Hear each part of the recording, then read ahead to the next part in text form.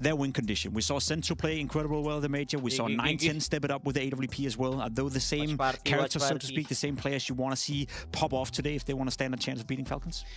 Yeah, I mean, right now it's the same thing for the Mongols. Every time I see them play, it comes down to Senzu and Blitz because they are like the people that take the earliest fights in the first fights, and it really comes down to do they get impact or not. If they don't, then it's just going to be a wash, and Falcons is going to mop the floor with them. I'm not gonna lie, I am incredible excited to get this game going. I think the contrast between the two teams, you have Falcons with all this raw firepower, Kyosuke coming in, going up against the Mongols, who's a team that is so willing to fight constantly on the server. This should be a banger of a game, and if I'm not mistaken, I think we're about ready to kick it off. We have Dust 2 in the mix, we have Mirage in the mix, should we need it, Ancient as well. So let's get to it. Falcons taking on the Mongols. A lot of eyes on this one, and rightfully so. You have the Mongols on one side, hot off the back of a major grand final appearance in Austin, looking to start this season off with a bang. They're going up against the Falcons, home of kind of the most anticipated player in his debut tournament. Man going by many names right now, but we've settled on Kyosuke. Yeah, he said that he doesn't care, right? Yeah, he said he doesn't care, so I'll set what I want. No Kyosuke, no Kioske. I'm going with Kyosuke. All right, I like it. I'll follow your lead. Falcons, Mongols, and yeah, two teams with very different approaches, I'm sure, over the break. We heard from Techno. He said he didn't touch the game over the player break. Came in, delivered a 184 rating in his first map against 3D Max, a series the Mongols smashed through to get here to face the Falcons. Hotly anticipated head-to-head, and we go straight into this pistol round. Falcons fighting wide out middle with the mid-smoke. Techno down lower, starting strong, and the new boy on the block removed from the block. Bailag. Dana. Stream na.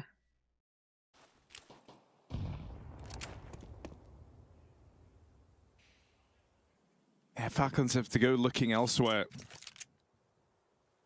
And they think that long might be the way in. Now, Mazzinho's just made his way out. Ooh, dead straight away. How many? Are they ready for 9-10?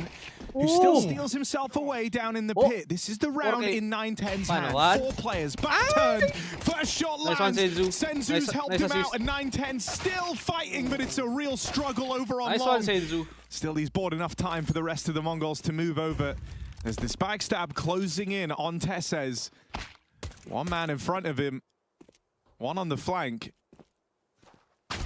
And Tesses on borrowed time. It's a pistol round picked up by the Mongols. Decent for 9-10 in the pit, even though he only gets one. Adds in some chaos. His team peek off of him. If you want to micro break that down, yeah, he maybe shouldn't have aimed at the player with nades out, right? Prioritize players with guns in hands, but those are such hard positions to stay calm in. 4 players on his screen. The Mongols sweep it. Well handled by Techno on the dualies. And Falcons look to take an eco in the second.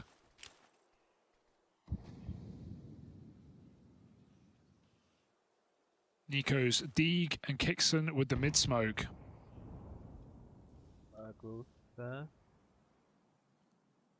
Just jiggling into this B site, bit of a tag, but needed a clean kill to open up this round, and Mongols aren't going to give it away.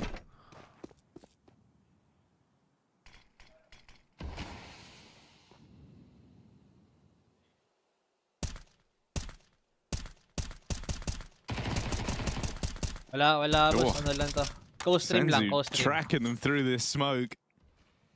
Kaya may English caster. This is such an interesting head-to-head because of how difficult of a game this should be for the Falcons, just given the Mongols' recent form coming off the back of a major final, breaking their stage woes, leveling up like never seen. How many strong individuals we have on this team that are proven versus the Falcons that obviously have a lot of positional changes, things they have to worry about, integrating a new player who, like all new players, says he doesn't feel the pressure. We'll see how long and whether that stands to be true.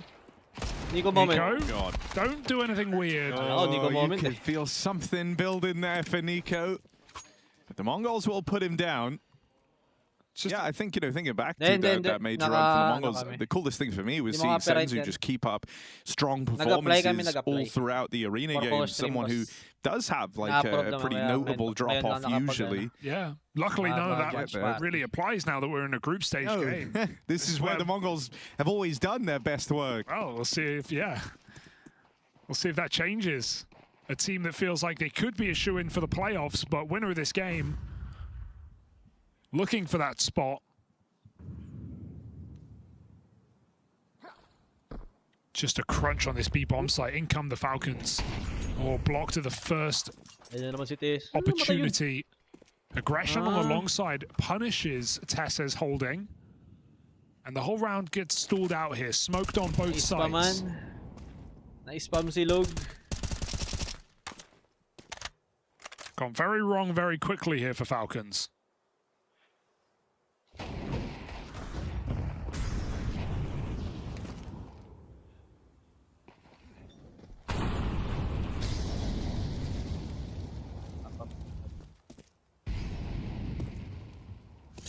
This is all just posturing right now, making it look like they want to hit this cat side. Mongols don't seem convinced. They rotate 9-10 back down to spawn to stop a mid to B. Nico is the insurance policy of this round. Falcons can come back. But it does look like they want to group up eventually for this hit. Blitz in the bomb site. Mizzino tucked in. And Falcons probe that mid to B. Yeah, Nico's been left there. Oof, walk out through the corridor in mid. While the rest of his team try and set their sights on this A play, but the nades have already been very punishing. That's going to make life a lot easier for Blitz, or at least it was meant to. Kicksam finds him, Nico on this lurk in the downtime. They get past the A hold. They lose Nico down in the spawn though, and so that advantage still with the Mongols here, even as they're on for the retake. The one way in could be Techno on this far forward leap up through the spawn. m0NESY has a chance at this 1v1. The other two are a little further away. m0NESY tries to conceal himself. That's the info. That's what he was waiting for, but on the fade of the smoke, the Mongols pick it up. Keeping this game clean right now to open up. Yeah, really nice spacing on that 2v1, just standing side by side, and as the smoke fades, m0NESY's trying to isolate a quick duel. He doesn't know they're both there, and then, yeah, just instant trade, even if he were to find that kill. I don't know how Techno cleared out Nico and spawned. The smoke break gave away his position. Maybe it was minimap info. What a clear if not. That felt like that was the insurance policy, as I said, to pick up the round for Falcons. Would have had that long cross for m0NESY, not to be. So Mongols' decisive lead here so far. That round was, clean from the get-go in terms of blocking both bomb sites at the right time. Blitz with a huge impact HE grenade, the rendered Kaisuke low. The whole round, Falcons were fighting from behind. But a bomb plant won't open up a buy. They go for one more half. Bit of freedom in a round like this. Perhaps to punish on this B-bomb site. More strong utility here for the Mongols. No, the util's been fantastic. I feel like Falcons are starting off these rounds every time with players down at very, very low health before they even see the opposition. Oh, great position taken here for Techno. Ammo might be the only problem. And they're very ready for this B hit. There's a third player nearby to help out. Techno! That is a beautiful little sequence from him. Up close at the tunnels, through the smoke. He destroys the B hit. Techno lays waste to Team Falcons on that B push. Really strong start to the game for Techno. High impact rounds here. The pistol and then shutting down the eco bash on the B bomb site. Just a fadeaway shot as they run through the smoke.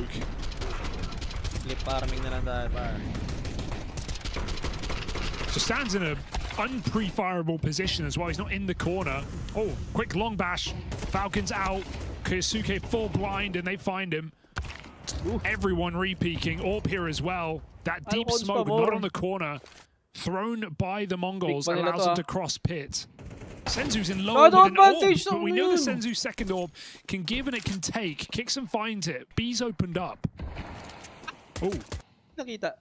Oh. Backstab in for Blitz. Removes one. Kixan, is he ready for this fight in front of him? Even though the Molly gave it away, Techno just that much faster. I think one thing that's interesting as well is just seeing how Kyosuke adapts to tier 1 play, right? Because sure, there's no doubt about his mechanics and his ability, and arguably even his mindset, at least if you go off of what he's saying and how he looked in that first game. Mostly really, really strong. But I think the difference maker is going to be you're playing tier 1 now. You're going to get punished a lot more. These flash peaks are perfect. The utility is really strong. You're not going to have, you know, the looseness of being able to get easy multi-kills like it's a lower tier game or a pug. You're going to get punished every single round.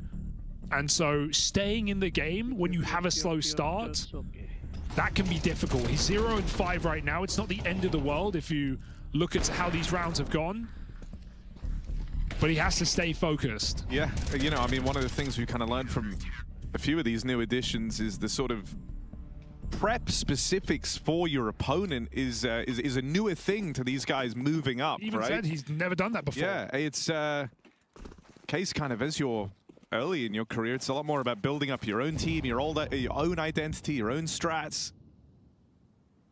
Whereas when you reach the very top level, you not only have to take all that into account, but how then your opponent is likely to play and what they're going to try and do to counter you. And on the flip side, the Mongols, I think, are the last team doing prep like that. Like many teams, they are the best example of playing your own game. Very confident CS. We rarely say they lose on a tactical level. It's just these individuals going cold at really bad times. And so it's very confidence-based. It really is playing your own game to the extreme. That was always kind of the appeal of the Mongols, even when they very first appeared on your screens, even in other iterations of this squad, it was always the idea that, like, tactically, they had a sound approach to the game.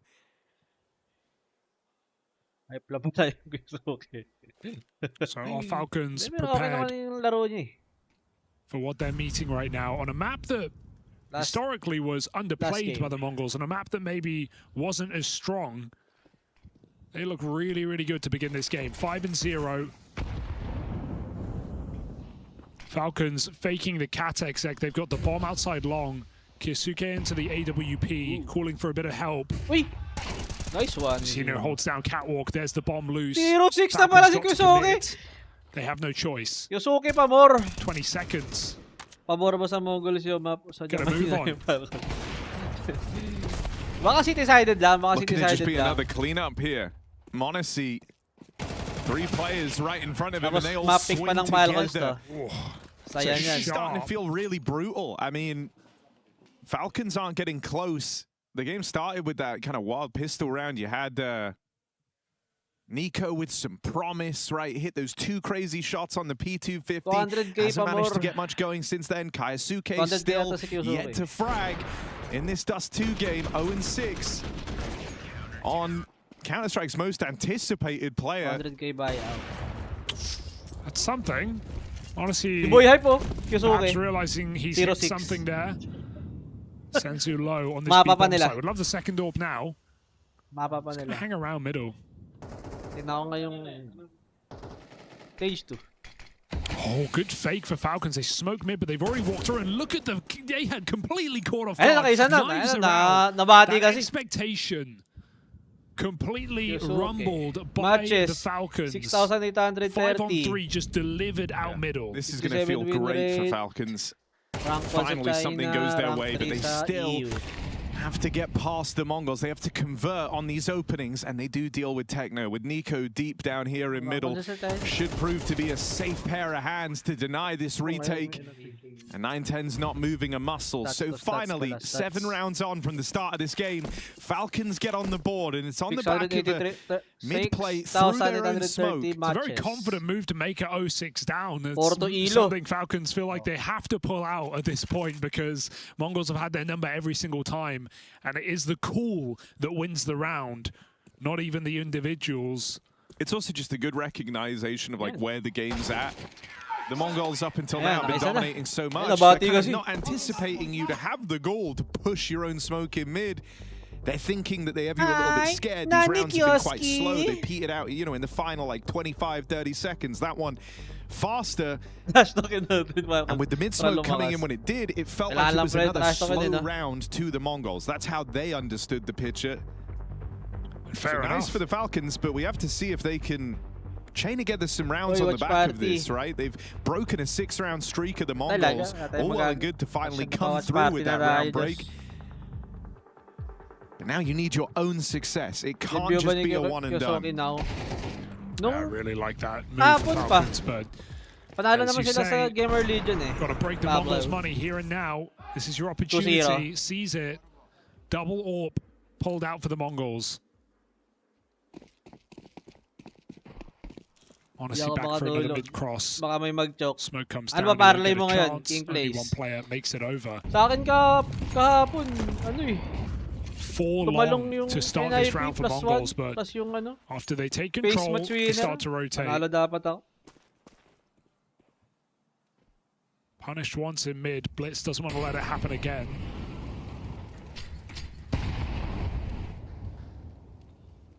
Falcons look to battle on Cat. Nice escape there. Zamoli comes down, the AWP line was gone, so they had to dodge. Senzu committing. 1x. Very deep line, and Nico thrust into that fight. Trying to open up the A play. You've waited a long time for him to get the ball rolling on this. Here's the push out. Tease up the rest of the Falcons to move in. Kickstand Craters. You hope that they've not handed Blitz a chance here. Oh my god, a follow-up on a Kaisuke. Blitz trying to make Falcons live to regret that chase down into the spawn. 2 to 5 still in front of him, and Tesses brings the fight immediately.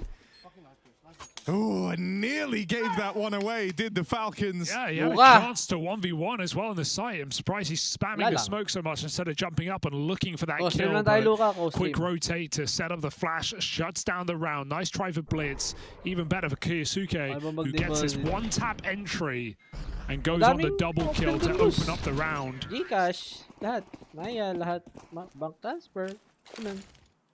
Falcons, they do break that money. That's what we were waiting for. Deagle on this B site, about to get punished here. Boxed in a corner, nades soon to fly in. Techno does get a kill with a USP, but Eco Bash here. God, he's dinked another. It should be fine. They don't need to hurry. You see 3, expect 5.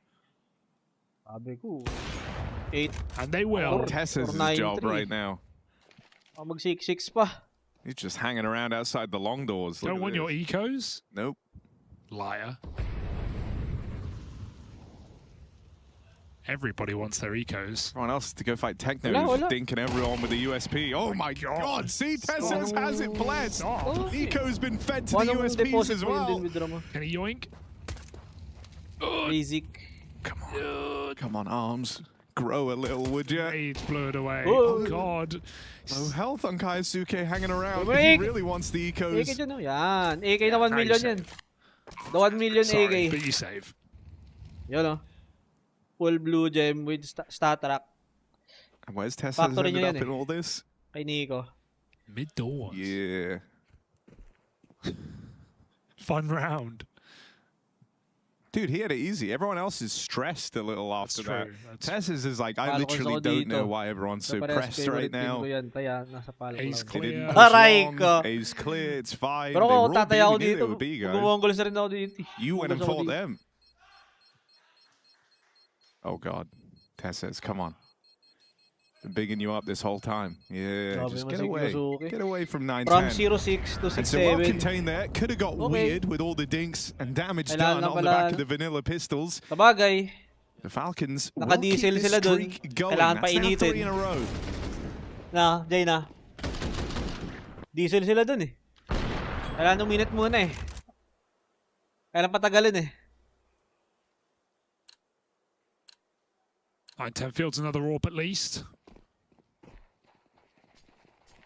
Mongols don't want to let Falcons edge out 6-6 on the half, given how this game began. was a very dominant start. Kosuke had the long spawn. Takes the AWP for a pick. I get something here. He just shoots through that nade smoke, finds a kill. What a read. I really don't think he saw Mazzino. Now he looks for a little bit more. No way he goes through that smoke. It's very deep though. It's missed completely. That's so brutal. There's the setup. Kicksam with the util. Kaisuke with the double entry out long doors. He was 0-6. 0-6. He's back. And now topping the board for the Falcons. Oh, 9-10 versus Monacy. 9-10 na, 8-1 since that slow start. 3 ecos, but you know, someone's got to get him. AWP at the car. He almost runs into it. Surely a molly to his position. No, it's just a flash. Traps him in, and 9-10 saw that was an AWP. He needs to try and escape from this one. Bounding out behind the smoke. Falcons won't overcommit. They still have the advantage here. Do they want to risk it against the 9-10 AWP? Doesn't look like it. Wait lang. Departing the position. Back to B. Techno, 11-5. He's held strong.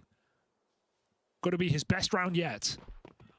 Yeah, gonna need a multi-kill at Techno if the Mongols even want to give this a try. What's that? Flash has at least given an early warning to Techno about this B hit. There's one.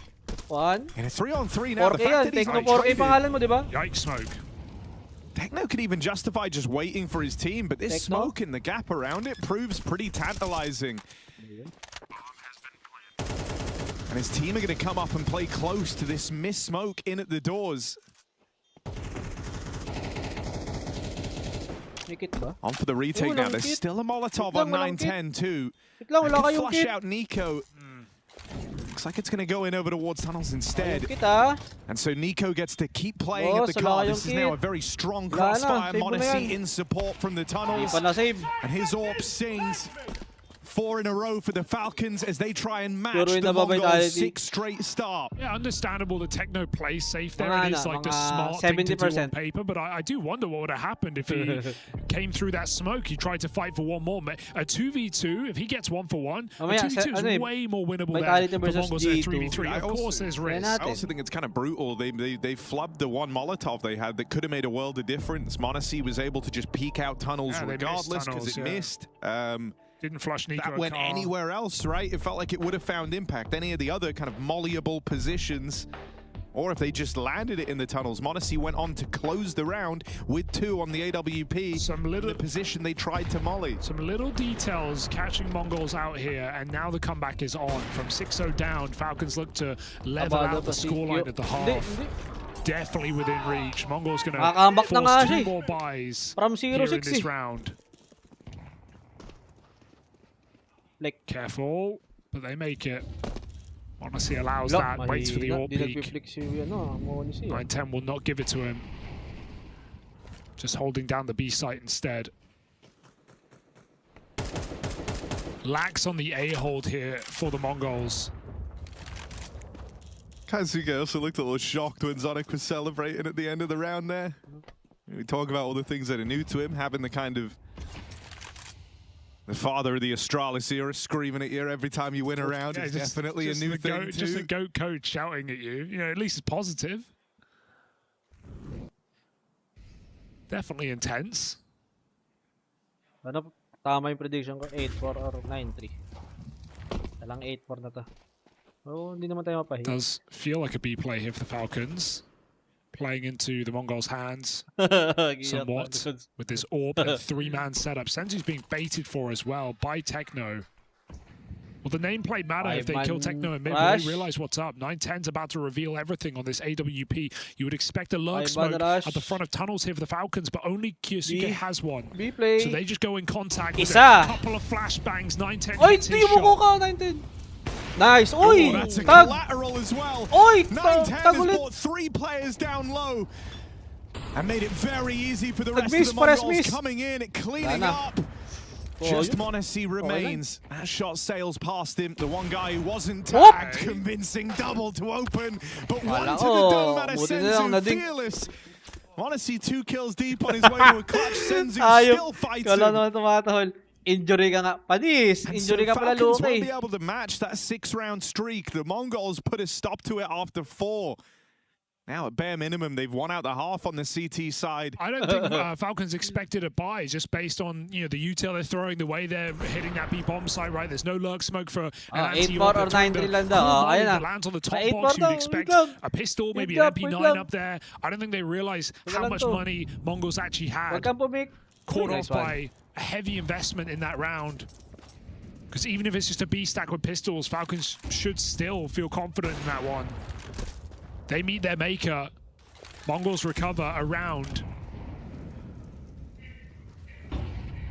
Double orb whenever they get the chance. Missed shot for 9-10. Senzu's got his at B. Kyosuke's found some entries from this position before. Looks for them again. Mizuno is very low. Gian, oh. Sino nanalo dun, Gian? Yan nyo, ah. Pero co-stream lang to, boss friends, ah. Co-stream lang.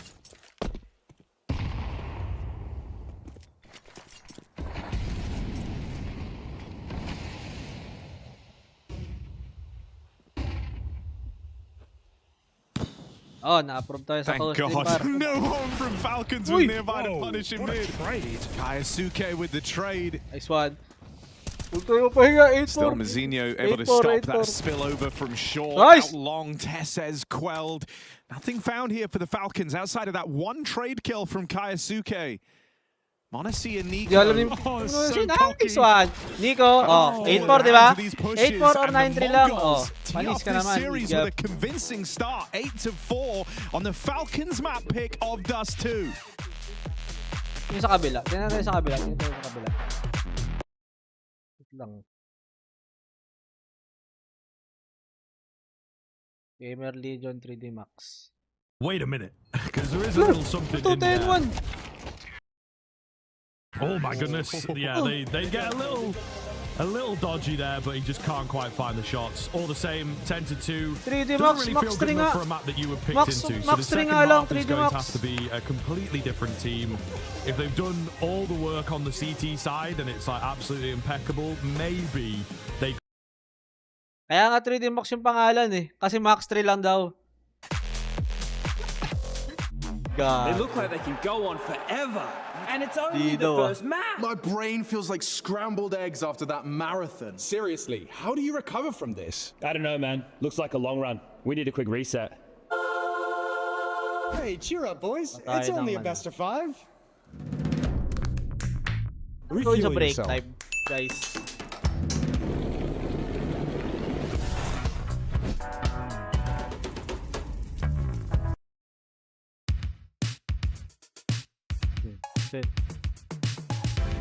Basic lang ng 3D. Sila nga yung down eh. Sila nga yung down. 10-2 na nga yun.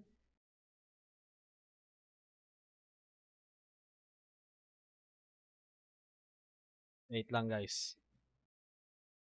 1 minute eh. Ay, maghanap na lang ako ng ano.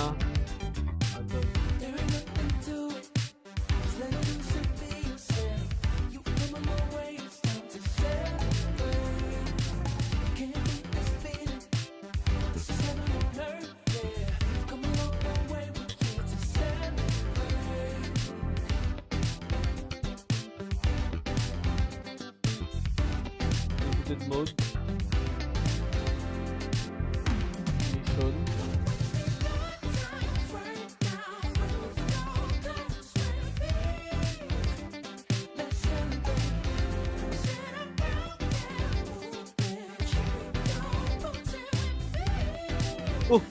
Ako sa pala yan?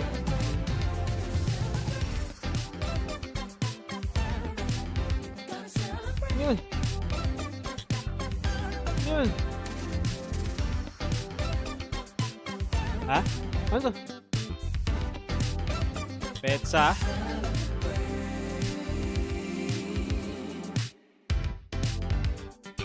Op! Naka-live ako. Wag mo akong ano. Sir. Oh, that was so saucy. So creamy. You were talking about the clutch, right? Yeah. You? Yeah, I guess. Gagi, PUK mo.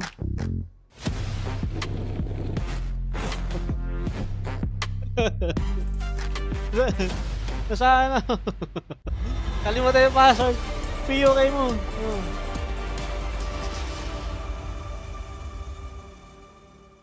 Tayo guys. A month after a major final, the Mongols look to keep up their fighting form. 8-4 at the end of the first half here on Dust 2. It's Falcons' map pick for playoffs, may I add. And the Mongols so far controlling the game. We had a couple of comeback rounds for the Falcons there in that first half. But ultimately, the headline will read, the Mongols are back. Kabaro to. Kabaro to na.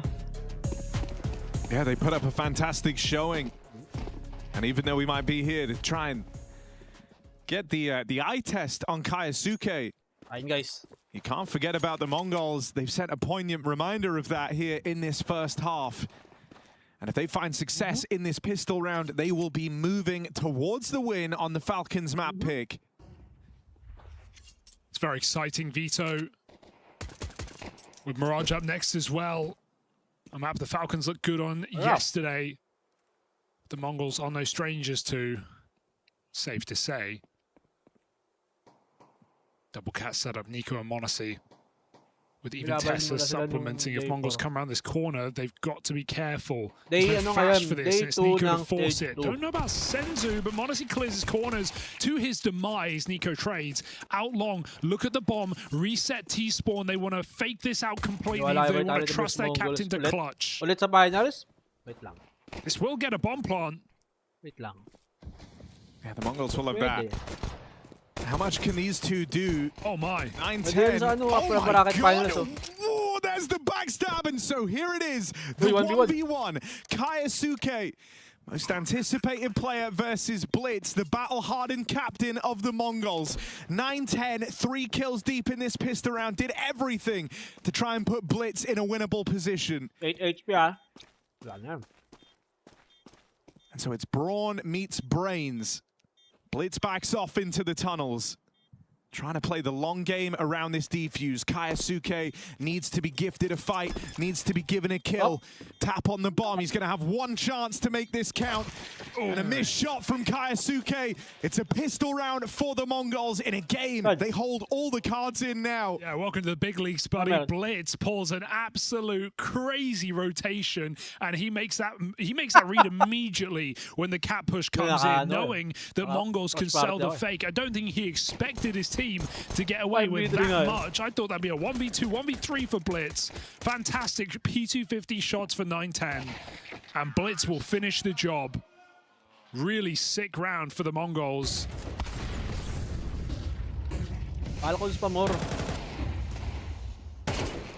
Oh. All right, there's the revenge. Oh my God, it's a lot of damage on the spray. Well handled from Senzu. In the final bullet, he'll put a third up on the board. Good job taking that extra second just to collect himself. Every shot really counting there on the long push. My God, don't you just see the things that Kaisuke does add to this team, right? Just the fact that he can get away with 2 1-digs on long. You know, the firepower is definitely a factor here for the Falcons. When you consider you have strong pistol players already. Tessa's pulling off that 4KD yesterday. No introduction for Nico needed. There's definitely intrigue in this team, but right now, Mongols are just one-upping everything the Falcons bring to the table. Senzu late, but he's got the cover on the flank. So this should just be a round locked in for the Mongols with a bomb plant on B. Ariel. Senzu's on for the ace. Kill number 4 might have been kind of ugly, and he won't even get to try kill number 5 because 9-10's got it. Yeah. This is it. This is the game right now. Falcons need that next rifle round. They have 1 eco here. And the Mongols could make quick work of this new Falcons project on their map pick. If anything, all this just fills me with is joy that the Mongols have come into a new season starting as strong as they ended the last. Yeah, I mean, you want to feel like you're still powering up, right? If you're the Mongols, this is a team that have been on the cusp of greatness for what feels like a very long time now. And finally showing some promise of delivering in these stage games. You want them to keep hitting hard in the group stage matches. Yeah, even though you look at their playoff bracket run, it wasn't necessarily the hardest. It was one of the easier ones, but I think just mentally... Oh my god, wait, what? No, chill. I know already on this Deagle, and the Mongols ride it off. Okay. Techno's got space in B, but Kaisuke has armed the rest of the Falcons. 2 from his Deagle. Guns dropped over at long. Slows him down a lot, though. Still, the bomb's got to cover a lot of ground, and there's grenades for the post plant here for the Mongols. This is still not an easy round. It just requires the Mongols to not make any big mistakes. Oh, Techno is very, very deep, trying to hold off rotates. Yeah. And they're still scared of lower. Look how tenuous Blitz is. There's just been big gaps all across the map, right? And you don't have perfect info here on the Falcons. You can expect an A-lean. You don't know how quickly they abandon that. You don't know if they went for the guns at long. Techno announces it as well. And they're going to drop this smoke. Yeah, now they know he's deep. They know they have a kill potentially right here. And so Nico collects it. Winnable. Blitz left alone in this clutch. 4 players left to beat. Blitz 1v bar. None of them armored, but all of them armed. Ready to come on through now that these smokes have faded. Blitz, this is not an easy round. 2 in at the door. Blitz lines them up. Even more where that came from. Blitz isn't stopping. 1v4. All the eyeballs, all the attention on Kaisuke. Well, it should be on Blitz for that clutch right there. The captain! The captain! Panis! Falcons mamor! Hands of the Falcons! Oh, what can you say about that? Just a perfect play for Blitz again on the late rotation. And Techno's kicking himself for almost throwing away the opportunity. But Blitz uplifts his entire team in that round there. 4 kills from the most predictable position in this spot. Oh. Good knock, Nico. Who's that in the background? The cool echoes in the nightmare of the Falcons. That gets you pumped up, doesn't it? That feels like GG. And yeah, one tap down the middle. Namatay pa agad si Kusuke. Senzu. Lalaking entry.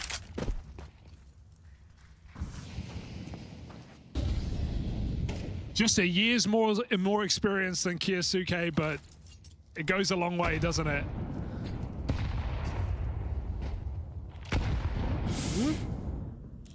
My God.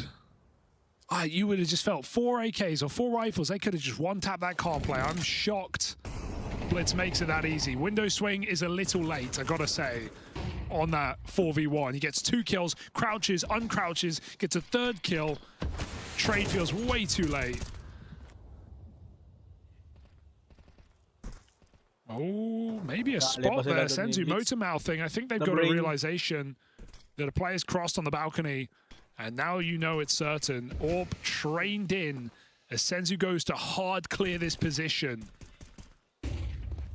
Nice. Peace.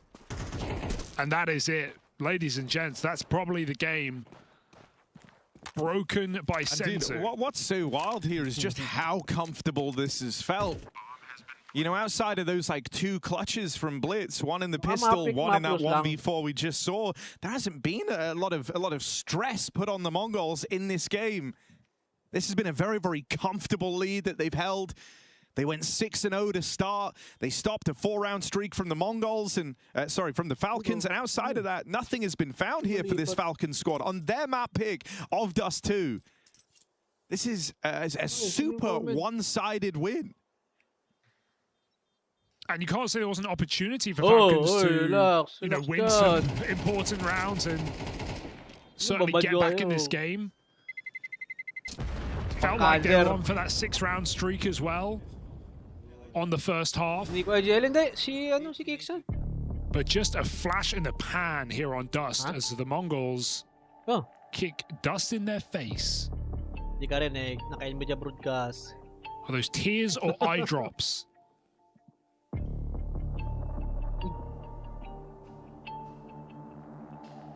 Mirage up next as well, the very map that the Mongols destroyed Vitality on in that grand final of the major. 13-5 on the stage.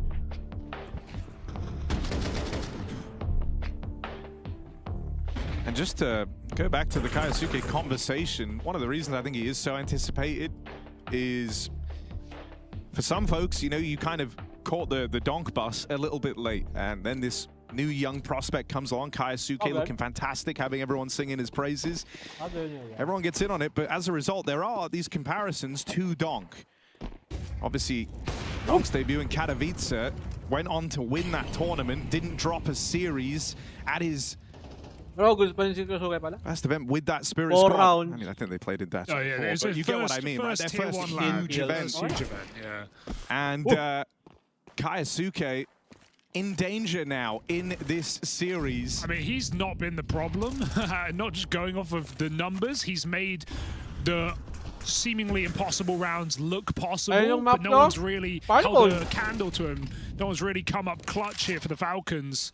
Nico tries, but is it too late as the B site overwhelmed here by the Horde? Bomb coming in as well. Smokes it down, they just throw themselves through the doors, trying to stop this with bodies. And that is the problem. Mongols have more coming through. Kixon even nades himself? How does that happen? It may not matter. They've got the swing together, and Falcons live to fight one more round. About time, right? That's what Falcons are probably feeling. About time we get back on the board and stop one of these clutches. They play it early. They don't give Mizinho the room. Not looking to repeat the mistake of that last B retake. They run him down on the bomb plant. It's a good nade. I mean, Kicksambra, if they were Carl, then they would have done great damage. He got two. He got his, Harry. Injured ka kasi. Okay, just a delay in the programming here as Mongols have another full buy to try and end this. Ooh. Tries his hand at the flick, does Monacy. There you go, a little nade stockpile. Yeah.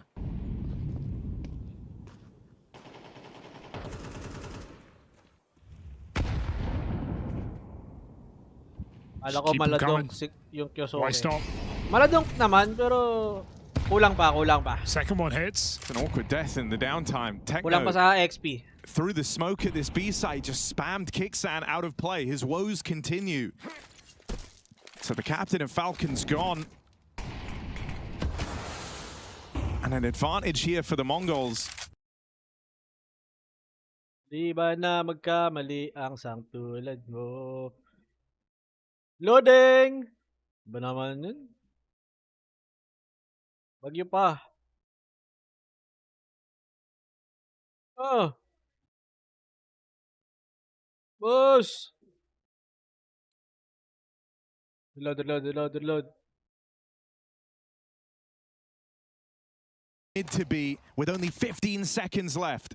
Still Senzu lucky on Cat. They just need these entries or none of this matters. Nice flash. Kisuke lines him up, knocks him down. Double kill while running and gunning, and Senzu is too far away from the play to make any difference. Falcons will do it. On to 6, back-to-back rounds. Barely hanging on in this game. But Kisuke and Nico keep him in it again. 13-8. Oh, sige, lalakihan ko na ha. 13-8 ha. Ay, 6 na pala, no? 39. Bigyan ng chance. 39. Full blind spraying. And Sanzu goes, sorry, 9-10. I have Kevlar, you know, I saved it. There's nothing I can do here. 10 pala, 10. 13-10. So 9-10 walks out middle. Oh, so Spirit Academy only Monacy watching this from the ramp side. Konti lang nakakatalo dito. Could jump a pistol over the angle, maybe have the AWP peek it. Rifle, trades places, Nico on that rotation. Got to be very careful. Yeah, has to be really careful. This AWP could find him right now. Nico is just moved out of the... right back into the danger zone, actually. Thankfully, Senzu on this AWP hasn't gone looking that way yet. Oh, he's been abandoned. And now Senzu alone in mid. Kaisuke might just peek him on a close line, and the AWP might not be the gun for the job here. Gonna pluck Nico from the ranks. Ready for the reswing, but leaves it to chance. Just run. Science. And now they're gonna try get out B. Kixan, this should be an easy round for him. The Glocks run up, and he's just able to peek them from afar. Bit of help from Kaisuke as well. I mean, Josh called his position on the desk. He said he's probably going to be that, you know, B rotation player. Fighting mid, picking the fights he wants, playing off of Nico's utility in that round. Sila dyan, Nico ulit. So it's a few swaps in position. With Kixan going from the position Kiyosuke's in, playing B anchor, which was Magic's position before. So he seems to be getting accommodated. He seems to be getting given spots he wants to play in. It's what the conversation has been from Zonic and from Falcons, right? Helping this young player feel comfortable.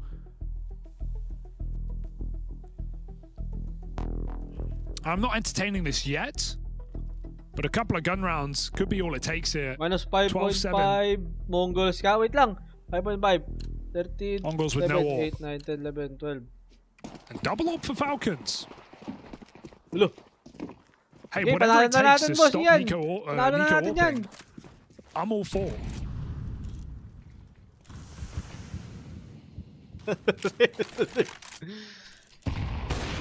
Nice. Long nice break. Aray ko.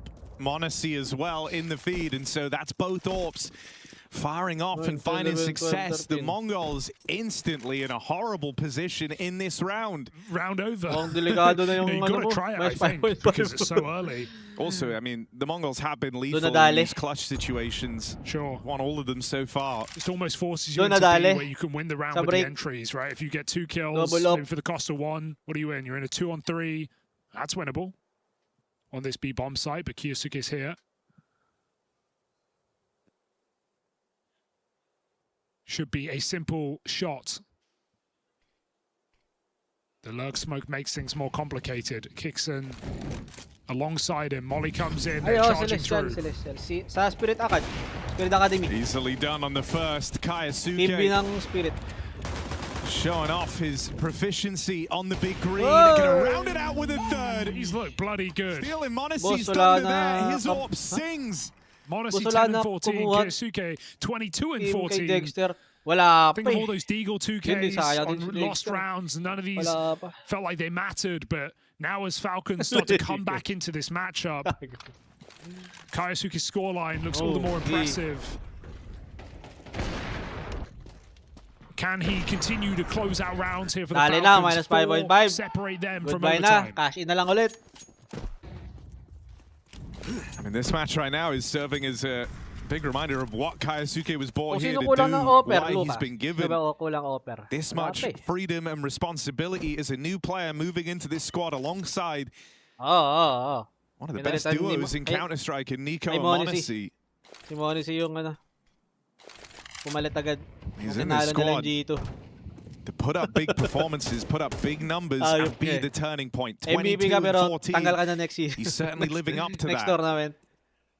4 rounds in this game now, and money broken for the Mongols. Mongols are very proficient in these kind of rounds. He's quick pops, right, pistols, low pressure, mid to B split. And again, it's not like Falcons have read this necessarily. There are only 2 players on this side of the map. We're again going to look to this new addition to have to hold strong alongside Kixan. They're burning util in this B bomb site. But Mongols knew this. They were ready for it. They throw the second volley out middle as now Falcons have to win a 2v5.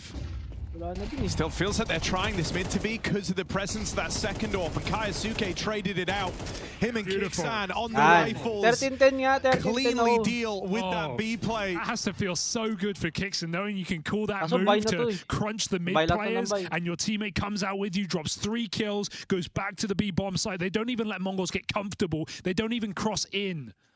This comeback is on. An eco round with an idea behind it just gets destroyed. Mongols can feel it now. No longer 12-4. 25-40 na nga, oh. Magaling pala tong Yasuki.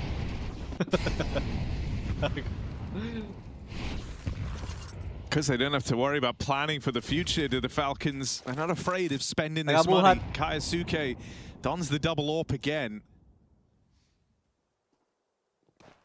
Swapped off of it in the last round, knowing that it was going to be pistols. Nawala na agad. Played the rifle, got 3 with it. Sa Deagle. Uy, back-to-back triple kills for Kaisuke on different guns. He'll take that AWP back again, firing off. It's also a bit awkward for the Mongols, right? With this like hot swap on and off the AWP, they don't know whose AWP just fired. Sure. Was that Monacy or was that Kaisuke? No one really knows. How to find out. It's not till his name is in the kill feed that you'll have any idea who's donning this AWP. I mean, he could have had that kill, but his teammate kind of blocks his angle there. Didn't want to shoot through him. On a jiggle, still Falcons get out. They have a smoke molly left on this B bomb site. Mongols try and force the reaction by throwing the smokes again, but they might just have to go with it. They've got nothing left.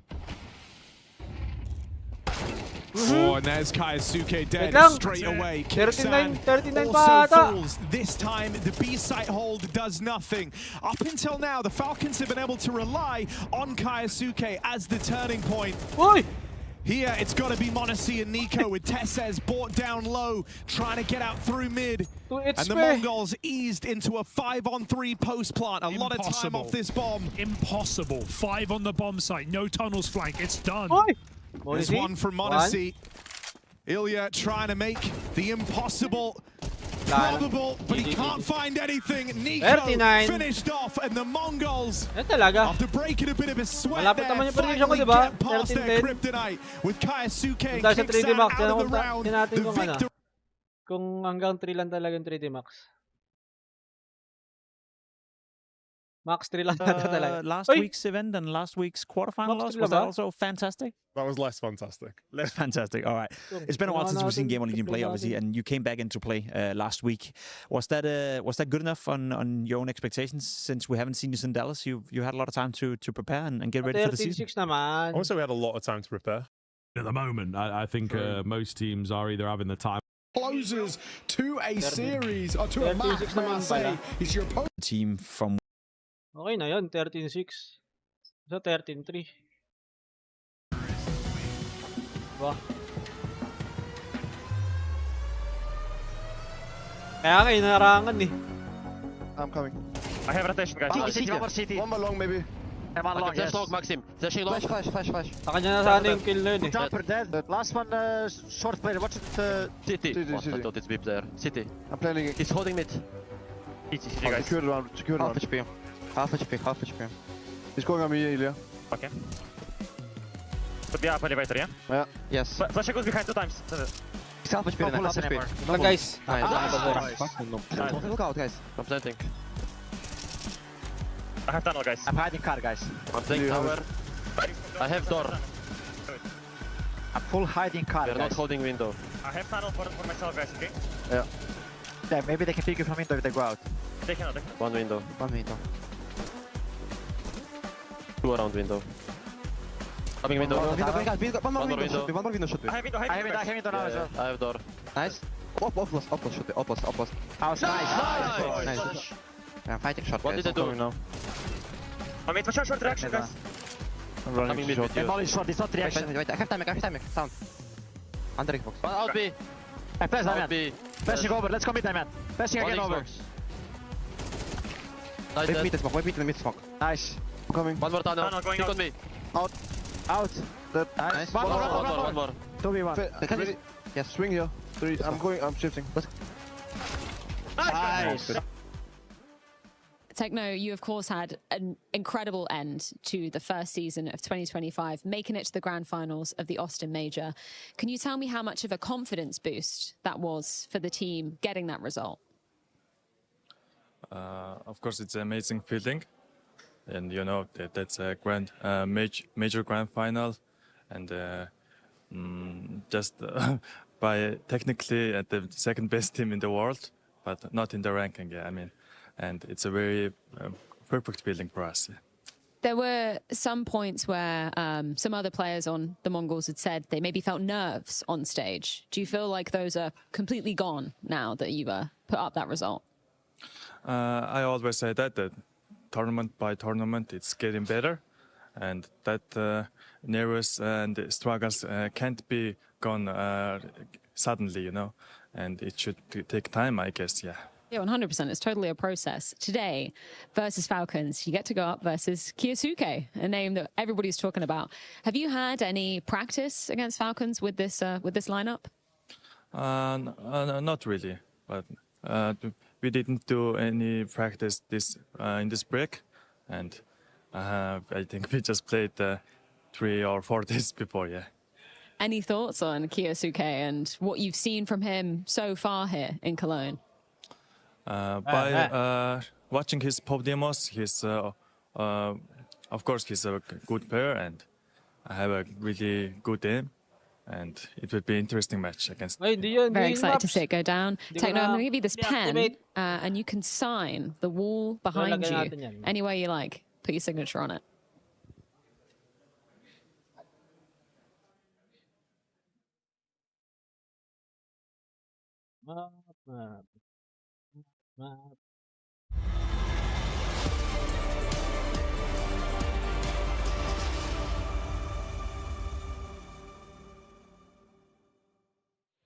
Not the start Falcons would have hoped for. The Mongols coming out in Dust 2 and playing significantly better Counter-Strike than the Falcons, despite them picking the map. Josh, are you surprised by how well playing Mongols were, or are you a little bit disappointed in the Falcons? I would say I'm a little bit disappointed in the Falcons, considering it was their map pick. Yep. I thought maybe the game plan could have been a little bit better, but then when I was actually processing what they were trying to do, it made sense to me. I think the fact that they lost both pistols made it very difficult, but I thought their T side, what they tried to do was basically do a little bit of misdirection to cause the Mongols to push into different positions so that they'd be ready to punish them. But the first gun round, Tessis loses to Mizinho pushing long. The next gun round, Nico loses that fight in B tunnels, and everything kind of spirals out of control because they're already 7-0 down. That even though they made it look really good coming back, they just lost too many rounds early on. A bit of a cosmetic comeback. I agree with you. Losing both pistols, not being able to convert in any of those, and basically starting both half on the back foot, that is going to cause some upset, especially when you are looking at an MR12 system. We did see in the second half that they came alive. Kyosuke as well picked up the secondary op. So if you are to find any positive from the Falcons, is it the resilience and the fact that the young new guy didn't seem to be affected by the fact that they were getting owned in this game, but still picked it up and still tried to fight back? Yeah, I think the CT side in general was pretty good for the side of the Falcons. And, you know, going into the CT side of Mirage here, that means that maybe they keep some of that momentum. Maybe they get to shake it off. The Mongols is kind of the Mongols. You get what you're given from them, right? They're going to go and peak. They're going to fight. They're going to be really good. I mean, Blitz winning that 1 versus 4 on that T side to save themselves from getting eco. You have the Mongols kind of playing the same level every single time. So it's kind of not even worth talking about them in a sense, because it's like they're going to fight and they're good at those shots. But it's on the Falcons right now to keep this momentum from the CT side and at least pick up like one of the pistols or win a clutch. Like yesterday, Monesi was winning all the clutches, and today, oof, he just didn't look the same. We'll get to Mirage. We'll get to the pistols. I just want to stay on the Mongols for a little bit longer, because we did see in Austin as well that they made it that they can play Counter-Strike at an incredible high level. And I think it's fair to say, as you also have pointed out, that it stands by the individuals. Whenever they're playing well, whenever they're taking their fights and they're winning them, that's when the Mongols is at their most dangerous path. Techno so far in this tournament has played way above what we normally see from him. I think Sensu has been decent. 9-10 came alive here as well. If we see the Mongols play at this level as they did in Austin as well, would you consider them to be one of the favorites to go into a semifinal, maybe even another grand final? I think playoffs and getting into semifinals is not really a question for the Mongols. It seems like they always get there. It's the title contenders that they seem to struggle against the most. So as long as they can dodge those types of teams, but Falcons is supposed to be one of those teams. So if they get to dodge like Vitality, if they get to dodge Maus, then yeah, we'll see them make it all the way to the semifinals. But I mean, it's a BO3 for a reason, and right now they still have this big test to kind of get over. They still have to win. It is their map pick and it's their playground, but still, they still have to get over this first That's hurdle. The thing, because I've been very impressed with the Mongols when it comes to Mirage, the way they approach it, the way they're able to change up the pace, in particular on the T side. I feel like when you're playing against them, they have this explosiveness to them. Again, it comes from the individuals. So if you're Falcons, who are sitting right behind us right now, are you a little bit afraid heading into Mirage, or are you more comfortable given that it's an open map and and it's a map where players like m0NESY, players like Nico, players like QSuki, they can express themselves.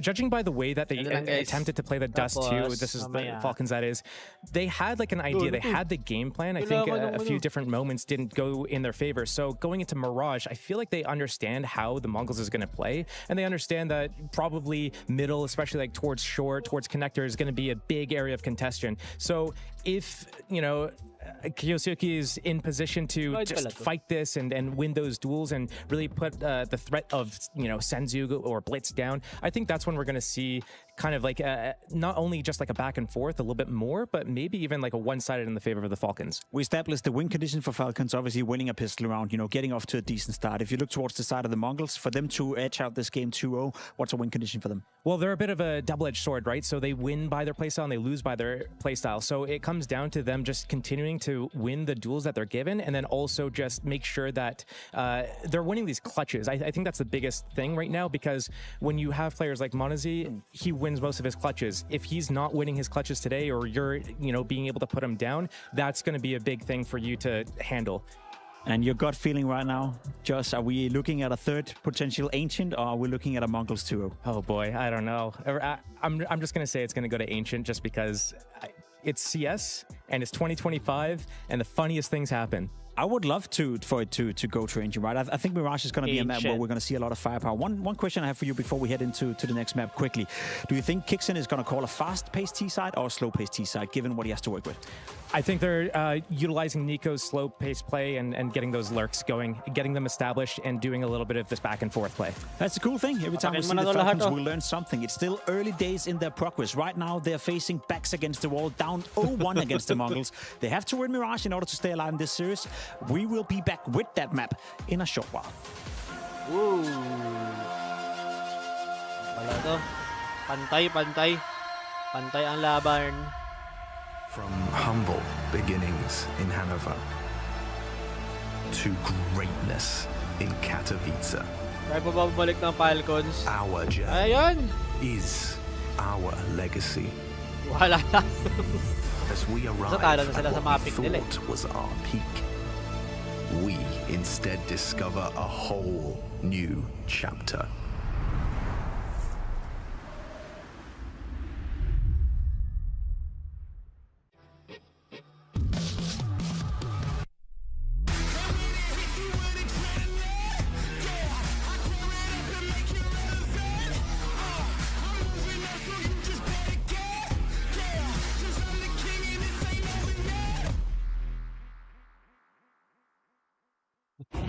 Alam ko lang. Alam ko na.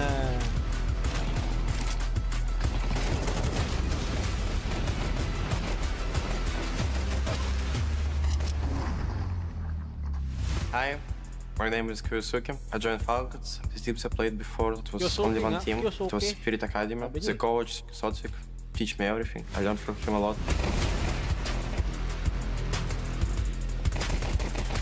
How I found out about CS, just my older brother showed me, and I was getting better and better every day.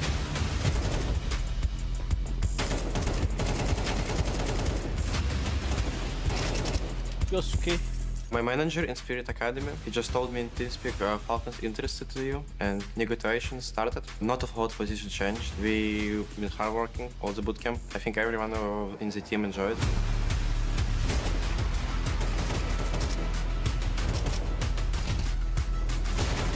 I think I'm best at aiming and crosshair placement. I'm trying to improve it. I don't feel like that pressure as people talk. I don't feel that. Yes, of course I'm ready. That's why I'm joining Falcons.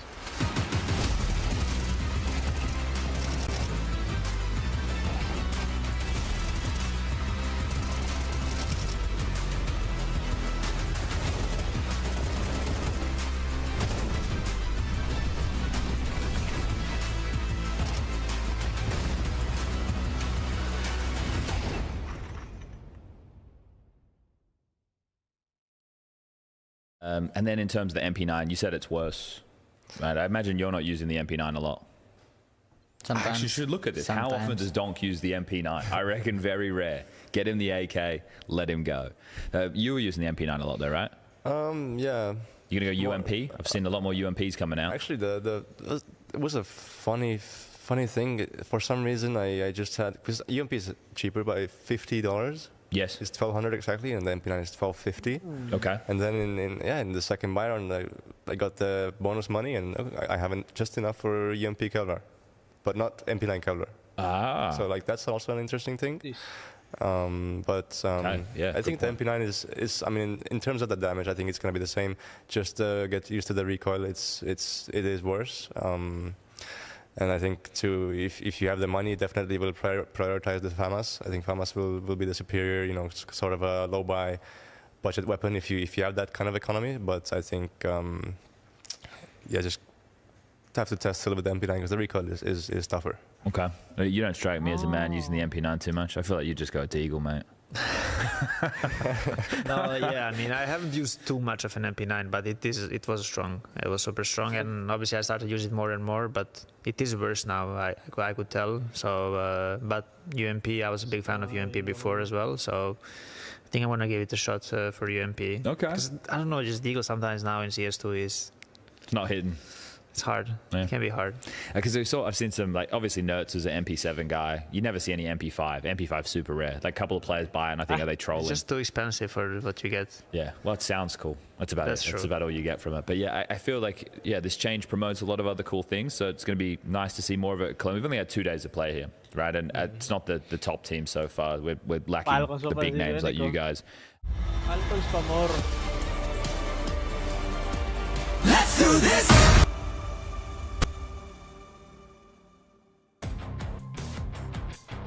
The Mongols are just a map away from guaranteeing a playoffs appearance here in Cologne.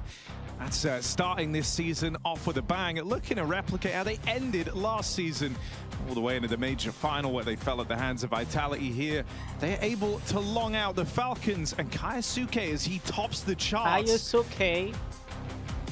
This big time matchup, now we go to Mirage. It's the map pick of the Mongols. A home map for this squad. Falcons will have their work cut out for them if they want to lock in a playoff appearance today. Yeah, Kaisuke 1v9, it felt like on that previous map at times. A 1.61 rating is not a bad showing on Dust 2, but now he's got to do it on Mirage, and this is where we know Mongols do some of their best work. Beating Vitality is just the tip of the iceberg when it comes to this team on Mirage. Very comfortable as we enter the T side for the Mongols. A team that look for playoffs, and what an exciting time to see them in the playoffs of an event like Cologne, where we know they can finally do it, Harry, where they've taken that burden off their back, despite the quality of teams maybe they played until that grand final. Mentally, this is a different squad now. They come in confident. Senzu takes that opening kill in the window, and Mongols have an open map. Short or con is available. They could pull back easily here, but Messino's in Palace. Kixon stopped 9-10. Does that change their mind? Oh, Tess says here's this fullback. That's the bomb. Dear. And he will get it. Dear, oh dear. Bomb dropped and away from the Mongols. Now the alarm bells start going off. This is a recovery mission. Honestly, he needs to come and help. He's started to push in through now. Kicks and stops Techno. They're trying to trap Tesses, but he's got support coming soon. Tesses holding strong in the B apartments. 2, make it 3, and the pistol locked in for the Falcons. Bit of a silly mistake for Blitz, running back up, not realizing the Falcons have pushed in deep. Especially with the amount of room they were getting on the B bomb side. They saw no one when Senzu was wide swinging from short. Blitz finds out the hard way. It will cost Mongols the pistol.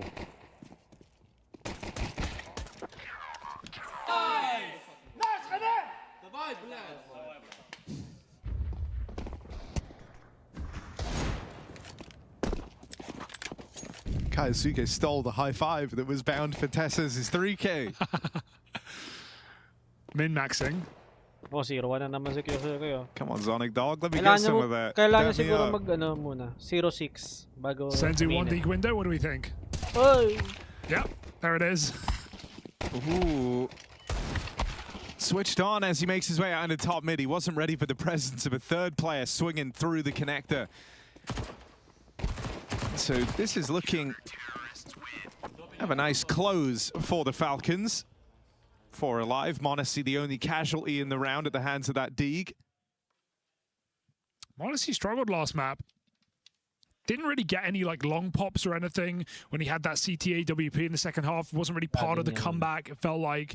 But started just as slow as he finished, really. Hoping we get a better game out of m0NESY. Falcons need him now. Yeah, I felt like Kaisuke in the few rounds he had the AWP actually got more done. Well, definitely. They also hit his bomb sites, so... Dead again first, out in mid. Such a quick swing for the Mongols. Before the smoke even blooms in window, they are wide out middle, catching Falcons, and they know Kaisuke dropped under. Yeah, you want the Don comparison. Let's see how Kaisuke does it, reeling in this mid control. Gonna try and get out with the smokes down. He's very, very low. But still in the picture for now. Kaisuke goes back in. Manages to survive a second crossing. Nico not so fortunate. And Kicksan dead over in Palace. This is quickly shaping up to be a Mongols round. I mean, Nico took his teammate's bullet there. Get down, Mr. Maxim. Winning this should be impossible. And yeah, leaning into the save immediately for the Falcons is the right move as Mongols set their sights on A. Nice kill for Mizinho as well. When Kicksan gets Molly behind him, he knows he's in a cage. Not allowed to escape. And maybe that's a goal here for Senzu to find these last couple of kills on the way out. Simply done. Nice wallbang. This guy's invincible right now, but there is a timer on his life. They're still coming in. Mongols dedicating every player to hunt. No one even on A. They should find him, right? There's really nowhere else he can be. Molly in, make sure he's not close on the left. And that really only leaves one spot in the apartments. The Mongols chase him down and don't allow that save to come through. 3 low players, but all survive.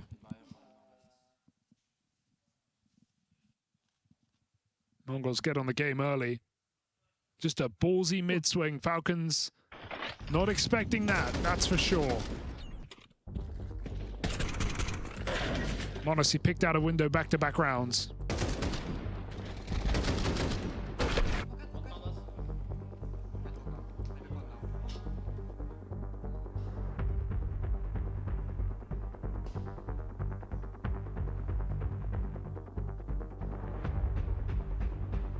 Falcons get on the timeouts early this time.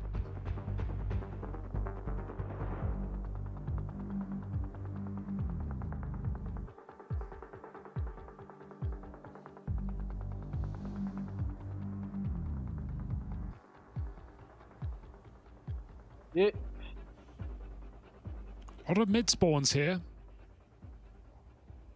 This is a cobbled together investment, but it will feature the m0NESY AWP. Marked already about his slow start on Dust 2. Has his weapon of choice here on Mirage. The best weapon in the round and one of 3 guns purchased up. You want m0NESY. Put that AWP to use.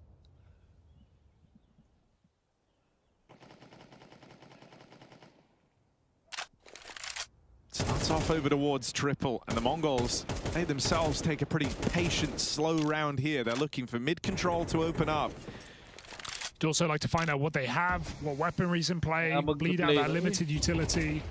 I don't know about the AWP. It's the big surprise.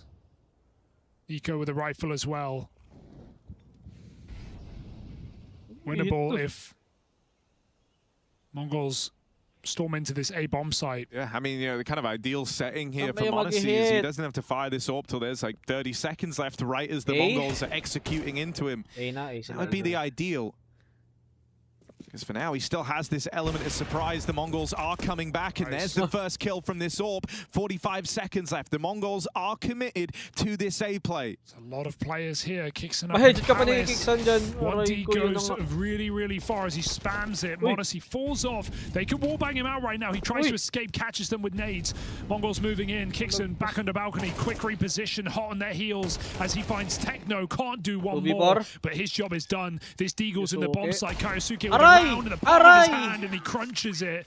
2 headshots, clinical as Falcons find their force. 2 players back turn, trigger discipline needed. Great stuff from Kaiosuke. Looks very calm in that moment.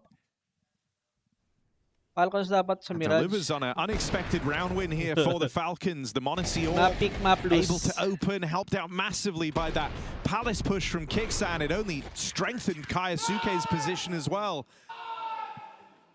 So the Falcons will keep the lead. That's a head-in-the-hand moment for the Mongols, because that was their chance to break Falcons' money, take full control over this map. And by the time they realize they're going into that AWP, they're already pretty much committed on Ramp and Palace at 40 seconds. They had no choice but to brave the stack. Honestly, it looks like he caught a whiff of a player crossing. So mid-control is conceded by Falcons.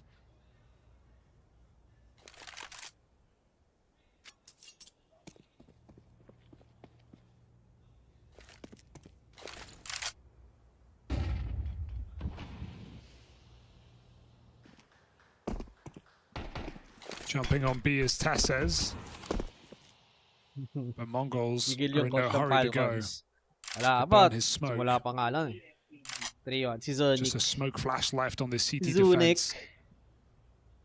So the Mongols do look interested in going for a B execute. Gonna have Senzu supporting up short. Late utility into the window. Nico tries to get the info. He catches him with nades out. Still big info. Will Falcons piece this one together? It looks like it. Nico's begun to rotate B. Here's the pop for the Mongols. Kaiosuke opens up. Nico makes it around. It's a third piece over towards this B site. And so as Tesses takes the attention away, you're hoping that's where Nico could have picked up the slack. Instead, Blitz will find him on a reload. And the Falcons have to retake this a man down. The m0NESY AWP removed back in the market, and Kixan arriving too late up through the catwalk decides not to play. They had the stack, they had the info, they had the first kill, and still the Mongols break through. Very impressive shots right when they need to land for Blitz, stopping that AWP from allowing Kixan entry. Good execute. And the Mongols even saved that AWP as well, so it's not going to get much better than that. 4v5 in the site, all theirs.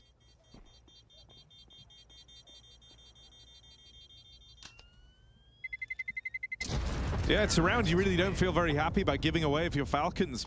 You had the right read, 3 strong. You actually win the first 2 fights as well, right? Kaiosuke gets his. Tesses much the same. Awkward from Nico, who fully mag dumped into the apartments. Kita pala yung tiwap niya na dun. Ni Tesses.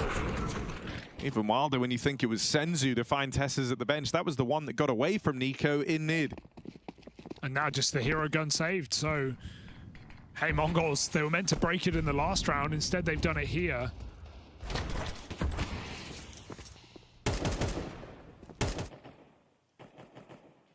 Good time to stack this A site. As is often the case. Messino's aware of it. He's not going to push any deeper. They'll come to him. Gamit ni Nico, 900 pesos, full SAR sleeve.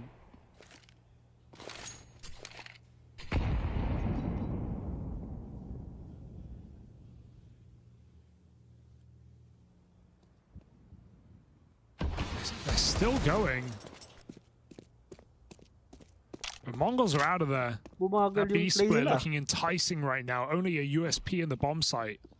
Kaiosuke rotating in with the Deagle, but he's hit some shots. This should be a little bit too far gone. Oh, headshot! Not a bad way for it to open. Kaiosuke, Deagle connecting on the head of the Mongols captain.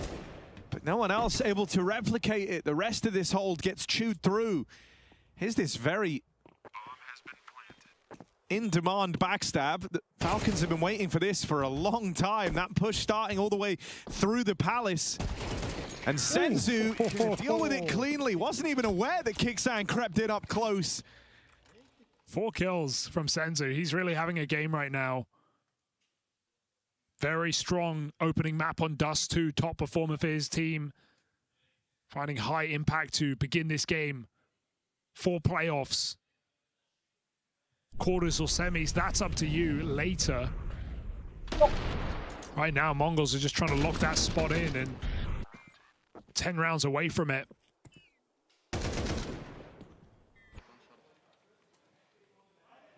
And this is a very weak buy for the Falcons coming in. Mongols are going to pounce. Senzu continues his hot streak, will get spammed out, but they return to sender. That's Blitz. Teeing up another round for the Mongols. Excellent change of pace for the Mongols after doing all these slow rounds, these mid-takes, these B-splits. Falcons feel like this AAA they've been running round after round is wasted. Well, no one's here this time, and Mongols just jump the gun in. Got to retake now, got to do it without a kit. 1 kill from Tesses holds the promise of sending the Falcons back in for this retake. But they lose all their ground past that initial kill, leaving just Monacy in the hot seat. Okay. Oh my god, first 2 come in. 9-10 left in this. Out of ammo on Monacy, pistol pulled and they'll clash. 4 HP the difference on that round. That hurts so much for Monacy. So close, but not to be. No kit, 1 more bullet. AK runs dry, and the Mongols do it. A very risky move to just charge that A bomb site, but read well that we wouldn't have another triple stack 3 rounds in a row for the Falcons. It had enough of it. 9-10 saves it. Falcons back to broke.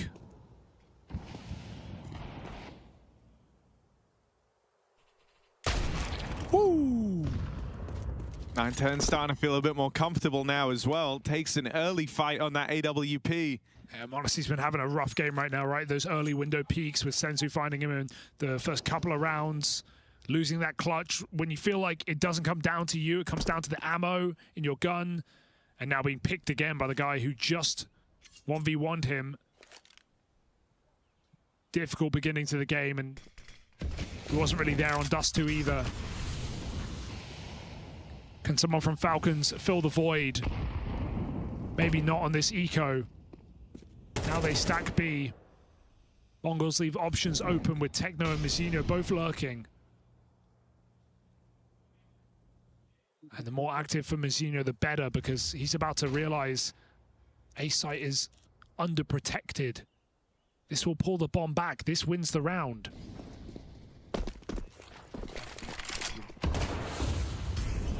Full stack avoided.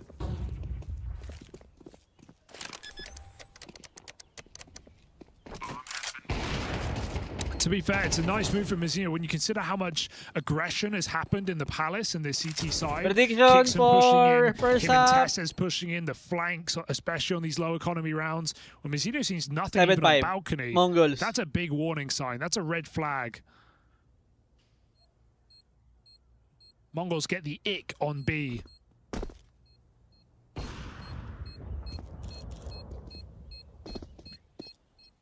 You know, we talk about Monacy having Mongols. We are all Mongols, bro. Feels like out of the Asian, out of the Mongols. 2 like bedrock stars on this team, him and Nico.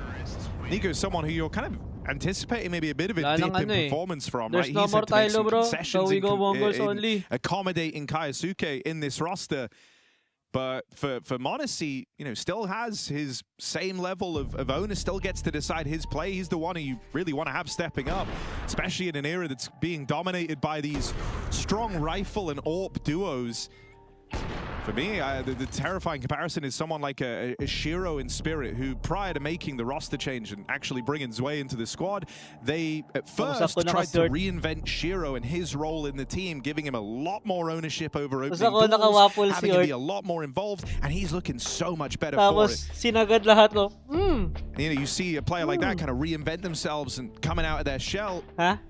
Then you look at m0NESY, someone who used to be able to just dominate these games, where you never really question the mileage you could get out of him, but in this series, the impact just hasn't been there. An orb and a spawn. Maybe this could be the round. Might need to be here for m0NESY. Ito yung may terno. Ito yung may terno na waffle din. Dapat to. And he will have mid fights. Kaso na-cancel. m0NESY with the spawn. Bumagmag yun. Smoked at the top of middle to allow passage out. The Mongols don't make life easy for this AWP to get going. Trying to set him up, Falcons have a lineup to break the top mid smoke through the window smoke, so the HE lands, but Mongols don't come out middle. They just throw this full volley and then reset to an execute on the A site. Again, this is underprotected. It should start to dawn on Falcons as you see m0NESY rotate CT to get in position. It's another round where he's in the right place with the AWP, right? Set up a ticket. This is the good line for your AWP. He gets knocked out straight away. Not a shot fired from the m0NESY AWP. It's on these rifles that the Falcons' hopes now hinge upon. And the first man falls. It's Kixan offering up that good investment tipping point kill, bad members, putting the Mongols in a 4-on-3 with that bomb down. Good investment, bad members. Good follow-up nade damage, 9-10. A tag down range. Kaisuke is very wounded. And it's a round that Falcons are reluctant to give up, but they're not really given a say in the matter here. Rough. 7-5. Surprise again, m0NESY just doesn't shoot on the flash. You know, sometimes you'll expect a flash to come through and they're a little bit delayed, so you're holding the shot. But man, the way the Mongols are shooting right now, you don't get to hold that shot. You got to take it immediately. He would have had a kill, but Mongols just dome him. They are switched on right now in playoff form. A contender for this event, no doubt, in the way they've played in these couple of games so far at Cologne.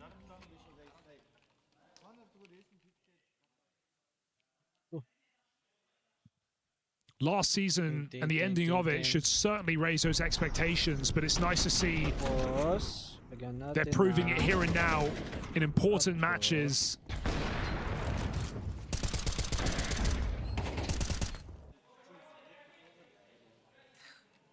Have we got anything here for the Falcons? They field a buy around the saved guns. m0NESY gets another chance. Boom. Puts it to use.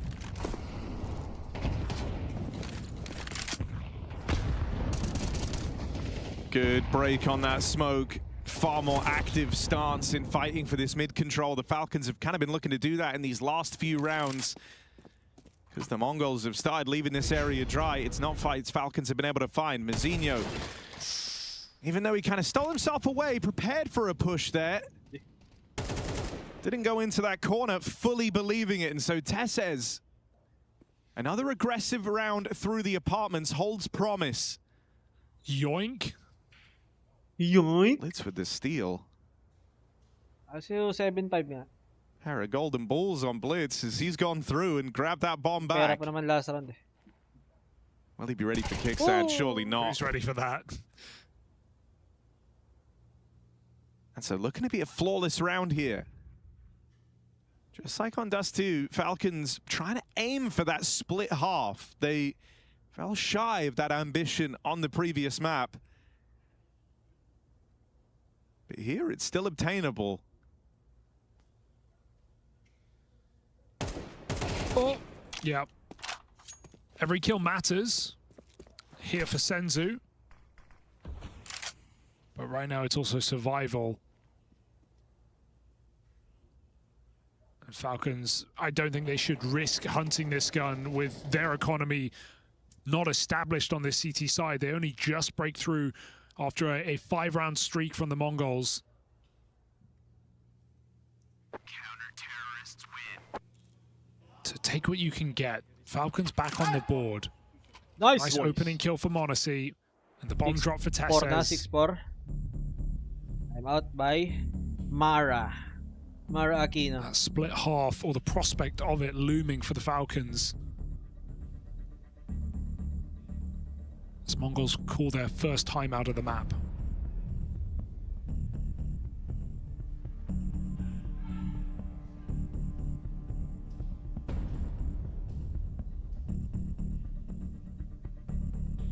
Baker resigns with T1 until 2029.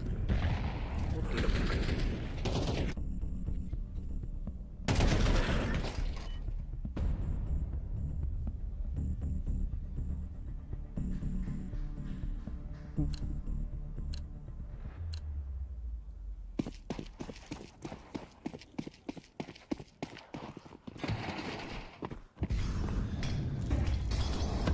Palace pop. Okay. With no flash. Might not be ready for this exact call, but are in the right place to deal with it. Kixan holding on to this smoke. This should be the swing position in this round. If he can multi-kill, I mean, he's got the most of them for the Falcons so far. Kixan, the captain, proven to be a reliable piece for the Falcons. That double up immediately sends the Mongols packing. Just 2 players left, as in the blink of an eye, this plan of a cheeky hit out through Palace is torn to shreds. Very bold move.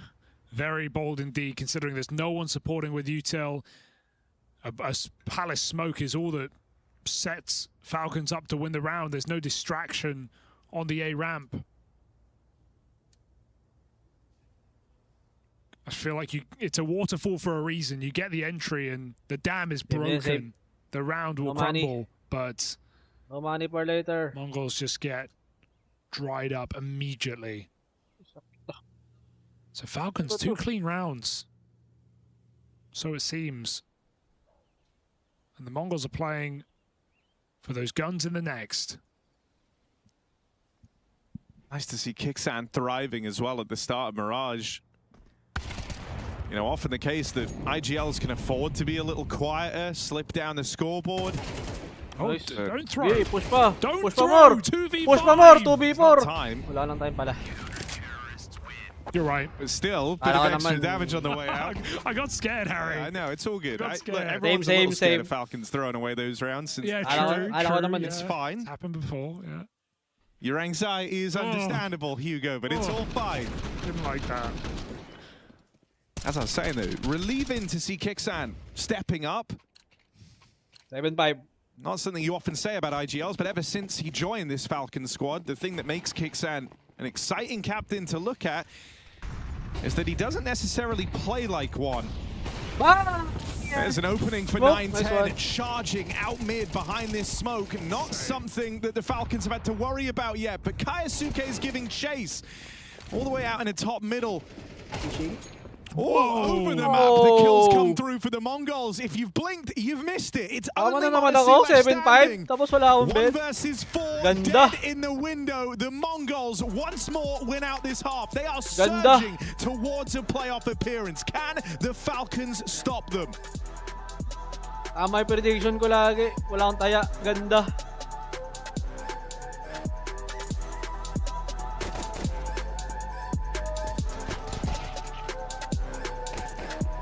Okay din.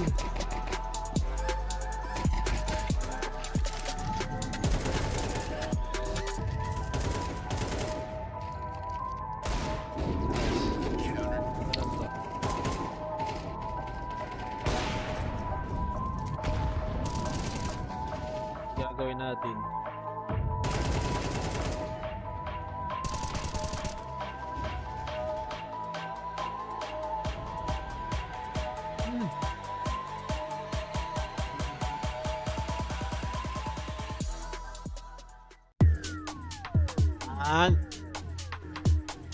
Ba talaga pag Mongols, no? Pansin nyo pag nanalo sila si Blitz chill lang.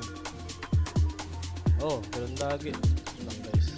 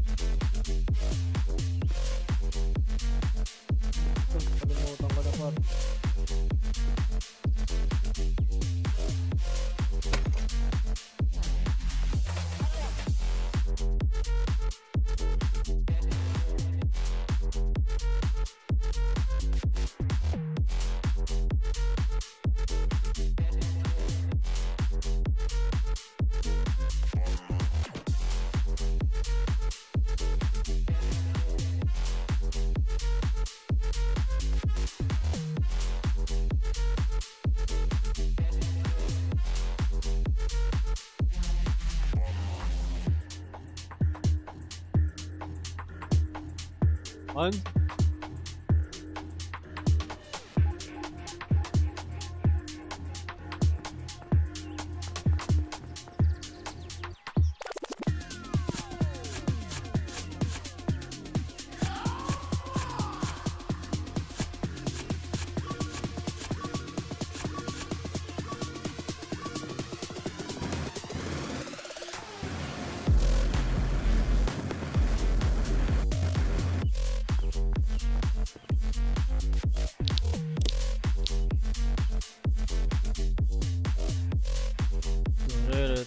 Boss ace player din pala si Jerax. Sino dyan? Sino si Jerax dyan? Sino si Jerax dyan?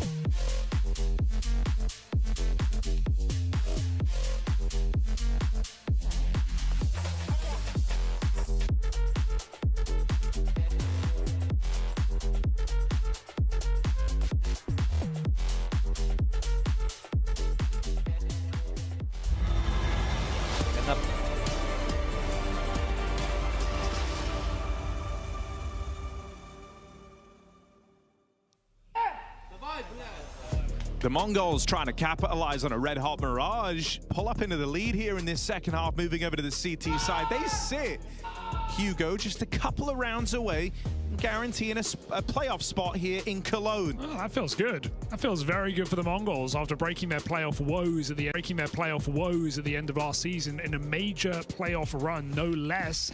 Now they look to get to the tippity top of Counter-Strike royalty here at Cologne. Yeah, a squad that used to thrive in the groups, but feared the stages. Now long for more time on the biggest and best stages in Counter-Strike. They can go from the major finals into a Cologne playoff berth. These are all promising signs. Mongolia's squad. Tesses double up in the pistol. Yosuke taking it further, and he's even got Kixan here to help him out. Techno arriving very, very late on the backstab. Trades off the dual Berettas in favor of a Glock he's found on his way through the spawn.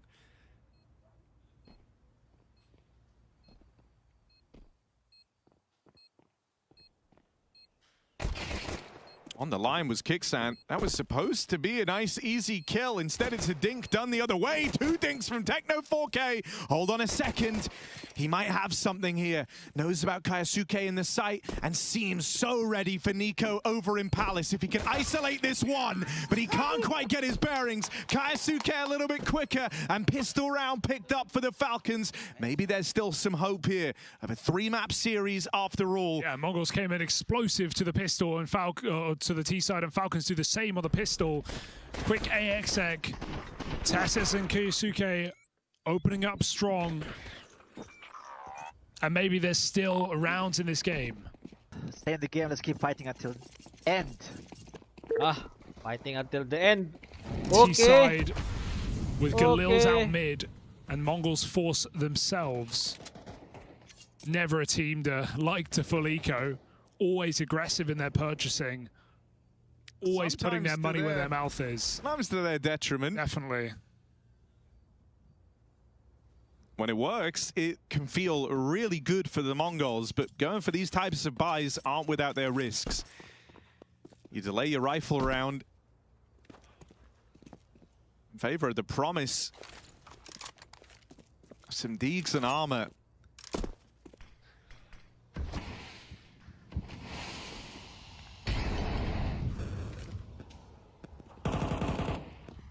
Seemingly like no specific kind of set play in mind for the Mongols. Instead, they just go into an A-side lean on this FocusFire round. Oof. Oh my god. Senzu on the spam. This is getting weird. Another man dead in the connector. Kaisuke's offered that one up. The Deagle. Chimes in for a little bit more, and it's only Tesses left. In a world of hurt, that bomb lost on short. The FocusFire win for the Mongols, teed up right here and ripe for the taking. Tesses secures kill number 1, but that's just the beginning of this clutch attempt from Rene. Moving up towards short. Flash to try and displace, but there's a scout tag. Things are feeling awkward, and the pistols close in. Huge round from Senzu's Deeg. And without risk, there is no reward, and so the Mongols FocusFire yet again prevails. 18 and 8 on Senzu, 3K off the Deagle, and it breaks Falcons' bank early in the game. The worst possible round to lose. And the worst time to lose it, with playoffs so close. Head in hands for Zonic. Look at what the Falcons have to show for it. Deagle armor themselves. Nico needs this, and he's got it. Finally. Nico show. For Nico. Had a tough series, and an even tougher map.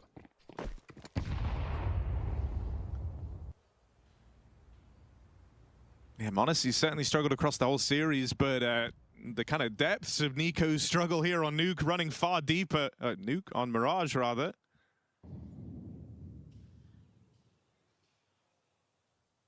This definitely isn't Nuke. Si RJ. Andito, naglalaro. Si Nil.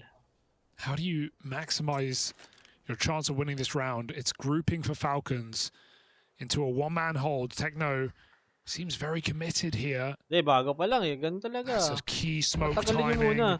Meron bang pure Pinoy na naglalaro nitong Liga? He can hold this for a few more seconds at least.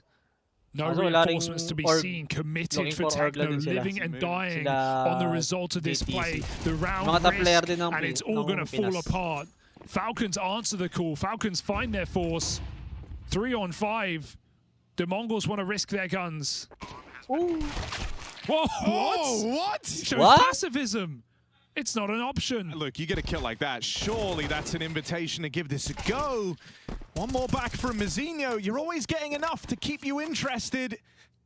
Never enough to feel great about this retake either. It will be a reluctant save from the Mongols. Abangan natin sa may balita na eh.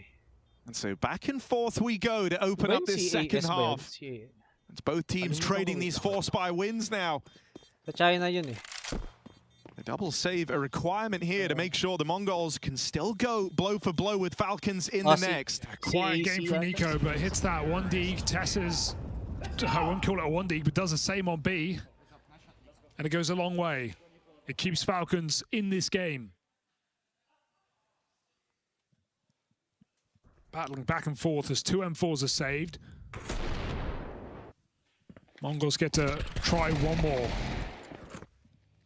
Yes, Asia. That's wild. News.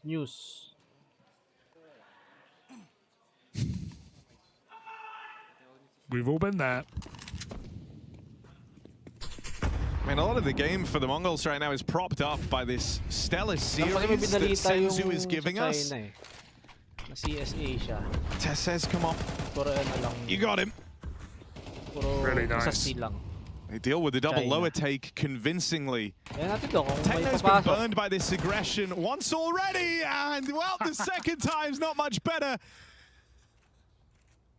He's having a game where he just feels like he's eating a magnet. Can't do anything right.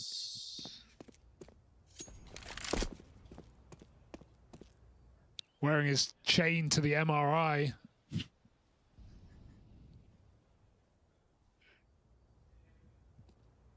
Pockets full of safety pins. Wallet full of coins. Oh.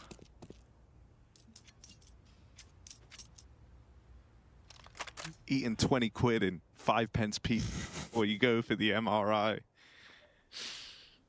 Just to feel something. Here we go. What the hell? Mazinho. Mazinho. Medical advice. There's one. I don't know. Why do I have faith in Senzu's Deeg in this one? I mean, I get it, but also, no. I want him to try it, man. Senzu ain't walking through that door. Today. There are guns to save, Harry. Presumably. MP9. It's not even good. Yeah, come on. He's realized that too. Am I really going to save an MP9? Oh, that's what he wants. Down there in lower.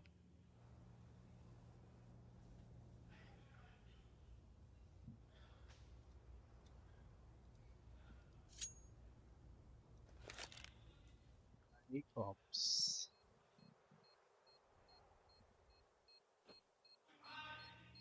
Meron mga buo-buo lang din.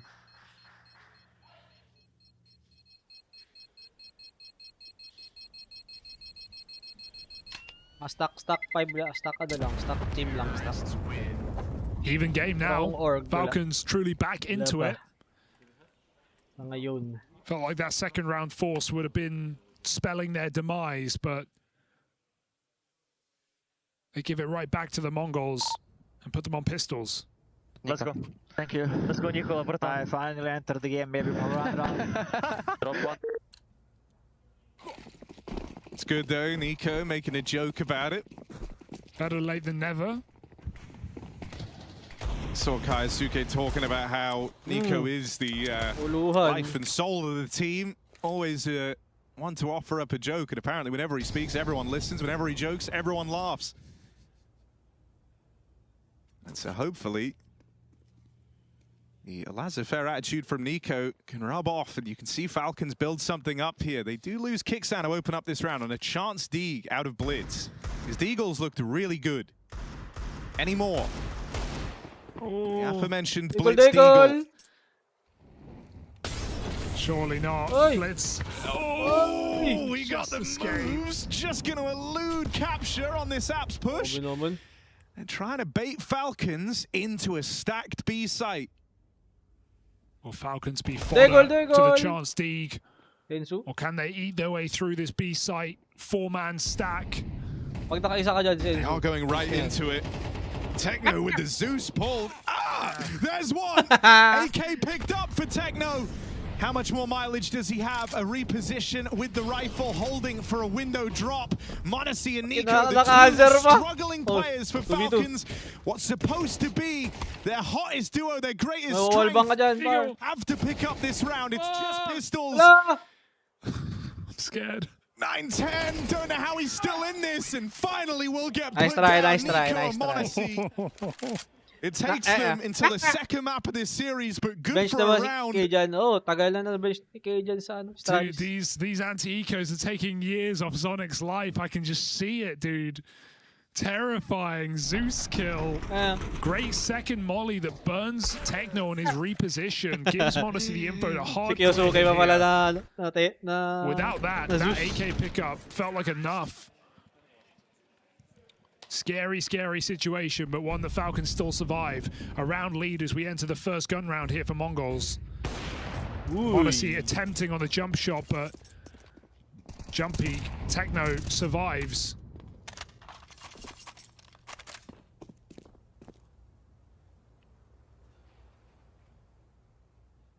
No. Boost? No.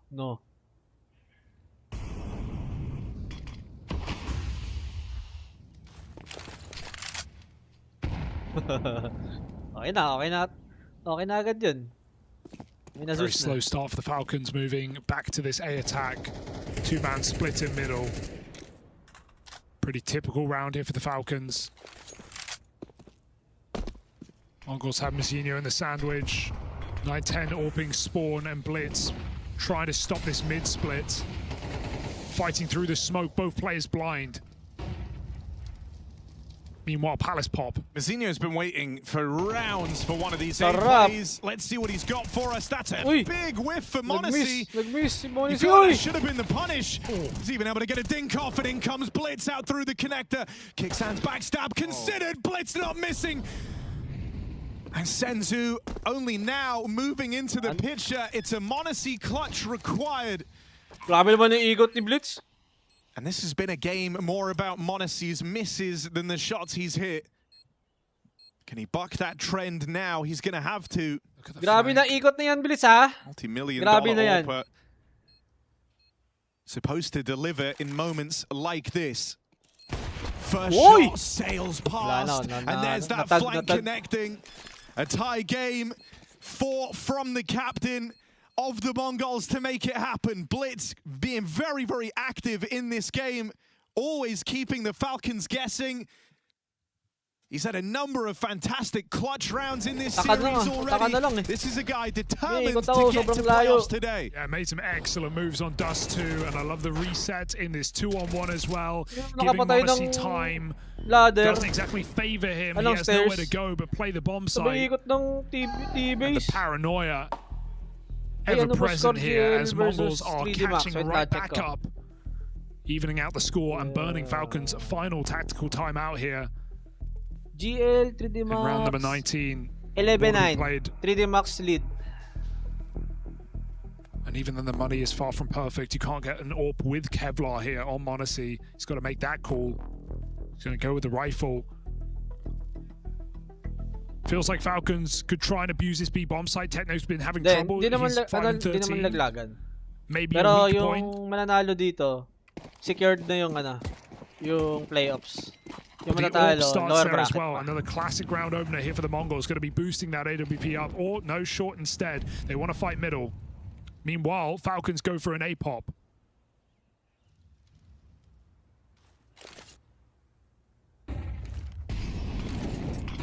They're going to be going into the stack. Getting past Mazinho this time cleanly. Minimum quarter no other finals kills past that point. Monacy. And the push from Kicksam was supposed to tip the scales. It has, but not in the favor of Falcons. They lose that man. Monacy and Nico, another round that these two have got to cook, and that plant will get denied. Double digits achieved for the Mongols. Money running out for Falcons. They can't buy their way out of this. They are in the hole. Absolutely, 2K per player, going to have to give over 11 if you're making the right call in this position. And again, fight for another comeback late in the game from the Falcons. Is it too late today? Certainly seems like it could be.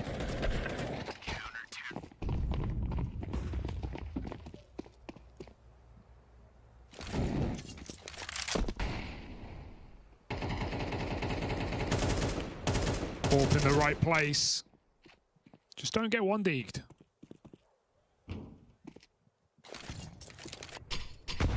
I mean, you hope this series serving as a bit of a wake-up call for both Nico and Monacy, right? Like, you have had them both struggling in this entire series, and in spite of that, Falcons have still taken these games pretty darn close versus the Mongols. You wonder what it would feel like if you were getting, 50% more out of Monacy or Nico. It doesn't even have to be the both of them. Both had real trouble. There's one round in this game, and you have 13 kills on that duo combined. Yeah, I think it's one thing back on Dust too. It felt like there were a lot of Bs and mid to Bs and like cat fakes, and they never really committed into Monacy's AWP long. Nico was never really...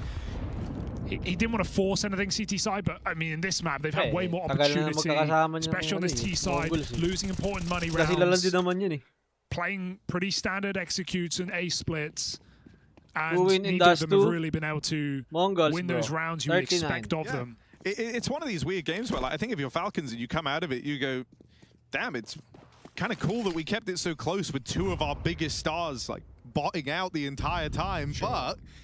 That's not what you want, and it only matters as well if they go on to recover in the rest of the tournament, because right now, this series starting to feel as good as done. It all hinges on this rifle round for the Falcons. This is the comeback, this is the chance to try and make this a 3-map series and keep competing for those playoffs. It all hinges on finding success right now. God, the stakes aren't very high then, Harry. You've only got one chance. Update score game 2. Ano nga? Wait lang. 11-11 na. 3D Max Gamer lead. 11-11 na. Road and down to that lower bracket. Kakilala ba ni... Kakilala sila ni... Double palace push. Mongols never lose their signature confidence. Coming back in with an aggressive round opener. High risk. High reward move that sets Mazinho up for late in the game. It allows them to play more players on that B bomb site to worry about middle more. Nico in a lurk position on the ramp, on his own, 6 and 10. Still a very strong position to find value as Falcons spread their wings in middle. That break is a second too early to find Kixon crossing up catwalk. The boost for the young buck in window. He sees nothing. Mongols aren't giving them the kills. The flank has come in on A. Nico still doesn't know. He is yet to make a move. They will need him to find this AWP when it announces itself on ticket. Oh my God, that was a collateral down in connector. That is the worst possible start to this must-win rifle round. He's blocked Nico. A block from 9-10 removes the chance of a trade. The round starting to get very strung out here for Falcons. They've got one man over on short. They're starting to aggress and try and take some space away over here on A. 1v1 offered up. Kixan able to win it. Has drawn, rotates away. The Falcons force the reaction they were hoping for, but as 9-10 moves back in, he leaves no stone unturned. Quick check on Tessers at the spawn. Senzu now here to fight alongside him. One sandwich. Nice. Putting a lot of pressure on. And the Falcons never really had time to get comfortable here. Nico, the only guy who made it away, steals himself at ramp. Kixan low on health in the connector. Is a dead man walking. And so it's Nico or it's nothing. This is the playoffs on the line. This is where Nico has to deliver, and it's just one in that clutch attempt.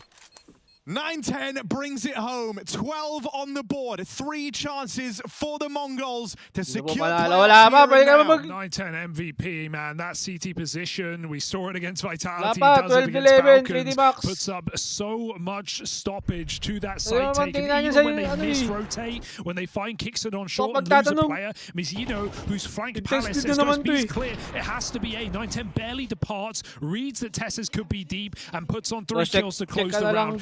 3 chances, as you say. It feels like the Mongols are good for it. Falcons have not landed on this T side. 12-11 at 3D Max, 12-11. 4 rounds in a row for the Mongols. Falcons cannot find comfort.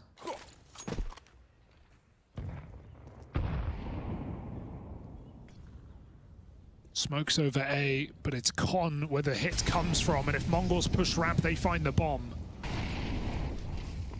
Uy, nasusunog! Oh, pinaulo! Aray ko! Same lang ata na. The beginning of the end. Same lang ata scoreline, 39-39. Final round. They even swing on Senzu. The bomb is dropped. Falcons have to recover that, and in doing so, they've got to move through Mongols' territory. That's just not happening. GG. Kaisuke left as the last man, and at times he's felt like the only man, the one that could have made the difference. 39. The Mongols secure playoffs clearly over the Falcons. Finishing kabila. Interesting dun. A map out from them, right? They look considerably kind of stronger and comfortable in terms of their approach towards that, and I think it probably once again adds to the narrative that we were building up about how actually overpowered. Work out at 2-11 down. They're going to go for a double swing, and he does indeed get found. A lot more to like from 3D Max. So just Game 3 par.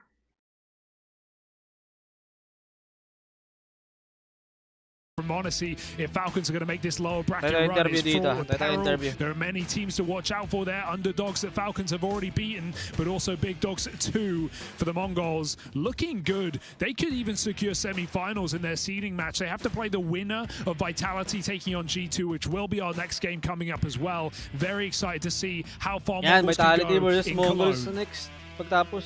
Mongols earn themselves a spot in the playoffs of IEM Cologne 2025. I've got Mousinho because this is the first time you'll be in Lanxess, right? Tell me about that feeling. We've come here 3rd time in Cologne, and now we made it to Lanxess Arena. Yeah, I'm very happy about it. Yeah. You've made so many playoffs in a row in 2025. I think you're on 5 right now if we're looking at back-to-back. Is this the best version of Mongols that we've seen so far? I think maybe 80%, not full dominant version, yeah. Okay.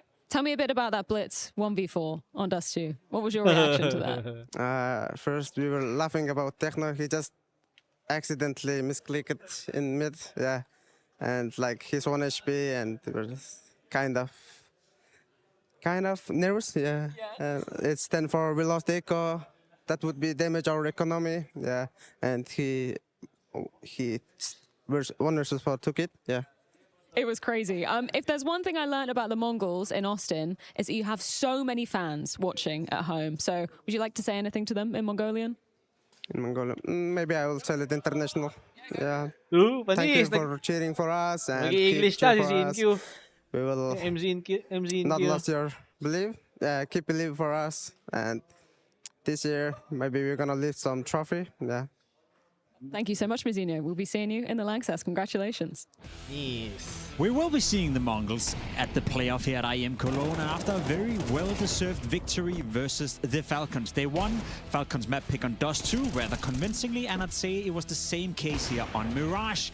Yeah, Falcons did have a couple of moments in this game where they could have made the game close and maybe they could have applied a bit more pressure, but at the end of the day, Josh, it did feel like Mongols were not only one step ahead, but a couple step ahead. Playoffs, I mean, Senzu had more kills by headshots alone than Nico and Marzi had kills combined. So I mean, when you have like your two kind of like star players that are playing to that level so low, not getting any of the openings or any of the clutches or anything going.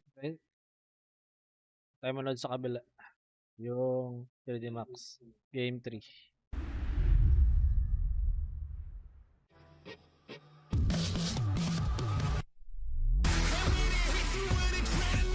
Ito, maya pa rin ito eh.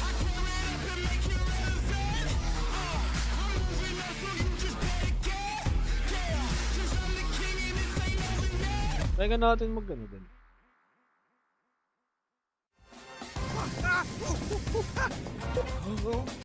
Lang guys. Right, then, left. That's the shot. Oh, got my keys. Dio Gesser. Nice. Don't worry, Bob. I got your back. Here at Face It, we try our hardest to get you the best POVs. Faceit.com/watch. Oh, Yakinder, perfect timing, buddy. Hi, how's it? Walang clue to eh.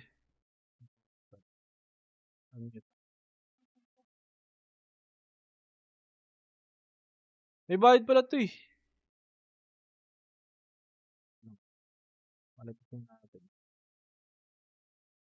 Yegingar. Ano yun?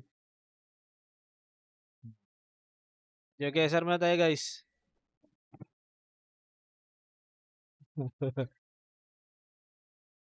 Ito. Ito. Suzuki. Motor.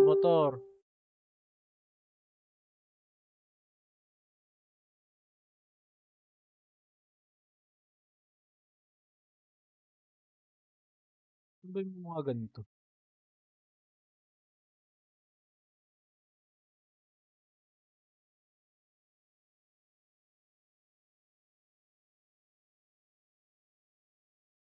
Feeling ko mga South America to eh. America. Mexico.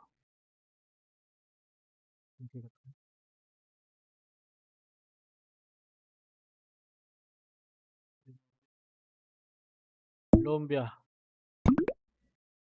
Try ko.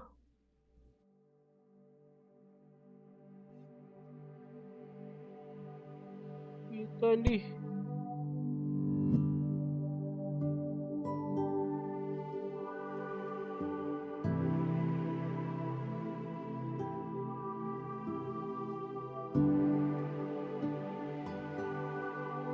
USA ba to?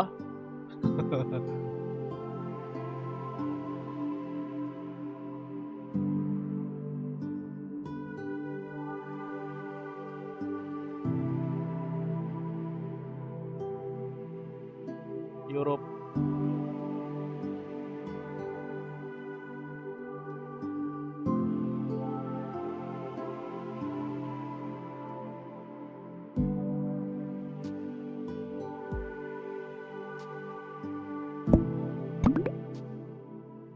Siya. Huli.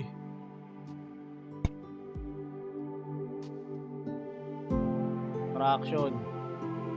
Op.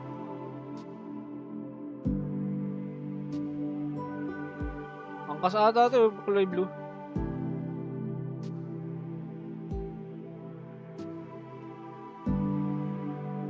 India.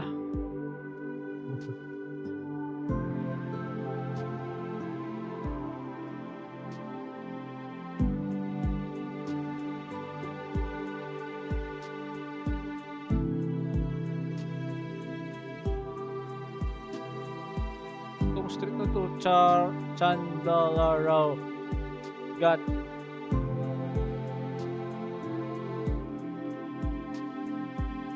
Laglag na ba Falcons? Di pa. Nasa lower bracket lang sila, boss. Lower bracket lang.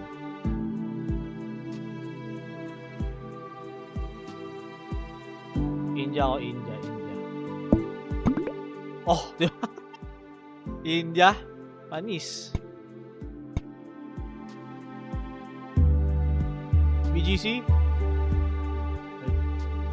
T-side.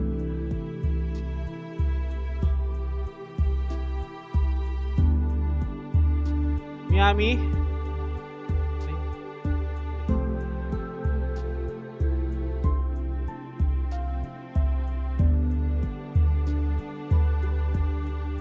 Natin. Pwede na may full screen eh.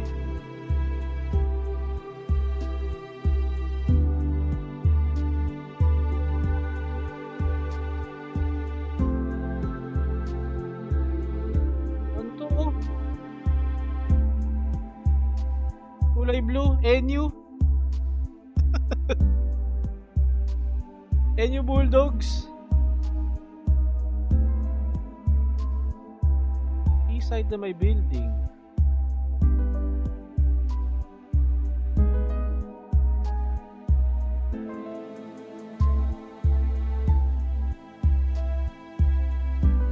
Miami. Hey, Brazil. Brazil. 3 minutes pa guys, 3 minutes pa. Tata. Lang, nalagay ko lang sa screen yung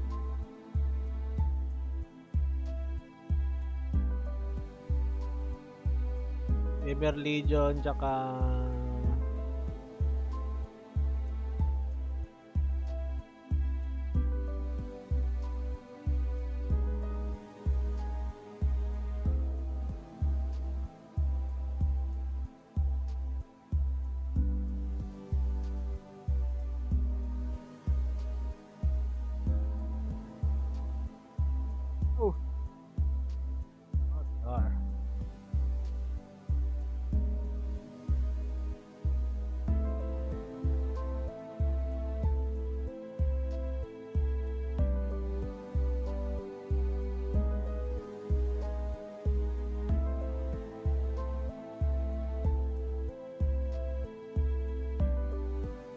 na 2 minutes pa guys. 2 minutes pa. Hula muna tayo dito. Wait, gusti.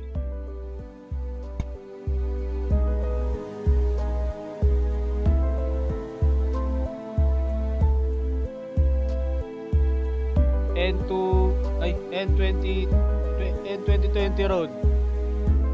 Grabe naman to. Kurang straight. Palayan.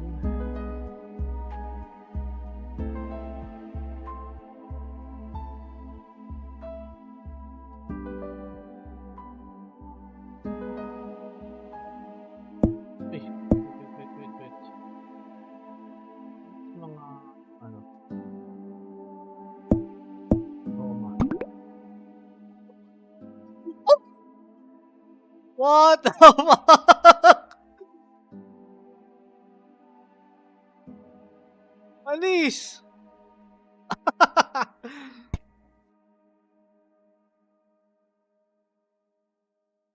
RN38.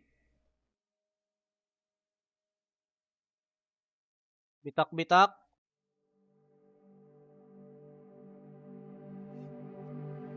Straight ulit. Bitak-bitak. Mga nasa, ano to? Mga papuntang Vegas. Mga ganun.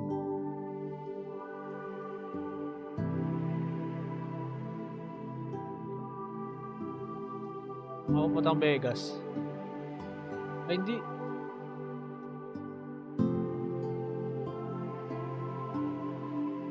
Kali.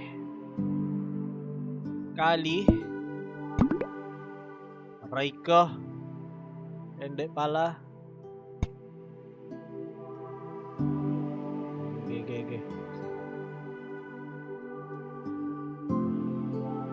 USA.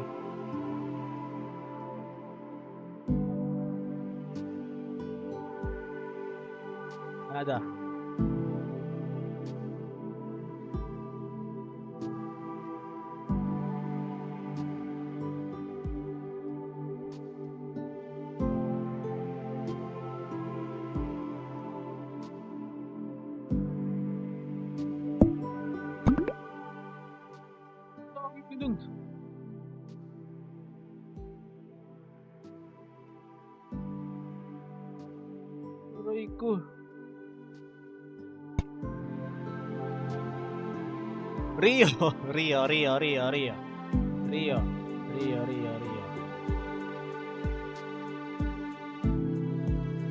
Rio.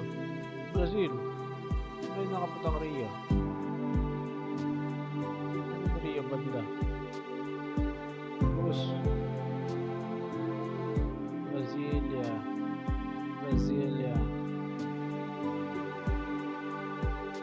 Brazil, no? Rico.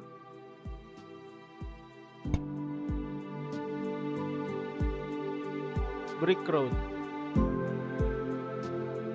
Parent Road, Greenhouse.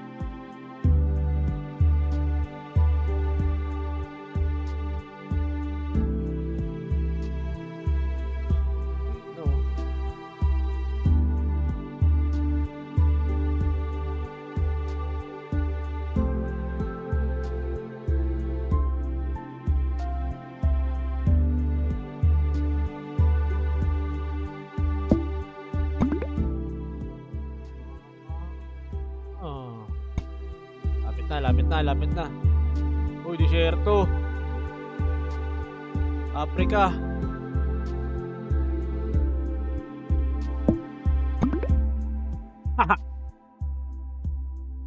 Ay, game na pala guys. Game na. Tara. Ako pa. Libang ako Ito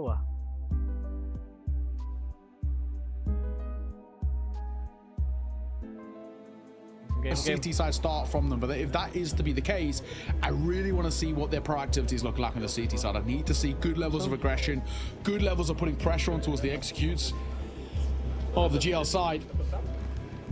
We'll be getting this show on the road in just a moment. I'm really looking forward to seeing how this one pans out.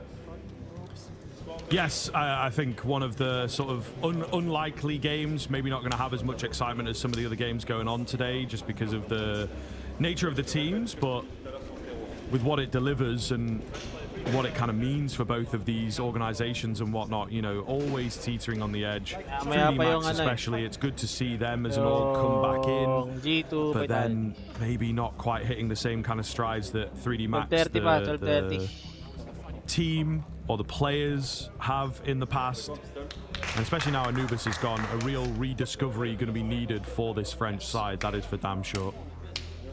Yeah, you're spot on. Well, looks like we're about to get this show on the road. We look now to see what the response is for this GL side. They've got to do a lot to kind of reignite what was maybe a slightly dwindling ending towards Inferno. A pistol round early doors would be nice, though. Let's see.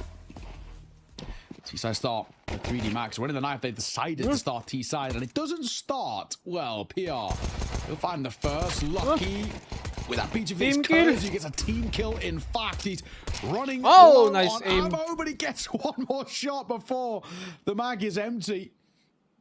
Leaves it down to 2. Because he's still yet to take any kind of damage as well. And there's a kit in play for ZTR. If that bomb is to sneak down, Gravity talking about sneaking. He's trying to sneak his way through long, but now he's going to fight long distance against a USPS. He tags up Torsten with the dink. He's looking for more as well. This might draw attention away from B. PR's here. Now he falls. Body. There's just surely no way of planting. They've got to group up. Yeah, tough. Although, I don't know, man. They also pull off pretty quickly, so he might have been able to sort of double pump things in, potentially. Looking to just back away a little bit. We've had Gravity in the middle here find a kill. Trapping that bomb in, though. His body, yeah, there's just nowhere that he can really go. They're lacking a lot of information. Boink. The bomb gets dropped as it does. That surely has to be the round. So again, these are more arguments to maybe just commit into the B play. Try and make it work as best you can. Unfortunately, 3D Max overthinking things, and GL will capitalize. Yeah, exactly. Good work. Starts well as well. The PI has so little to work with. I mean, it's Kersey who does so well despite being under so much pressure and not taking any damage in that early engagement. And he seals the deal as well. Huge round to be taken. Trying to get the noise levels back up. They went very quiet towards the end of Inferno, not only in, but out of the server too. And they're rectifying that as early as. Unfortunately for 3D Max, I just feel like they really overcooked that round for them.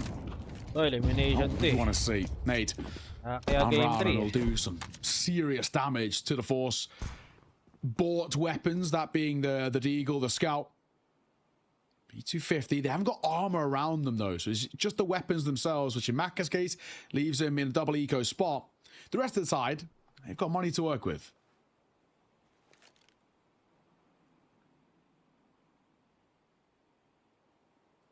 Very widespread here on the CT end. Not sure if I'm a fan. A lot of isolated opportunities. They're the ones that take the front foot, though.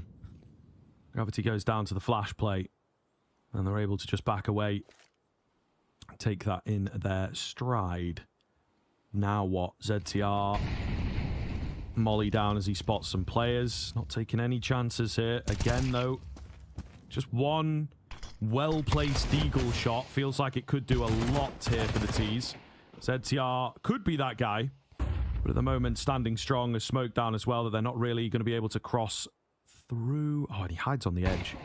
It's a good read. Okay. Nice spray. All right. He spotted a little bit. Spray. Someone check him PC, but no, I think potentially the smoke just not quite covering that angle as well as ZTR thought.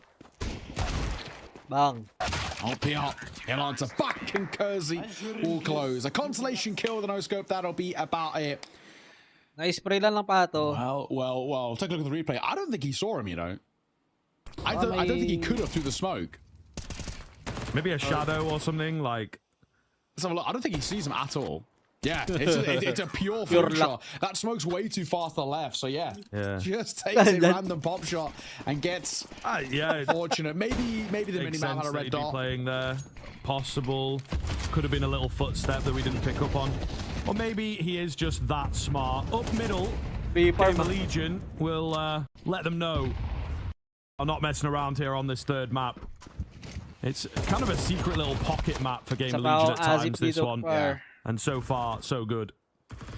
Looks like it continues as well. Marker, Exorcist, what do we do here? There's guns to be scooped up. A bonus round going your way is massive for momentum for Gamer Legion. One spotted, Reyes drops a molly, and he drops down. Smoke gonna come behind it. Exorcist caught by ZTR. This could be a flawless round with AKs to be scooped up too. Man. What a time to be alive here. Maka, he surely has no idea about this possibility. Torsten, what a push, what a round, what a find. Call by ZTR is excellent. Build this money, guys. Let's go. 3K. Vibes are very, very good. Celebrations coming around, but man, really, really good spot that they're in. And for 3D Max, that is a heartbreaker of a round to lose, especially in the fashion that they lose. It's left them with next to nothing.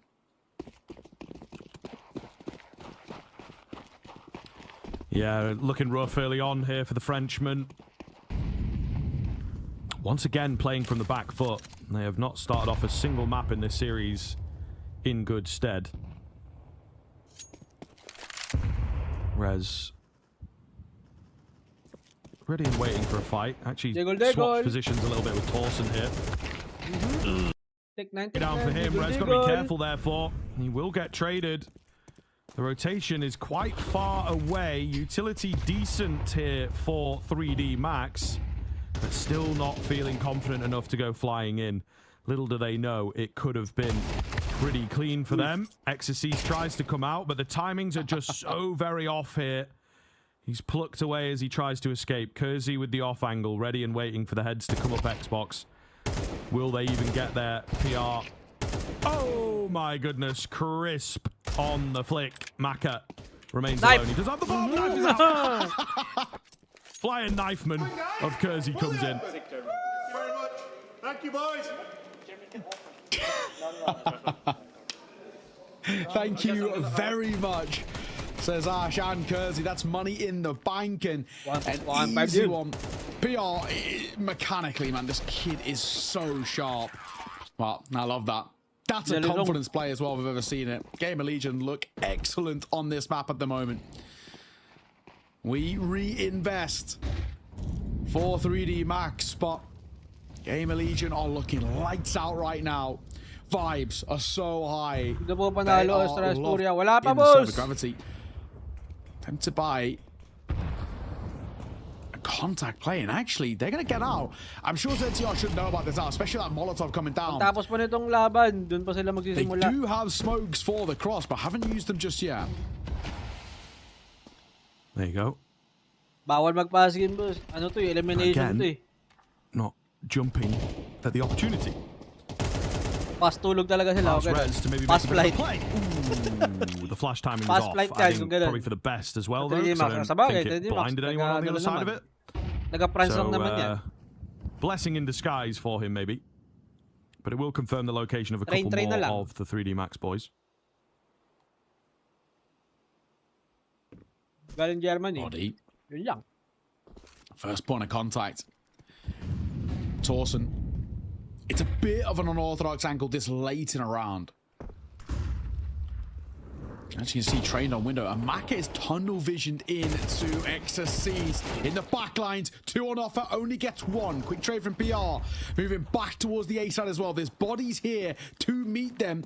One of which being a very, very low PR. So Rez, a lot on his shoulders and a missed shot as well. PR still staying tucked, but he needs support. They can't really even send him in towards the fight, but bodies are dropping for 3D Max. PR will finally fall, and so will Torsen. So it's all on the shoulders of the IGO. ZTR 1v2. 1v2. Super low HP as well. I don't think he's going to give this a look at all. Yeah, 3D Max, man. They play such a strange kind of beat on their T side. And sometimes it falls flat. Other times they just have these wild, out of nowhere moments that work very well. Trusting in each other. I don't know about drilled, but, you know, they play kind of in unison as a bit of a hive mind almost. ZTR will hold his AK into the next, but an anticlimactic finish to get the first for the French. Yeah, that's for sure. Now it's about building upon it as well. I just think for Game Legion, unfortunately, too many fights that are taken isolated. That inability to trade, and obviously the nice flank through long too. Probably should have got the double there exercise, but regardless, doesn't matter. First on the board. Now we're going to have to be a first of a few at the very least. Xbox smoking out towards long, and they're giving all of this control for free. PR is the only real contact man towards long, and he's tucked in towards car itself. He's not opting for that fight. Rez needs to be a little cautious. Trying to get out now is difficult, but he does cross. He is able to just slink away through that smoke to safety. PR playing in the open. It's a ballsy move, but has support. One in towards CT, one in towards the site itself. Exorcist is tucked in pit, and it's Maka to open things up. Rez, too many chances. And it finally falls mid-flash. First one doesn't work, the second does. You saw nothing. All right. I don't know what you're talking about. PR hidden away. Oh, I mean, this is a dangerous position. He takes an early swing. It's into the AWP. If it was like an AK, I think he'd still be able to find a kill. Playing at car, though, this late into the round, you know, it's always one that's going to get checked or mollied or something. So you feel like you have to make a play. Cross smoke in. They're going to break it. Whoa, yep. And the pace picks up. Caught with your pants around your ankles a little bit there. Just about able to survive is body. Molotov to slow them. It's ZTR's position that's going to be pivotal. He has managed to creep in with only 20 seconds left. Plant coming in. He's still not peeking, though. really good sense here to know that they'll be hidden away, that they will be watching him. Can he find the timing? The answer is no. Exorcy's just so well trained, determined to find that kill. And Kersey left to just pick some off at the end. Round itself, surely not going to happen.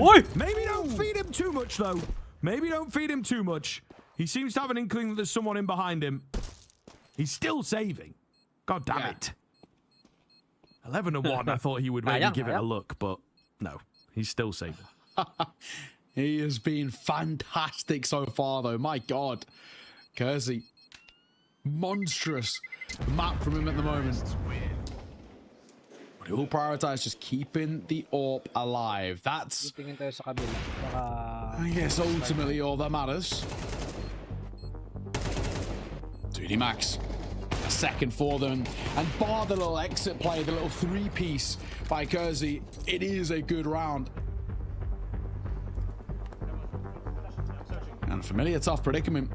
Head and hands type stuff as well. A little tilt seems to creep in. PR needs to shake. Nash probably realizing it a bit. So, 5 minutes pa. A breather for GL to work with. Feed nyo sa stream B. Yeah, looking a little dejected though. I gotta say, he's obviously so important for Gamer Legion. Maybe not a good sign. No. I think he knows. You can kind of see it within the round, right? When you've watched enough high-level Counter-Strike. He's kind of thinking about peeking. Should I, shouldn't I? Oh, I don't know if I should. And then he does and dies immediately. Ranking ba nila? He's like, damn, I know I should not have taken that, but there was just something in his brain. That doubt can be killer. Yung rank nila, 13. Not able to stop World them. ranking 13. He does live it, and he does take a repeak. Kersey goes down. There's a quick flank coming in here. Body with the nade taking another. A lot of damage done onto Rez. PR is quite far away from the action here, so denial of the bomb plant not looking likely. To fake out, though. That's going to buy more time for our slow third man here. Lower bracket quarter. Still not going for the plan just yet. Faking again.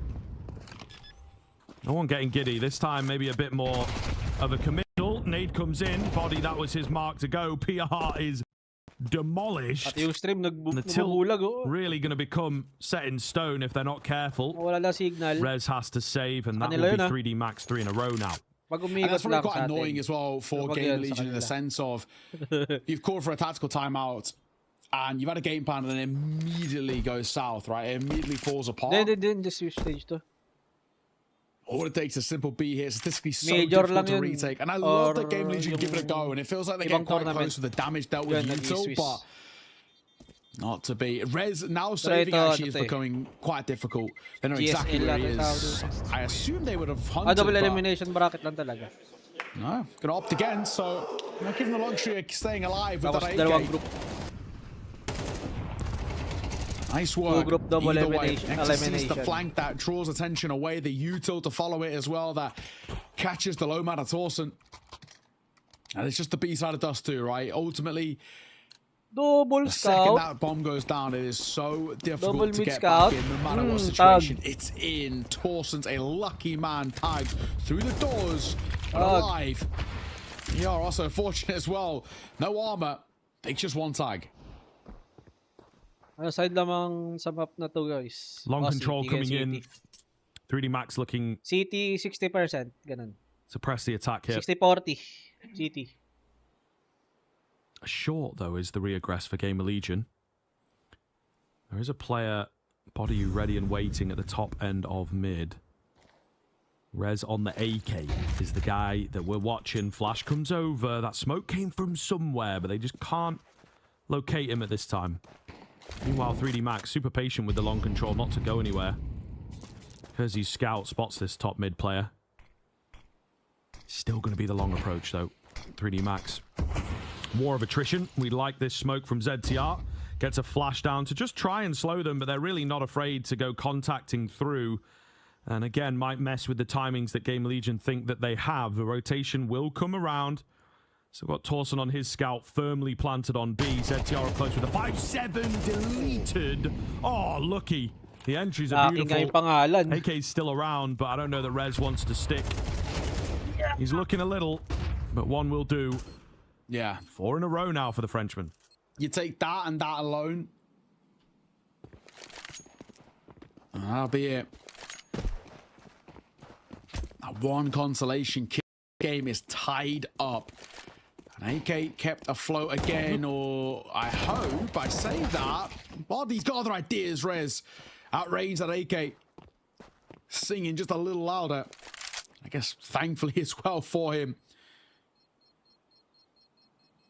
He might not save it though. Lucky. It's all about who spots who first, and Lucky reacts in time. Nothing saved, nothing gained. Lead lost. 3D Max. They are so back.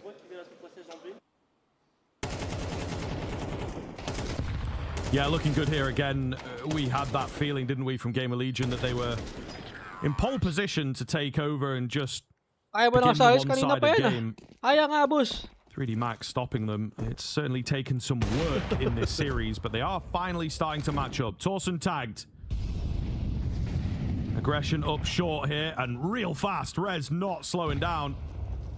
Skirting in here to try and find this first kill. Maka does have to be careful.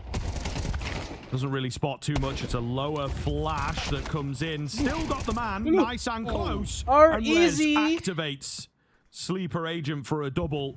Down to just Mr. Lucky.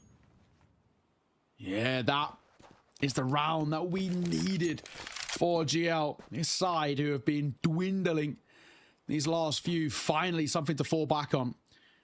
As long as it only remains as being, I was about to say, just the one casualty, then you're pretty happy. However, we need to work with. Every fight is isolated too, and the first player he's going to find is Torsen, who's already more or less dead to rights.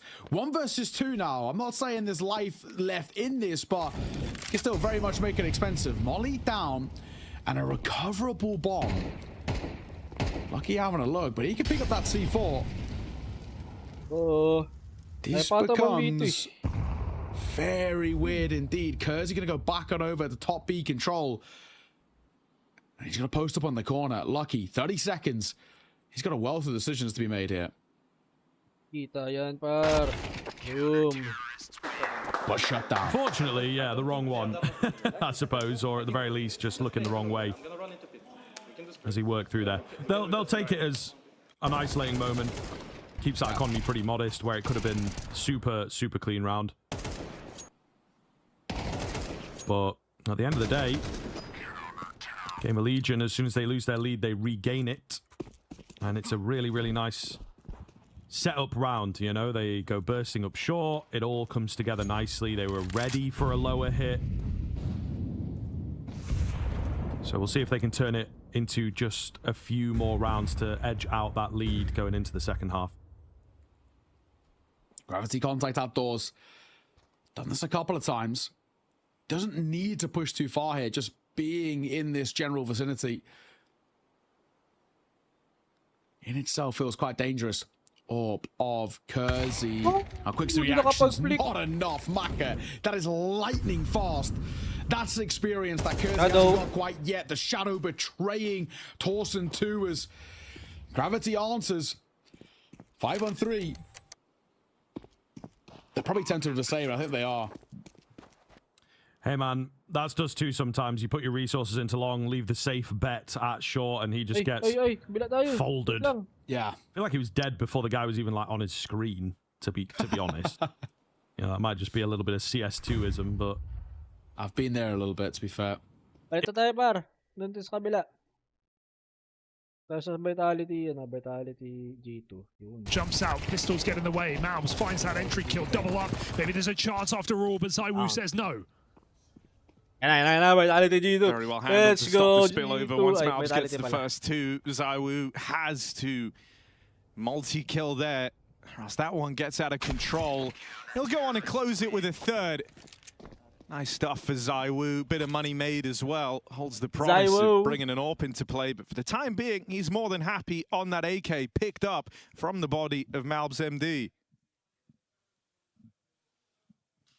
Decent enough round for G2 to justify that investment. And yeah, Hunter will take a backseat on guns, but he can throw the grenades. Dyan, naka -1.5 ako dyan. And just by the way Inferno plays, there's going to be guns to pick up soon enough. See how heavy Vitality play Banana. They've got 3 players starting B.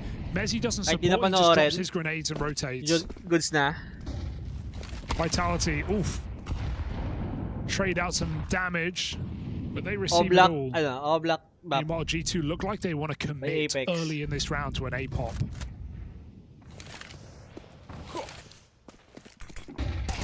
Rops tries to nail the transfer. It's going to fall onto Mezzi. Only gets away with 1. This is a retake now. Vitality have this A site hold broken apart. Up until now, they've been able to stop it every time G2 have looked for this space. So first time left in one of these retakes for Apex and Flames. A bold move through the back line. And that's Apex 1 in the apartments. Hunter required to clutch again for G2, and he can't do it. First rifle round secured for Vitality. And a chance to start amassing a little streak of rounds to open up Inferno. Calmly done, just a round where everyone does their job there. Every A player holding with a kill each. No one spectacular, everyone just enough. And Apex with a well-timed flank to find that Apps player. Flames baiting for him on the long side, putting pressure on Hunter with that util. Vitality walking over the line. So another mid-investment here for G2.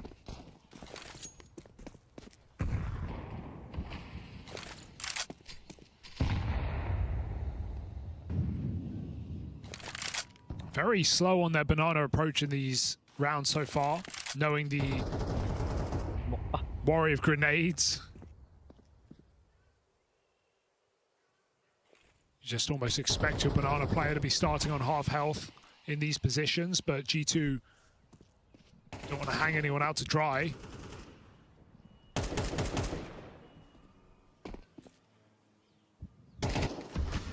Bams is that Banana man. He moves up with the bomb behind him.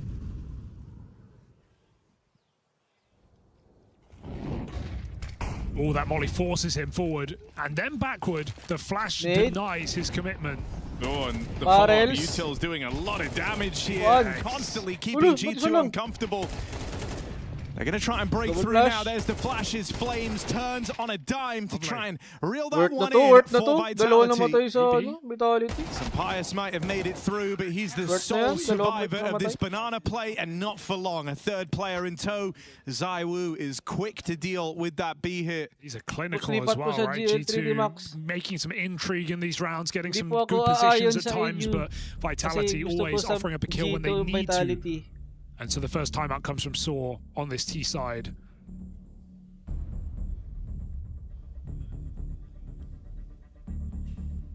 A G2 team that is definitely worthy of some intrigue with the pieces in this roster. Oh, 100%. And you know, I think also you've just gone through a heavy rework. You have Hunter now, like, officially in the IGL position. We'd heard even towards the end of like Snax' tenure, he was doing a lot of the mid-rounding anyway. So kind of a perfect transition into the role for him. But you know, there are still a lot of changes here, and you are undoubtedly the heavy underdogs in this match. Really, it doesn't matter who plays Vitality, they are the underdogs. For G2, with the cacophony of changes going on, the new leadership, situating a new AWPer in the lineup, there are a lot of changes. So I think what matters here is you just want to see G2 playing good CS and getting close in these rounds, in this game. That would be fantastic. I think that's already enough. Yeah. The expectation is so firmly that this is a Vitality playoff berth. For sure. And there's no, on paper, there's no like big weak link. All these players have had a lot of potential in what we've seen from them under this roster, under previous rosters as well. And we know Hunter can frag as long as the in-game leading doesn't hold him back. He certainly can clutch. So, ooh, getting a little bit scary. Hello, Heavy God. He's hit the timing again. He did it last time on the eco. This is more impactful. Zaiwu doesn't realize that's a very small gap that Heavy God has hit, and Mezzi is rotating knife out. Learns the hard way. Now G2 collapsing upon this B site. Yeah, this is nice. This is good real estate. It's the play that G2 wanted. And all the conditions are there to make this B split happen. Now, Zaiwu can complicate matters. He's coming in with this backstab on a heavy god, and it feels like they've worked out exactly where he is. Tries to play through this smoke now, but ZywOo's right there with him. They've walked past each other, and ZywOo will be the one rewarded. Apex threads the needle on this smoke down at Coffins. Only good for the first, and some damage taken from that Molotov softens up ZywOo, but this is the duo. The late game, late round duo of Rops and ZywOo that make Vitality so scary. Putting a stop to these two can feel like a whole different task. They traded places nicely, wrapping around and taking the ruins back off of Vitality, but they seem aware. Good check for Rops. Some Pius has been spotted. That defuse being held. He's got to close the gap, and with Rops covering, Vitality's twosome, terrifying in that moment. Show us what they're capable of. It's hard to cast Vitality without glazing them constantly, but it's another such a great example of the communication and the trust in this team that they have in each other. When Mezzy dies in spawn, Apex takes a bit of a bait. ZywOo then says, I have the position. He walks through the smoke before Heavy God, and that allows Apex and Flames to both get one on the B-bomb site. They both held their own with a killer piece. We know how important that is on Inferno, of getting yours, of holding a site with at least a kill. And so ZywOo coming in on the rotation allows that to happen. Him and Rops win out that 2v2. And Vitality don't drop the ball yet. They haven't skipped a beat in this song. And now ZywOo is armed and even more dangerous.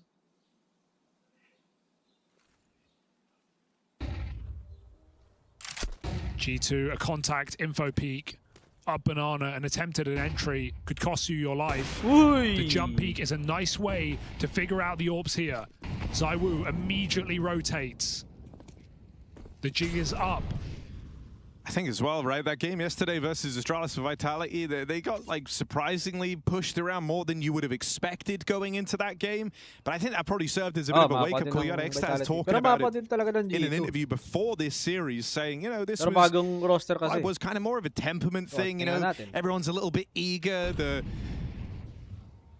The composure isn't necessarily there, and they were still able to close that game out. So this is Vitality looking well drilled. Well, here's a real test for Rops. His two teammates fall on this A-hole. The clean kill from Hunter in these entries to get past Rops, stop him getting away with madness down in the pit.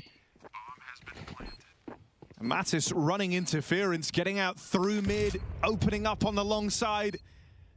That's a very well put together round for G2 where everything aligns. Yeah, great flash dodge from Mattis and then just swings long, finds the orb. So huge double entry at a time that G2 needed it. They win the round off that. Definitely the most unproven piece of this new roster. We've seen some players on the stages. Mattis, not quite the same track record, but definitely potential seen throughout his previous team, seen in Fnatic. So excited to see how he's going to perform playing under a top dog organization.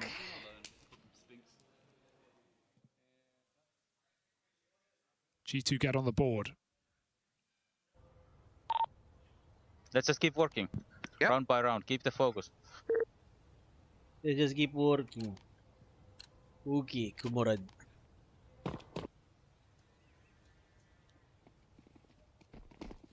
Some Pius T-side orb saved on from ZywOo. A guy. Horrible nades from Malbs. He's got the shots to back it up. ZywOo drive-by'd out of this round. Hands of a low health Malbs. Clean stuff. And a gift of a 5v4 rolled out here for G2. They'll set their sights now on top mid, popping through on these flashes. The defense of Vitality is very split up. Mezzy falling back on the long side, just trying to watch this half of the map. Meant to free up Rops a little, but he won't get there in time to save Rops' life. Bomb retrieved, Hunter spammed to death. Another back from Mezzy. He's kept this round alive for Vitality. The only reason there's intrigue here and the urge to give it a go is this 3K. Boost here. Vitality's Brit.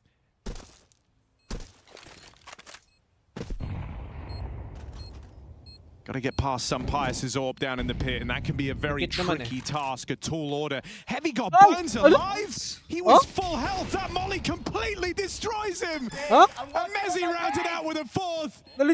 Dan's getting animated. Hear him talking about that molly. Yeah, lineup. I think it's because it lands and it doesn't look like it's going to spread, and then by the time you realize it has, you're trapped in the corner with nowhere to go. City update Tries to run molly. through it too late. The city update molly. Apex burns him out. And Vitality win a retake, all thanks to Mezzi's 4 kills. Through smoke as well, locked out on long. That's a shocking round to lose for G2. And even a bit of panic from Sunpius, dropping that molly and app so he can peek long, gives away his position. Look at that molly. Oh, he was burning from the beginning. He missed the jump. That's it. He just missed the jump. That's all it took. Oh, very heavy God. Miss jump. Gotta learn to jump a little higher. I'm working on my nades. Yeesh, indeed. I mean, those, yeah. I mean, that's a really rough way. Like, you know, now within the hindsight of knowing it's a flub jump, the difference between getting to play that 2v2 out and leaving it all to Sunpius down in the pit, you know, getting to those positions in the round is not easy either for G2. So sticking the landing and converting upon them really matters. The Mongols boost.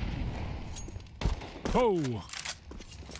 Mezzi, that third piece on the B-bomb site. Mongols boost yun. Some jump damage here. Bang! No, second time is cocky and Hunter punishes. There's still 2 more in position. And Apex, we know, as Adesk was saying, sharp as ever. Without a doubt, as a captain, the strongest individual. Certainly helps he's on the best team in the world. Oh, they get out mid. That warning shot for ZywOo sends him back.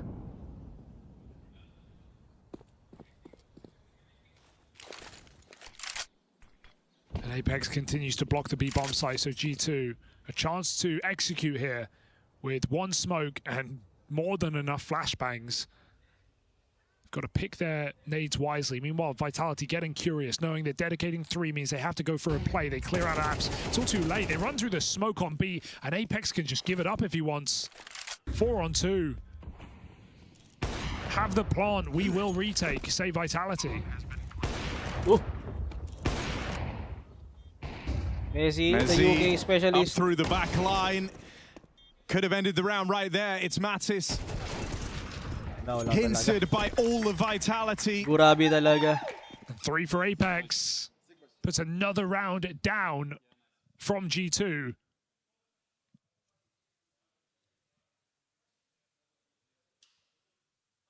G2, I mean, we're seeing decisive moves. We're seeing them get in winnable positions, but then the firepower just gets unleashed for Team Vitality. These post plants are plenty. These opening kills in back-to-back rounds. None of this saving G2 from the inevitable.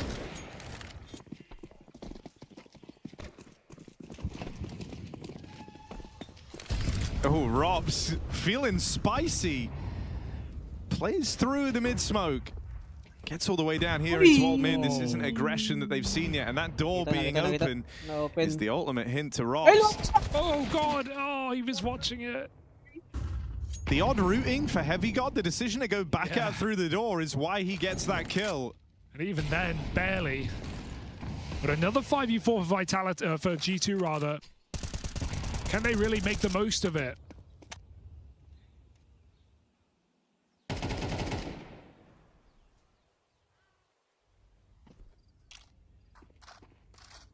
They must. Meanwhile, Vitality risk it all. Triple B. ZywOo scoped alone on the A side. They block again.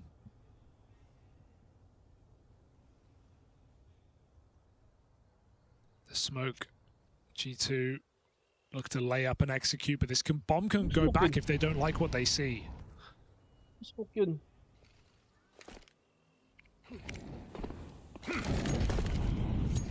they really committing with only 3 players? This feels like a fake just because of the lurking. Oh, there's the kill to open up the back door. There's the kill that brings that bomb around and into the A play. 20 seconds, should be fine. Yeah. Still a bit of paranoia. Oh my god. He's got it. There's no one here to stop him. Makes me nervous, but yeah, it's all well and good. Some pious moving in, and that plant will be found. Right? Any second now. There you go. Ayaw mo pa yung plant eh. Every time, G2, man, you're always making us nervous, regardless of the roster. New players, still same fear, I guess. It's got to be like just a team-wide memo at this point. Make it interesting, guys. Play them on with as much time left as possible if we can. 5 seconds, plenty. Okay, I like that. I was scared for a moment that G2 were going to exec and commit, but they just send one player in with a bunch of flashes and double molly exec. Then they go back into the A site, uncovered by the lurker out apps. So nice entries from Heavy God. Capitalizing on their 5v4 this time around.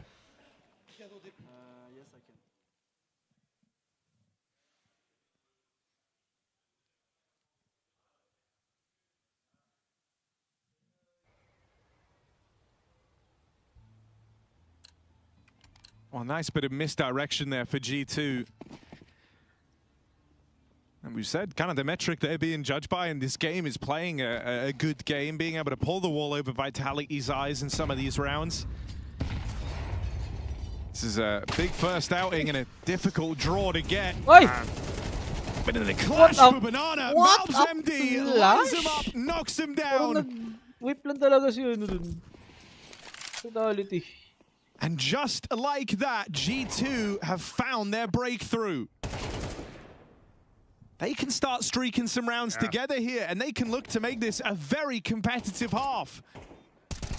Game has opened up now, thanks to Malbs. Okay, he does have a 1v1 at the site, but like, it's fine. Rops doesn't know that. Yeah, it's no kits, not happening. Eh, napatay ni Rops sabay panicking, although maybe they should a little bit. Rops is going to get peaked right at the end. Should not be able to survive with this many players. They'll make it so. G2, 3 rounds on the T side and the start of something here, as you say. Opportunity to get a 5-round T half.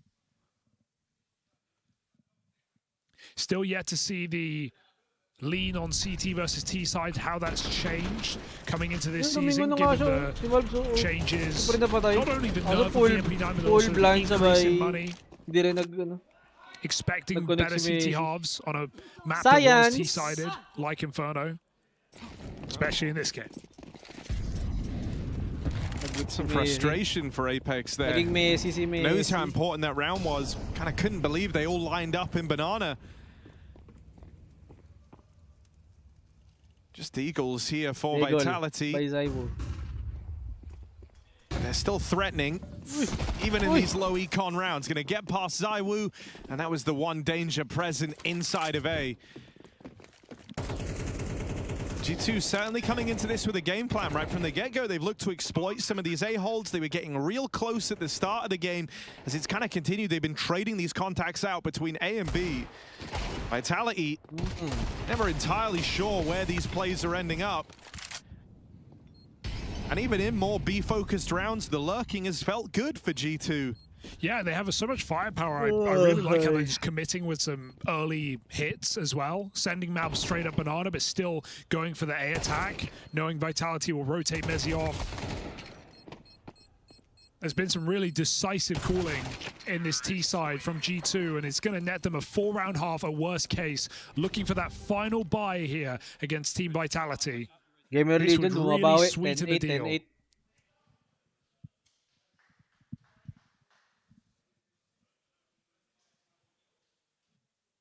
G2 playing with pace, with bravado.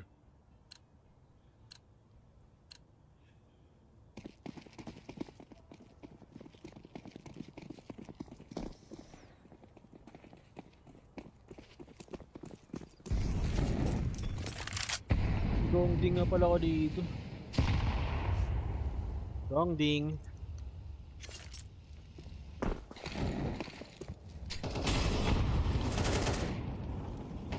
For the longest time, we knew Hunter was just calling pistols for G2 for years at least, across multiple different rosters. He's already had a bit of a taste of the prep and the work that goes into it. Yeah, I mean, I think someone who just was also aware he can bring stuff to the table in this regard, and it's a good way of kind of rejuvenating his career. Oh, heavy God, there's the opening. Mattis, wow. A double kill of his own. Whenever you kind of fling him out on these long wraps, Mattis has been there for good mileage. Now he's in with the backstab. They're not ready for Flames, also in the library. That's the third player seen over here. But Malb's MD will silence him, and G2 go on to make this a competitive half after all. That's 4 in a row down the stretch, rounds that weren't particularly close. Can G2 pull something off here versus Vitality? Win 5 pa nga bigla. Di ba tayo? Half time pa naman eh.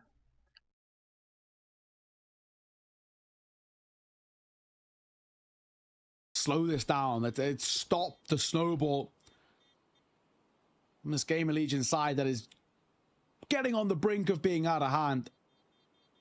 As you put it, 1 round game, but 3 staying alive. We can rebuy back in for 3D Max. Mabawi na. Okay, nice boys. Spot. No, we did not. I think you searched behavior. Vibe seeming a little better as well. It's good to see. It's a real good indication of the pressure that's on the shoulders of this still quite young squad. 10-5. There's that timeout, like I said, the perfect time to call it right now. You can buy back in, so you can discuss what you want heading in towards this next one, but with that lead being cut so short now, 3D Max, pressure back on their shoulders, they've got to find a way to survive.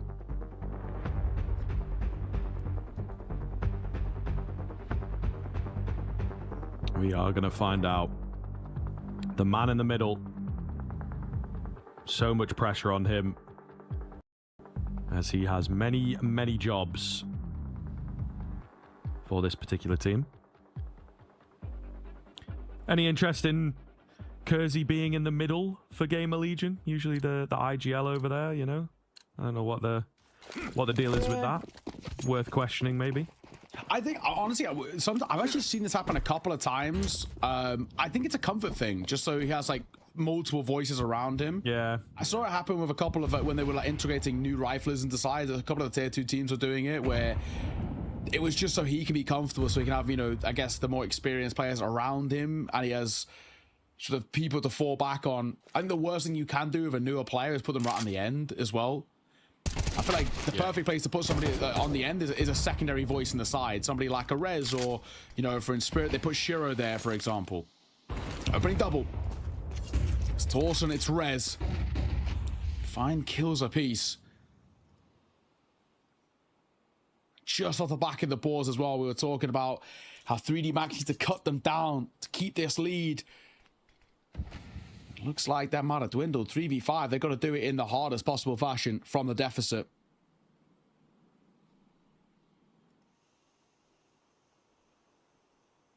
Oh, putting the resources in the right place, though. The AWP is here ahead of time. Whoop. Oh, good for one. Up, Lucky, however, he's done so much damage. They are still just about able to pull the resources away. Torsen, they're after you, mate. They are after you. USP is out here. For Maka, he second guesses himself, but he still finds the kill. It's Kersey with a lurking AWP that might just save the day here. Body is thinking about moving through, guys. Keep an eye on it. He calls it off for just a second. Kersey's still here. Bomb going to go down nice and easy, of course, and Body gives his position away in the end. Oh, man. Nearly getting it perfect there, 3D Max, but now they are back to the B retake, the dreaded B retake. Maka with his AWP. Not a hop, skip, and a jump to guess that, you know, he got a kill at long, carried on moving. Molotov comes in, forces him forwards, needed that kill. Not going to happen. Body's in late, and Kersey is far more patient. And then 2, they get out with a good half. And now they move on the defensive side. This is their map. Yeah, lots of native vitality. Got a plan in store. Flash ready for Hunter at this B bomb site. Double sandbags. It's about to be a bit of a brawl at Banana. Apex flashing them in. Hunters will come right after the fact. There it goes into it as G2 force the fight. They even get out with one. Matt is being set up to succeed. They will eat grenades, but if Malbs can go down, Mattis can activate. They clear him as well. Good check from Mezzi. Will not fall for G2's tricks, and now that B bomb site is tantalizing. Hunter dead on that swing, forced out by the Vitality util.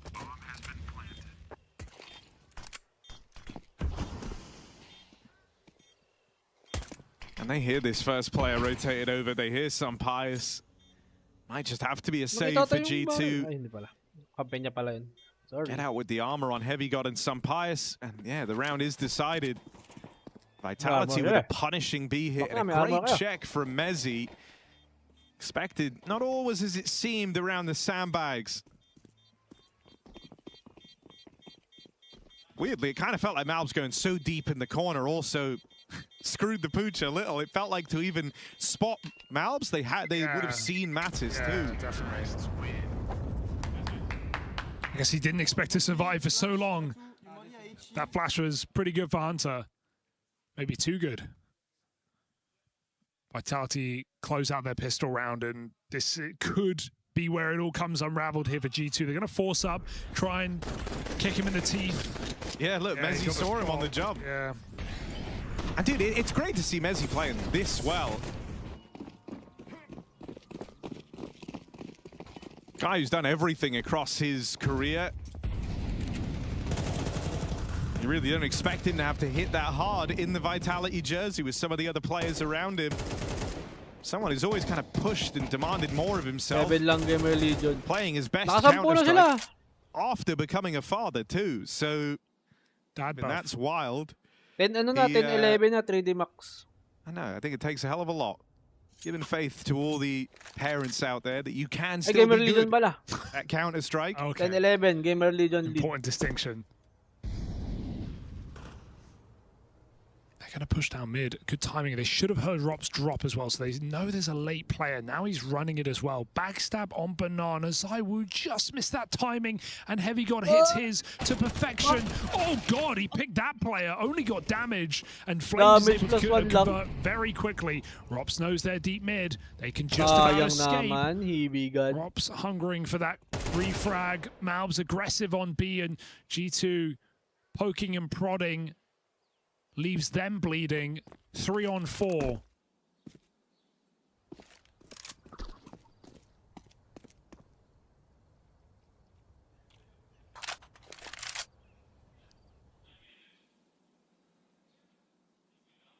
It's a good call for Vitality to go A after seeing a flank. You know that B would be heavily enforced. Match winner ka pala dun eh. Lamang na ata Gamer Legion eh. Tucked in at the back of B. 11-10. So maybe not going to see him all that much. 11-10. Torson's the only guy that's edging over there. They look to smoke for a mid to B. Could be a fake out here though. They've got more short presence coming in. Oh, and look how it all pans out. The push down long, the rotation at CT. 3D Max like putty in their hands, man. Another smoke will come across onto A itself, but I think the damage has been done. They're all so far out of position. Maka, keen find. Now have to be very careful not to lose anyone else. Exorcise closing the gap on his M4. Where's this come from? Oh no! What the ego? Oh no! Exorcise has taken them all for a ride. The defuse coming in. Torson miles away at B. Nothing he can do. And what a slip from 3D Max. Maybe jumping it short just a knacker too quick. They caught it. Hook line, not quite sinker. Yeah, that is. That's so impressive. And that's why I do like teams, you know, buy in towards this one. Sabi mo kasi 7 lang Gamer Legion towards the next. We're tied 11 all. 7 G2 pala. Are going to have a very comfy buy to work with. Saved AWP. 5 na sila eh. Dalawa na lang yun. Saved AK-47s as well. and enough left over for round number 24. What a time to shine. It was 6 in a row from Gamer Legion. It's Exercise again who steps up well. This could be huge here, but Maka misses his shot, and that'll be at the cost of Lucky's life. Not so lucky in this spot. And Maka under pressure. Torsen for 2. Opening up B in the B side retake. We know how difficult it can be. They're going to fly through. They're going to sneak that smoke, and it might just work. Exercise, he's getting away with so much, but surely cut short now. Ridiculous, absolutely ridiculous. I mean, the bomb has hit the deck, though, is the key thing. Just going to buy more and more time. They do well to trade it and keep control. Time coming in. Nice and safe. Molotov to keep them at bay. I think you just save here, guys. Honestly, like, I understand the passion and the presence of mind to try and go for it. Definitely going to save now with that. But again, Body's still thinking. Still thinking about it. There's money for the next round, I suppose. Going to try and get away with an absolute miracle here. The location of 2 known. He's taken 1. It's this third guy he has no idea about. He reveals himself. The double swing comes in. And Gamer Legion will put a stop to any shenanigans. Map series point. Gamer Legion. And it was just that 1 round for 3D Max. They couldn't chain it back to back. So heroics in the previous spot muted a little bit, and that's one. It's a more simplistic play from Gamer Legion. No gimmicks, nothing fancy. Just a hit towards B. Reaching distance now, survival in Cologne. Just 1 round away, but a double AWP in play for 3D Max. It's lucky he'll wield the secondary. But it's Exercise the first to fall. The man with the heroics of earlier cut short. Nice opener from PR. Yeah, big find. As we've mentioned, he's been quiet for a while. You know, we talked about 6-3, only moving slowly up to 9, but he's given a task, and he will live up to it. Could be the kill that broke the camel's back.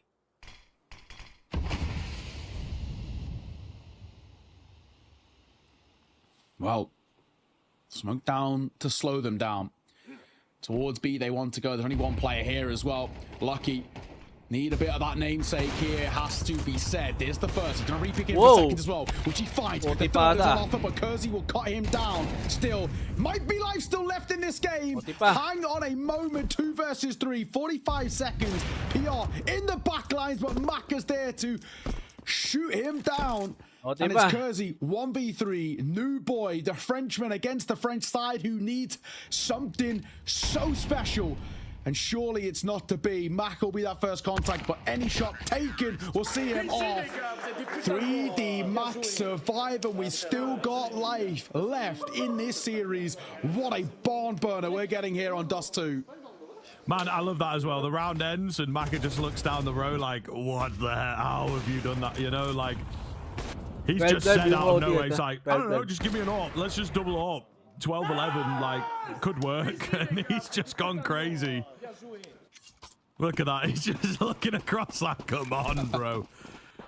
They know this is the most unlikely of rounds. Oh, gotta be careful now. This is classic French Counter-Strike. They will not let up. They will not stop until the last man. They charge down mid, find the first, nearly find another couple, to be honest. Wild, absolutely wild. They are not giving Gamer Legion any time to process what just happened. Break of the smoke. Lucky. Apparently an AWPer by night as he finds another kill for the French side. Torsen has thread in 4x3 moment. I think Gravity had that all the same. 4 versus 2 now. BR posted up on high. Don't need to peek it. So much time. And 3D Max, their best friend in this sort of spot is patience. Exercise, ready and waiting. Only 1 bullet required to take down PR, leaving it all on the shoulders of Rez. Had a very good map, but a 1 versus 4 required from him. Highly, highly unlikely. He'll move his way around this corner, but it's inevitable. 3D Max in a 13th round. About to be locked in place. And a lead taken in towards OT. Body, he'll see it off, but it was going to be one of him or Exorcise. Brilliant work from the French side. Inching closer and closer, and Ash going to go in towards his first time out immediately. Wants to make sure.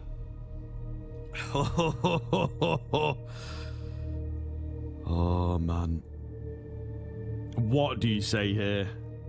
You know, this is the secret sauce that I think we're never really going to know about, never really going to understand. It can't be anything tactical. It's got to just purely be like the emotional, get your head in the game, or keep your head in the game. Yeah. Dust 2. It all comes down to this. Chaos incarnate, this game. Game of Legion certainly look a little looser this tournament. 3D Max. They've always had it in them. And they take the lead. See if they can hold it.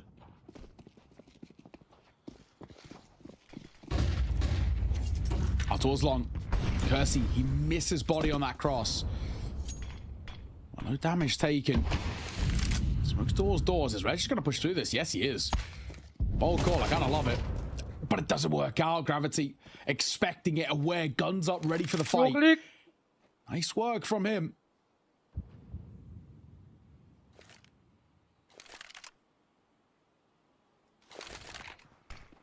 Flash. Ay, grabe naman yung pick po. Nila nakaisa. As always on this orb, apparently. He will be traded instantly. Triple pick, still pero keeping the numbers game. You know, they wanted a free kill there. PR. Goes walking out middle. Yan, meron na first to 16. No? Has now been spotted. Race to 4 lang lagi. Get that smoke down and buy an opportunity for the cross. Break of the smoke coming in. Oh, I could lose my mind. 3 versus 3. They're looking for the B take here. Still not quite going for it just yet. PR. The tiny little edge between the smoke and the molly. The one tap from PR to net a 13th. Could be enough. What is going on here? But man alive, it's Body who gives the CT control away. Yeah, why? They didn't need to. Easily could have just stuck around, and even if he goes down, just being in or around that fight feels like the right call, but all for nothing there, Body, it feels, on that fight. But PR, excellent. That shot there on towards Exorcise is monstrous. And they're loving it. PR being a little quiet, don't get me wrong, right? And of course, he's been in his own head for a while now, but it's those sort of rounds that'll perk you back up. And well, grabe si PR. He'll grabe si PR. Double. PR is back, baby. It just took one bit of heroics to get him online. You're dead, again. PR. They should see him off, but no, survives again. And PR starting to be a menace to deal with. We've missed him. Hey, that's it, man. He finds that round. Both ZTR and Ash, the people that he looks towards for guidance, are over there praising him specifically. Of course you would, but it's gonna help. And then they set him up into this round. We'll see if it's enough. The damage that he has done. It looks likely. Rez comes in with 2 of his own. And Gravity now alone. Hidden away at Gandalf. They know about him. Forced out into the open. And down he will go. Game of Legion. After losing to get into overtime. And then losing the first round of overtime, there are some teams out there that would really, really struggle, and rightfully so, to keep it going. But they managed to turn things on its head and gain a lead going into the second half. Yeah, that's it. 14-13, 2 away from that elusive 16 to stay alive here in Cologne. This has been an incredible decider. Double up to start off this round, but of course, an AK on the floor for Body to wield. It was just for the spawn-based peak. Haven't seen that secondary orb being picked up by Gio. They've been trusting Kersey, and rightfully so. Fantastic.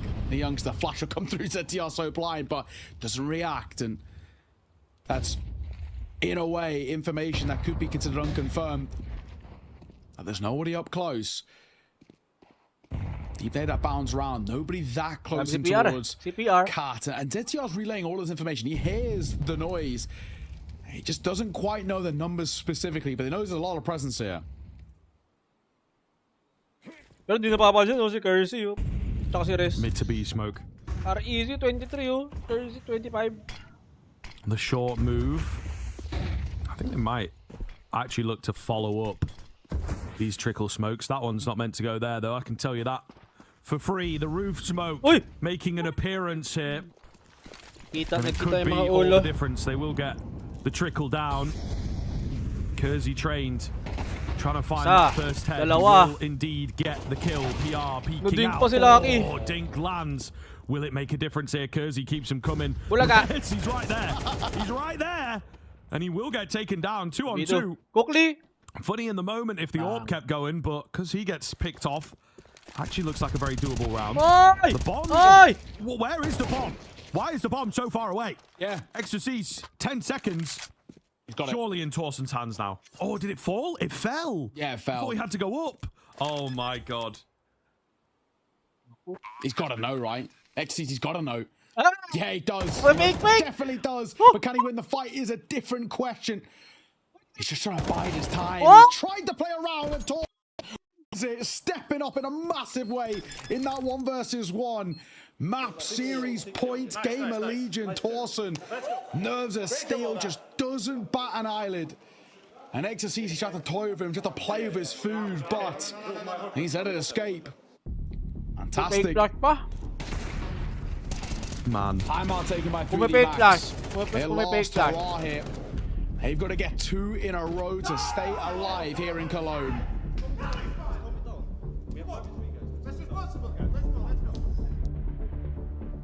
The bomb fell. I thought, yeah, surely that is your divine intervention. But not enough. Torsen, not a believer. Only thing he knows are headshots. Are easy. Crazy. Well, 3D Max, it is now or indeed it is never. And we'll see. As close as damn it here. Again, it's been a very long series. Since map 1, they wrote that off. Why the heck are they picking Overpass? But it doesn't matter anymore. Here we go.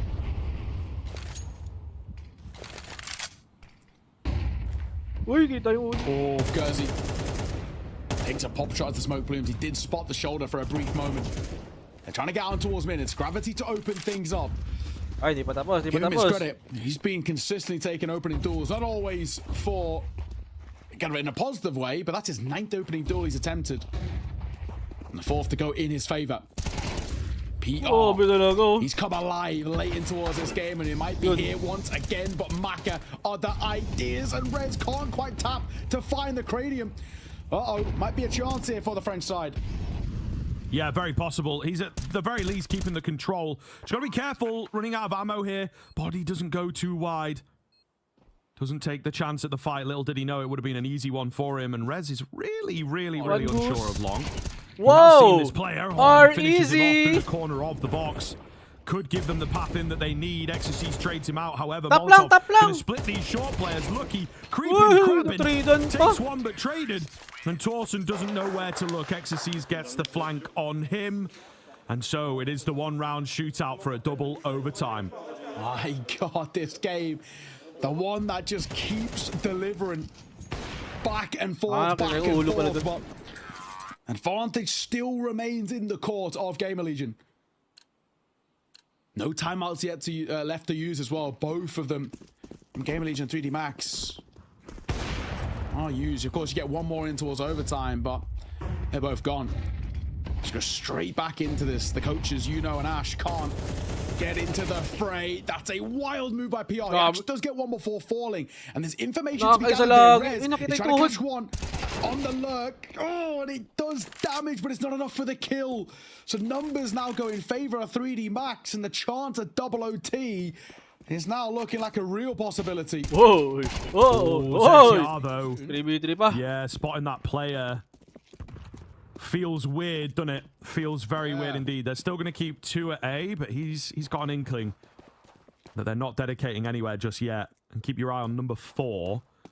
Torsen will start to pull off, actually looking to gather information towards short. So the more he gets, the more they find out, the more likely it is to be B. Flash coming in. It's all on a timer right now. And with spotting nobody at middle, they think, okay, the likelihood of a B hit is quite high. But then there's this molly at car. Nice molly! ZTI's got a Molotov.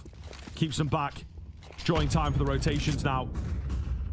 Must have spotted the bomb, but then it's going under. Oh, my goodness. And we'll see. Now it's Kersey on the AWP that has the onus and maybe the drop on them.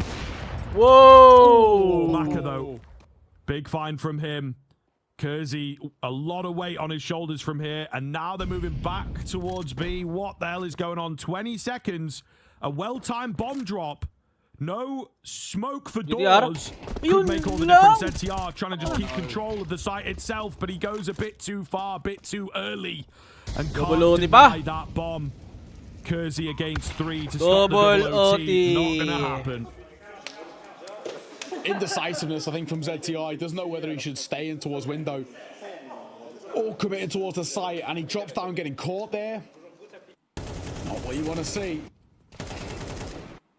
A couple of overfaces. I think if Rez is to get that kill, it changes things, right? It gives them space, but I think the move's still the correct one. It's just unfortunate the execution behind it wasn't. 15 all. We go again as the road to 19. Here's where now we lead. It's Kersey Token digs up on towards Maka. He was looking for that in the previous round, but didn't get it. Now gets it here. Lucky.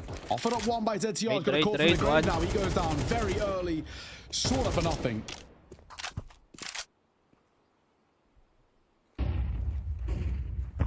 Bomb going to be recovered. And because it was dropped so early, there is just a lull. First time we've seen the energy drop for a long time. The tension picks back up. A long regress from the CT side. Oh, body. Blinded. Lovely little flash from Kersey. And they spot that he's by himself. However, that is 3 players ultimately spotted, so they know there's some vulnerable areas here. They try to go towards mid. Smoke gonna come down. Oh my goodness, the ankle spotted. Kersey doesn't really react to it. No way. No way. He's looking to go through the break of the smoke. He can't find the shots, though. Torsen steals his kill, and he just messes him up. The bomb hits the deck here, though. I think the rest of the team are able to do enough to make this round happen. And indeed, Lucky in the unluckiest of spots right now. Down he will go. Game of Legion get the 16 that eluded them for so long. Quite hilarious that Torsen getting that kill does really throw off Kersey there, but thankfully doesn't make too big of a difference. Crazy spot that we're in, though. Game of Legion. Advantage taken, but so much life left in this game that it's so difficult to predict. Double OT as well. Right in saying the first one we've had in Cologne. We've had overtimes, but I don't think we've had double just yet. Unless I'm sorely mistaken. Actually, there might have been one against Tai Lu. Either way, a long game thus far. Yeah, I am right. Tai Lu 22-20. That was the first. This to be the second. Gravity. That's on to back. The second is there, but can't set himself on the shot before Rez will punish. 3 versus 4. Make that. Oh my God. 2 versus 3. That flipped quickly. Exorcise for a lovely quick double. Kersey's going to get up close and towards short, but still. It'll break it open. His flick shot doesn't connect, and neither does his 5-7. 3D Max starting the game up feels like an inevitability now. That surely had to be it. The break on the smoke, give them the short control. Without that control, there's not much that they can do. He'll grab his AWP and get out of there. Man. Some of these rounds, what the heck is going on? It's all I've got to say. Yeah. Maybe another word I could use as well, to be fair, but we'll keep it family friendly. Evening things up, however, as Game of Legion somewhat back to the drawing board. Kersey caught in the side. And he speaks French, so they get at him in French.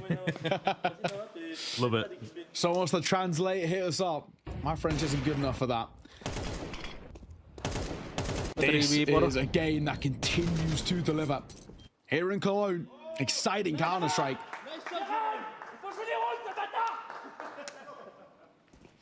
That's Gravity at his finest. Of course, this 3D Max side prone to big games, big performances. There's that secondary orb. Haven't seen it too often from Game Legion at all so far through this tournament. Rez will pick it up. I mean, he's having an absolute flyer of a map right now. 28 and 23. Kersey's hit 30. But Rez cut short. Torsen up close. Trying to play anti. He's stuck in towards bricks. And he needs to buy time. He desperately needs to. And he can't. Ecstasy's on the swing. He had Gravity in for support as well. Now, Game Legion are locked out of B. How do we get back in with a numbers disadvantage and util dwindling as well? They try again, they try to make something work, but it's not to be. All we can fathom is a save now, surely. Ah, man, Torsen. There is a fine line for me between confidence and a lack of belief. I think with him on that car angle, he just needed to stand a bit stronger, but he backed off, trying to buy time, trying to play safe, and it makes for an easy clear. It's little things. The Game of Legion, they get in their own heads a bit. 3D Max have got a bit more belief in the process. The passion, of course, famous for it. Timeout coming round. You get a new one each over time. See what Game of Legion and particularly Ash can cook up here. Well, yeah, something's definitely got to be done. This game is quickly dwindling. I mean, as much as we were talking about kind of Kersey, who's been fantastic. Lucky's also been great. Same for Maka. Those two towards the tail end, their impact's been incredible. Ecstasy's, he picked it up in a massive way. He was really dwindling in kills, but he got that one clutch, and since then it's just been kind of one-way traffic for his individual ability. This game's still got a lot of life left in it, but advantage towards 3D Max. As Horn's looking extra sharp on the French side at the moment. Kersey gonna react in time. He's holding. Oh, right idea. If he's head boosted, it probably would have given him the advantage here. Maka gonna have a look. Spotted. Yeah, he's gonna nail the shot as well. Maka, that's experience showing. Kersey gets clipped.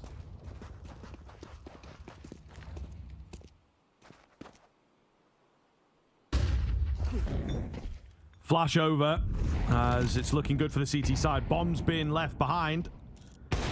Damage coming in. They're just trying to trade a kill back, I think. But not going to be able to do too much off the back of it.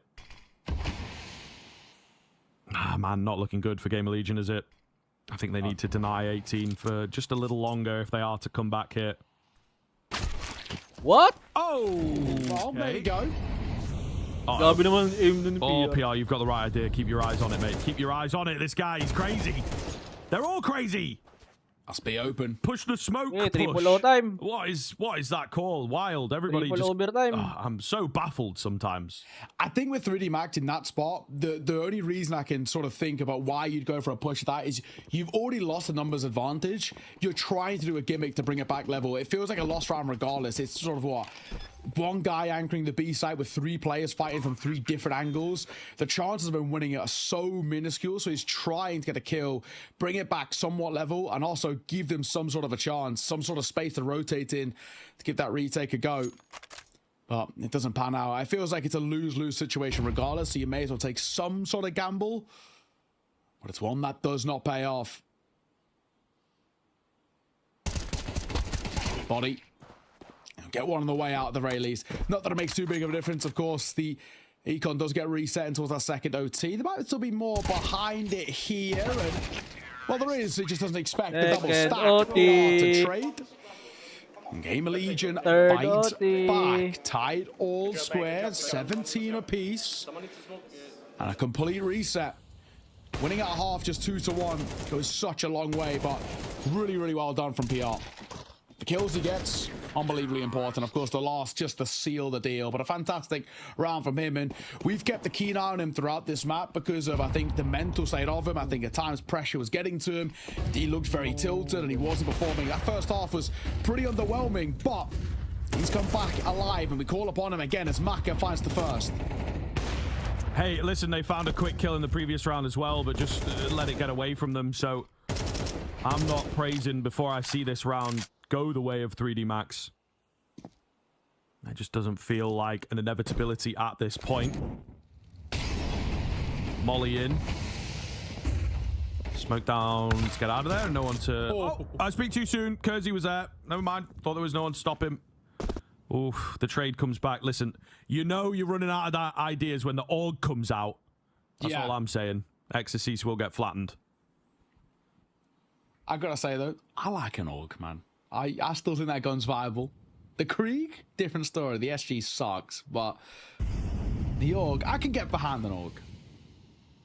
M4A1S and AUG is the setup, but back to the action. Rez, a lot of damage dealt. The nade should seal the deal, and it will. Down he falls. The bomb still yet to cross as well, but it'll now make its way over. He just creeps past the smoke here. Maka was trying to set up, but now tossing the back lines. This changes everything. Maka, attention drawn away from the player crossing. He's trying to do what he can. Good. And Maka hits a fine shot. And same to be said for Lucky. Double orbs are sealing this round. It feels in place for the CT side. And Maka makes sure of it. 3 kills to his name. A lovely 3P. And 18 put on the board for 3D Max. Map and series point to them. You thought, didn't you, after that trade, that there was a keen chance. But the double AWP setup, running rampant. It's just so hard to trade, man. It's very stinky, to be honest. It's kind of the best way to really describe. And 3D Max looking to capitalize it once again. However, the push down middle will be seen off. PR is out long. He's miles out long compared to the rest of his teammates. In comes the AUG. Only one on the scoped weapon. It's down to Lucky to save us from another overtime and to get this one locked in for 3D Max. He's up close on the AWP. He's thinking about it. Devil on his shoulder. Oh, and he misses. He misses. Rez will take him down. We're in for another bout of OT. The journey continues. We're not dead just yet. And there's still absolutely life left in this game. An absolute insane one as well. There's still another series in the B stream to follow this as well. It's going to be a late finish here. We go again. 18 all. This time first to 22. 22-20 was the last triple OT that we had. Will this one match it or potentially even go further? It feels like at the moment it's so difficult to predict. Both have had map and series points and opportunities to close it out squandered. So that inability to close seems to be the real crux that's holding them back, but it's Torsen who opens. In ESL 1. Nice find. Untraded and good control for GL. Slow creep up long on the contact here. Flash comes in. Gravity not going for it. All right. Interesting move, to say the least. That's an 18-18 kind of fatigue move. Just a misread of what's going on. Looking completely the wrong way, thinking they'd already made it up. He went after the flash had been long dealt with. And now some desperate moves, but Game Allegiant keeping it tight, playing patiently. 3D Max really starting to lose their way in some of these moments. 1-for-1 still not going to be enough. Lucky here with his AWP though. Drops one, spots another. It's all about finding the third man. He's got a step, and he takes him as well. Jump spot for the information. He's in the flow right now. ZTR has to drop him, and he misses a shot finally, thank goodness. And you see a sigh of relief from ZTR there on the camera. Goodness gracious. I had the same reaction. Oh my, bated breaths there in round number 37 of this marathon of a map 3 decider.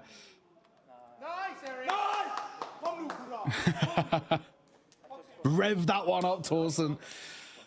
keep the energy high, and it's honestly, it's difficult to do. This is a third map in this really long series, 30-11 before this as well, so a long map in itself, and these two sides just keep going back and forth. Neither side gaining control of this game properly. A double opener to kickstart things. Lucky and Body combined.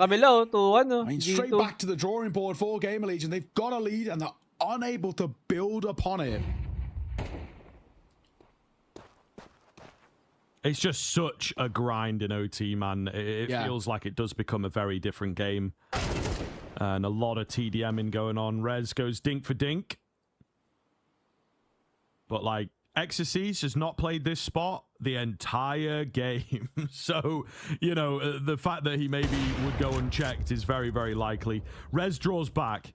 Kersey gets tagged. Two players now pretty low on the GL side of things, and Exorcist has used this gap that he's found to his advantage. Going to drop the bomb, and I think with that the round should fall. Any heroics here, I suppose? Oh, is the question. Great minds think alike. Lucky could get caught reloading here. Torsen, yeah, will indeed take him, but now there's a guy that took his place on the other side. It's just chaos, man. Mad. It's just mad. Chaos. It's absolute chaos. Kersey, down he goes. Nice shot from Maka into USP. And we're back again. Tied square, 19 apiece. The race to 22 is still level-headed in this marathon. Well, a couple of miles it feels left.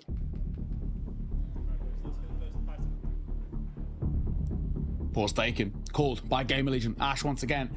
Back on towards the mic as it is. Every time you get an overtime, you get another attack pause to work with. This is now the 6th attack pause called by Gamer Legion. And they still can't find a way to shut down 3D Max. And just the thing, Scriv, many an hour ago, we were sat here debating, thinking, why did 3D Max pick Overpass? And as the series has developed, that conversation and that question has become even more prevalent. The fact that we're here, we've had two really good maps out from 3D Max, does still make us so perplexed into why they went for that. I know people will talk about how it feels like they're kind of forced in with how shaky their map pool is, but what's the ways they could have gone? Maybe the Ancient, for example. Early. But look what it's led us to, right? With them losing that, we've had an incredible showing ever since, and they're looking for that reverse sweep, and it's still absolutely on the cards. Now, PR's got other ideas. As per usual. What up, Lash? Torsen blinded. And there's the trade. PR does go down as well. Exorcist tracking him. Been having a good couple of rounds, this guy. Yeah. Huge impact. Rez looking to trade in the tunnels. As we've got both teams regressing. Oh, there's so much damage. ZTR can't find the refrag. Kersey on the tech, finds one at range. He feels comfortable to stick to the tech. ZTR might have played his cards correctly here. He will get the bomb down. Kersey, you need a gun, my dude. And it's all on ZTR to clutch up. Essentially a 1 versus 3 if he can get this done. No smoke's the only thing that makes this really difficult. Double flash and HE, but if he was to HE doors now, Gravity would be gone, and Maka, he's not exactly healthy. This is still a chance here. There's absolutely a possibility they might just line up for him. Well, there's the first. He's going to fall back. It all doesn't need to play too much contact. Maka has a kit, has a bit of use. The flash comes in, but it doesn't affect ZTR. What a round from the IGL. 3 monstrous, mammoth kills from him. And like you mentioned, essentially a 1 versus 3. Kersey, a non-existent factor all the way over towards short. It's ZTR who puts up a clinic in how to play late rounds on towards B. And 3D Max will be left reeling.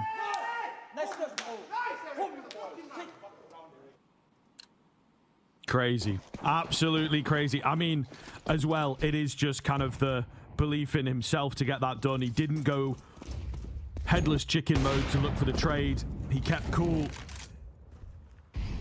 and won it out. Tag onto ZTR though. That's his reward for playing such a good round, I suppose. Red's going to get aggressive. We did see a round similar to this in regulation. It worked quite nicely for Gamer Legion. Kersey. Whoa, Kersey. No scope and a bomb drop. Thank you very much. Potential for one more as well. The FOV of the scope going to let him down. And Lucky will trade it out, but ZTR's made his way in deep tunnels. What is going on once again? Rez has fallen in mid. So they kind of lose control of that bomb. Oh, man, PR. Surely not, guys. Yeah, come on. After the start we just had from Kersey, surely we're not going to let this one slip. Oh, no, Lucky. He's so aware this is a freebie for him. It's a patience game, and Torsen, Hookland and Sinker, he's baited into a fight that he didn't want to be taking. Lucky, though, and this bomb. Oh, my God, he comes back. And ZTR now chasing, but this one should be dead to right. ZTR trying to spam through and find a bit of hopeful fortune. Exorcist will see him off. Matched again, 20-20. 20-20. Oh, this game never ending. This overtime, a ridiculous show. I don't... Like, how do we lose this, man? Yeah, how? We're losing it, casting it. And I know, tell me about it. Imagine individuals. Like, Kersey gets traded, fair. Rez goes down, he's on an aggressive move, fair. But I think just a couple pieces need to be like, right, just turtle it up. There's no need to go dig it. Everyone wants a piece of the action, whereas the discipline of regulation would mean, okay, I got to sit in a corner. I got to play a safe angle, you know, whatever. But that's sort of gone out the window for both teams, to be honest. And that's what obviously creates the mental game that we're seeing. But yeah, just a slight tighten up. I think PR's maybe the one in that round for me that, you know, just sit goose. But he gives his life away, and that throws the whole round up in the air. Grouping up here. PR round this corner. Slightly unorthodox angle, and body clears it so efficiently. That is incredible. 21-21 Opening towards long, smoke down as well. The flash avoided actually by 2 out of the 3, and now Kersey starts on the site. He can't really escape it about the util to give him out and out, but as he gets an out, that's where Lucky will pounce from. Sure, that's surely the round now. The lead taken back over towards 3D Max. A 4 versus 1. And Torsen, best he can do is save this AWP. As much as money gets reset in towards overtime, it's not unlimited. And they can't afford to lose this map series point once again. 3D Max. Man, the mind again boggles. Crazy. I think there is something to 3D Max though. That if you just like embrace the madness, it's kind of like that moment in the Matrix where you just start suddenly seeing the numbers and stopping the bullets and stuff. I think that 3D Max have maybe hit that, where there's a whole new world that's opened up where it's like Counter-Strike might not make sense, but if you just let it happen, you can figure it out. Again, this is just the I think unspoken coordination that the 3D Max players are going to have. You know, like Body and Lucky playing together for so long. Then they've gone off on separate teams. They come back home, you know, all this kind of stuff. Maka leading from the front, knows exactly how they like to play, what to call, what'll work, what gets, you know, spat at if you call something a bit too advanced. And it seems to really be working here. They're looking to close this out. 1 round shootout once again. Kersey pushed forward, but he's not overextending just yet. He's sitting on the angle. That standoff between him and Gravity. Gravity's starting to take a move now as well.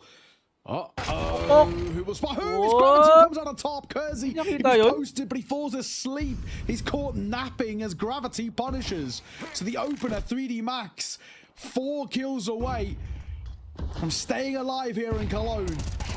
In one of the best maps of Counter-Strike so far, but ZTR's got other ideas.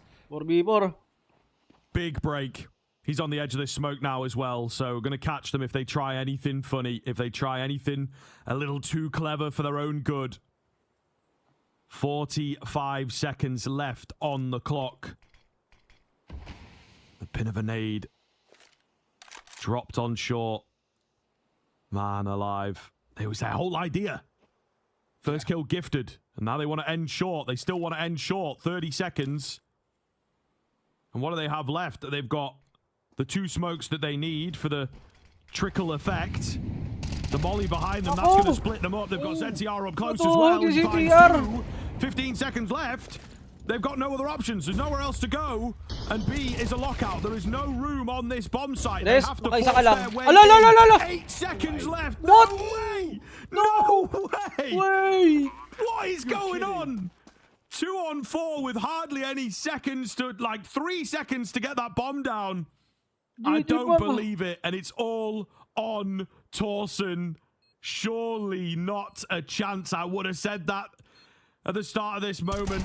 Oi! He takes him down. Where is this next man? He can't find Exorcist and 3D Max against the odds. Look at him. Look at him. He's like...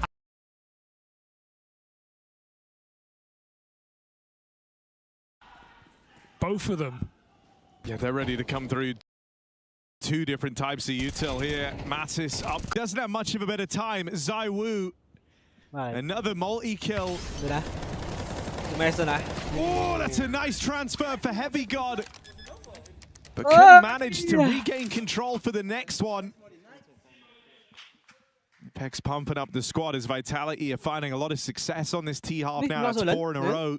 Yeah, G2 had burned their smokes on cutting out A main, and so when Hunter gets mollied, he just has to run into Apex. What's your thoughts on this? Sumpire starting B in most of these rounds. Really? Without the AWP as well.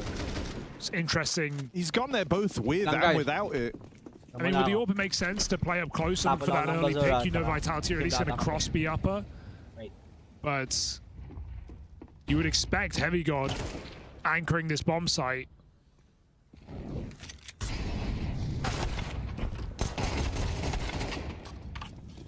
Nearly promise on this round. They've done a lot of damage. You've seen these 5-7s work.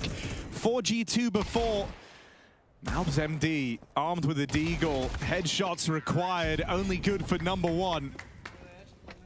And it's Mezzi playing a trade game there with 3 kills to stop that from getting out of hand. Sampai's dons his AWP again. Yeah, let's have a look, because he's not exactly been, you know, when he's been at his best, he's been a stable AWP, he's been reliable, hitting the easy shots, bit of a turret, not necessarily like the guy forcing every opening kill. But I want to see that from Sampai's, because he's been left out of the conversation this entire BO3. Finally kind of leaning over towards Ivy with the AWP, the far more standard starting position for your AWPer. I guess he was here in that 3v3 when he had the AWP last, but missed some awkward timings. Ivy can just feel like such a punishing position, though, if you don't get the fights. As he's crossed, maybe Sampire saw that, depending on his angle. Doesn't look like it. Just holding the line. Lakas ka ng ulan, guys. Flames mollied out. Survives. G2 made it clear they want this A main control. All CT side long, and so Vitality are playing for that. Looking to retake it late in the round. Couple on B, Heavy God and Hunter. Vitality, just the plan is to not give up this early kill. You can see no one's playing their position yet. There's a minute on the clock.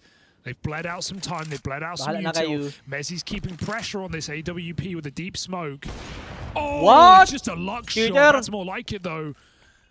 Sumpire's needed that kill. And now they go for the B hit. It's all they've got. Way better feeling to the start of this round for G2. They're going to have a Sumpire AWP rotate available fairly quickly. Malbs also coming through the connector. For now, Hunter just has to buy time. His teammates are on their way. He doesn't last long, but Malbs stakes his claim to this B-site defense and has kept the route open to rotate for G2. And HP. It's very low health for both players on Vitality. Flames does a lot of damage, but really needed that to be the kill. Rops might be a formidable clutcher, but at 1 health, even he has his limits. It's not even a save for the economy. It's just a realistic expectation. If I walk down this ramp, I will die. So why bother? It's a understandable save. It's not going to change anything, really. G2. I mean, sure, you'll take this. It may have been a trick up Vitality's sleeve for Mezzi to flank late. after those entries into B, but big round for Malbs, who gets a lot of damage and 2 kills on the rotation. Gets her at the right time. Gives G2 a fighting chance in this game after all. ZywOo only posting here for the early peek at upper, not trying to play with his spawn. The AWP that is Sampayus, who once more gets the better of Mezzy over here at Ivy. More like it. And you just feel the change now that he started leaning outside on the start with the AWP. The freedom goes up for Sampayus. He's able to force some of these early fights, and now he plays that rotate back in a B. These movements are a lot nicer for Sampayus to work with. Taking matters into his own hands, but Vitality are about to explode out of this lurk smoke from upper. He might not even find the angle. Player hiding inside of it. Sampayus provides the overwatch. One more shot connects. They do spam the smoke, but not to completion. And you got to finish the job. Apex there, off the bomb will. 3-on-3 here. ZywOo getting aggressive. And he's pushing up on the AWP. Haven't really seen ZywOo with the AWP yet, so let's see what he's got. Oh, it's a lovely sequence from ZywOo.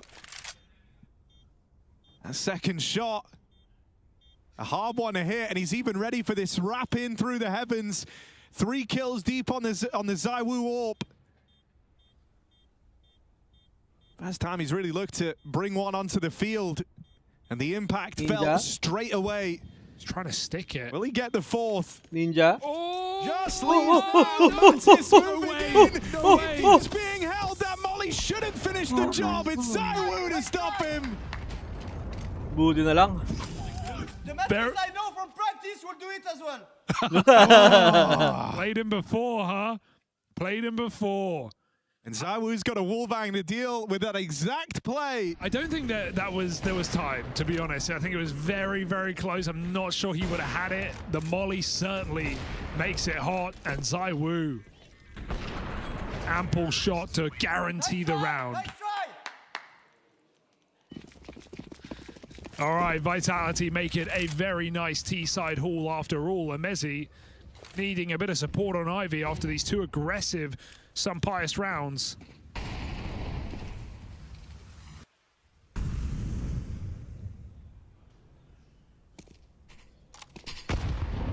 Does Malbs know what is truly around this corner? Sampayus pushed up pop with the AWP. 3 clearing the B halls as we speak. Malbs knows there could be players around this position. There's a gap in the smoke. Malbs won't fire off. It's another one of these like B openers out of Sampayus, but he actually starts, gets all the way through pop. So he will be able to help this A play. Oh dear. There's the Sampayus AWP. A little bit more mileage from Sampayus. And this is why him being out. Okay, well, that's flipped the script. Sampayus' job's not done yet. Can't be content with just the double. He needs even more. And there's no stopping Flames. And there is actually. The flank in from Heavy God's going to do it. 30. Apex 1v1. Time of the essence. Starts to tick down and get away from Apex. He plays in. Looking for that bomb. It's now been picked up. Just go B. That's it. Perfect repause. Heavy God. Someone's got to find him a kit right now. Time already an issue. Realizing that bomb is gone. Realizing what the best play would be to go to that inner sight. And Heavy God has not found a kit. So this kill must be quick. And at this point, Apex could be anywhere. Heavy God has to consider every available option. Locates him for the clutch, and just like that, Heavy God pulls up with a much-needed 5th round for G2.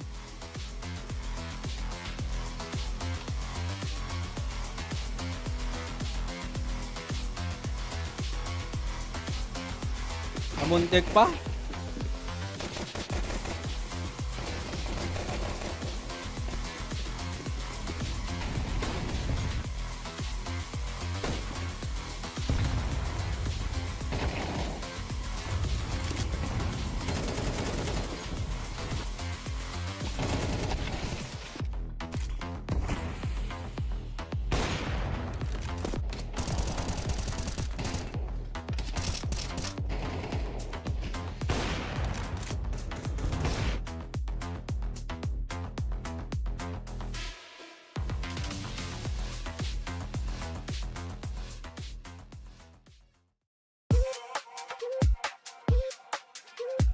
7-5.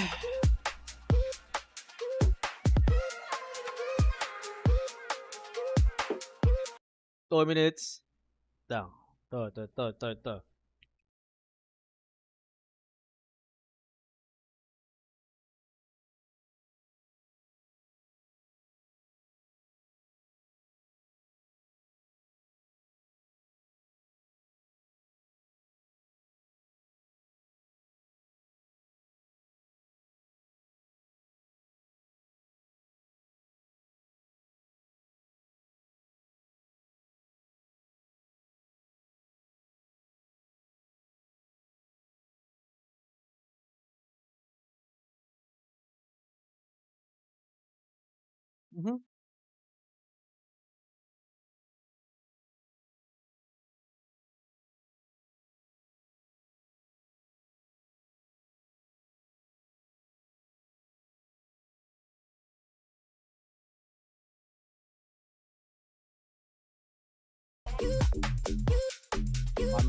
One minute.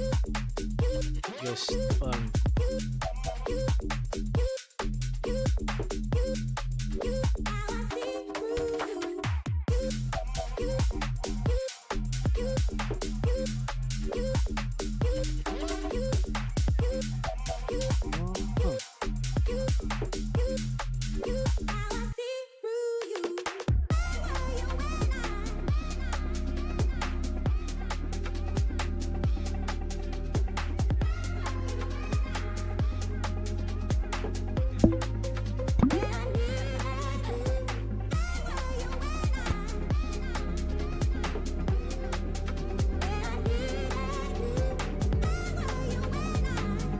Arizona.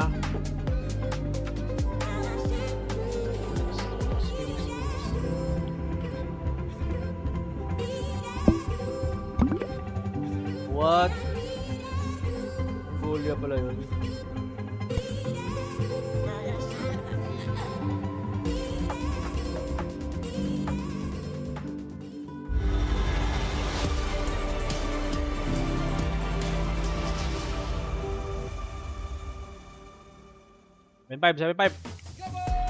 More signs of promise from G2 in the first half of Train here. They get out with 5 rounds, but they managed to accomplish that feat back at Inferno. And then 5 was all they got, if you remember. Vitality went on to run away with that and finish it 13-5. Yeah, to me, the story isn't about G2 anymore. They've had a couple of glimmers of positive moments, but it's really about Vitality running through to those playoffs, and they look to do it with a nice clean 2-0. 70 rounds on Train is par for the course, in fact, more than they would need.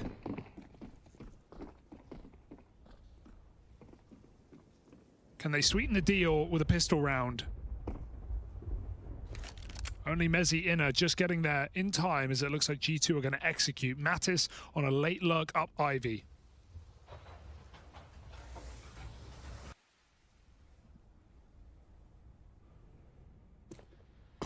No kit here. Mezzi just playing for info.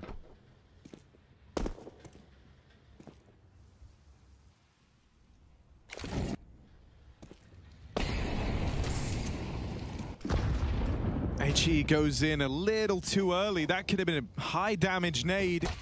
Oi. Instead, gonna have to do this with the guns of Vitality. Zai Wu dealt with, but here's the rest of them pouring on in, out through the connector and into Heavy God, who has started this pistol round off strong. Not ready to discount this guy. He's been giving a great performance here on Train. Heavy God, a hat-trick in the round, starting to get pressured now, but not crumbling, far from it. Heavy God turns to gold, and Mezzi gets finished off. That's the ace for Heavy God. Monster map for Heavy God, the high-impact pistol after a clutch to close the half. He's doing it all, putting his team in his pocket. And right now, there's room for all 4. Massive pistol ace to give G2 a fighting chance in Train after all. I mean, it's a very exciting performance from Heavy God that we're getting right now. You know, when he first joined this G2 squad, you saw signs of promise and you knew what he was capable of from his former projects, but the way in which he's carried so much impact in every one of these rounds that G2 have. I mean, he's nearly 20 kills deep. Most kills in the server. This is no small feat. And it's kept the hopes alive for G2. All right. Mag 7. All right. Oh, God. Mag can be good. It can be bad. All right. And there it is being really bad. I'm sorry, Apex. We saw both sides at least. Still winnable. In a weird 2v4, this Deagle needs to hit something here and now. Stops Hunter escaping. Mezzi realizes what that means. He's running around to this B bomb site, but they think someone's deeper. Heavy God just getting here in time. Taiwu can't connect, and now Mezzi low as well. That should be G2 converting. Huwag mo na lang yung Mactin dun sa loob.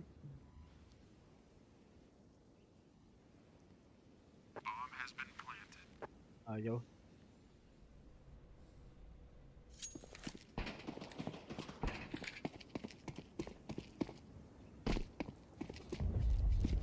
Yeah, Mezzi's just going to save the big iron on his hip and that scout. This game's got legs on it, though. Maybe there's more in store for G2.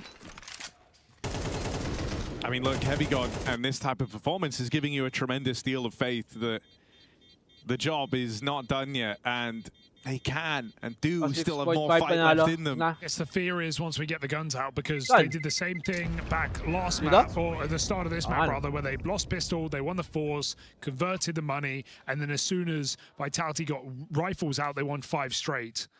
At that point, their T-side's already good. So, yeah, okay, you're going to get one more anti-eco, one more chance to dance, but then Vitality should be looking to lock them out. And even these buys are threatening. Mag 7, the roll of the dice that comes with every shot. This is actually a lot of money put back into this round from Vitality. Sure. Especially after the Force and the one prior. As he can drop Scout, play Deagle, I mean, they have a lot to work with. Certainly more than G2 should be ready for. Apex. Ooh. I'm scared. Hunter should be. Oh, dude, it's such a cursed gun. If not even Apex can make it work, what hope does anyone have? We saw at the Major, didn't he get like a jumping 3 or 4K with it? I think against Mouse in the playoffs, got jumping 3K at Banana. It can happen. Not here though. Hunter dodges it, and G2. That was a lot of investment for Vitality. They just run over it. Go. Here comes that full buy to make or break this game. Could G2 give us another map? Yeah, I mean, look, because Vitality still feeling confident and playing within that, put more money into this round, they're kind of extra vulnerable all of a sudden. G2 moving into pole position at 8-7 with a chance to break Vitality's money in this next rifle round. 100%. And that really does decide just how far G2 can take this. It's a powerful position to be in. It's a swing round. Hunter warming into this role as the captain. Let's see what he cooks up.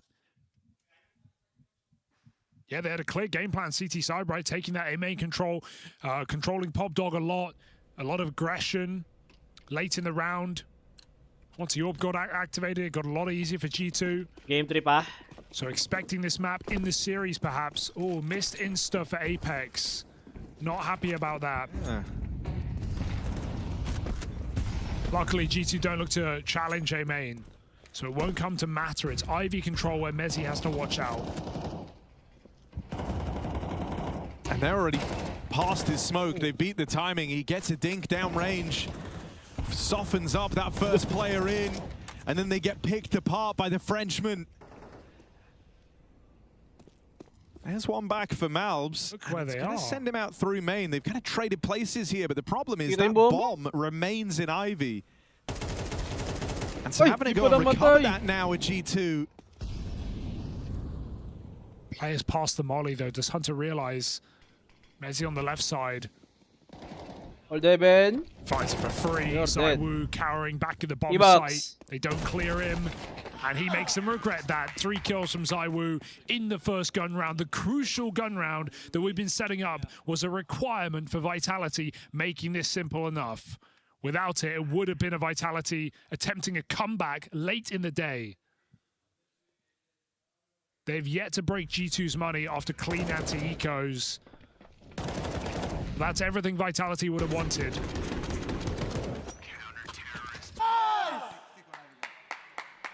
Yeah, I mean, suddenly this like flips the script, right? You're back to a tie game. That pressure's never gone away. And in fact, it's G2 staring down the barrel of a reset here. They've lost Malbs to open up this round. That's one of their fire starters gone, one of their opening pieces removed.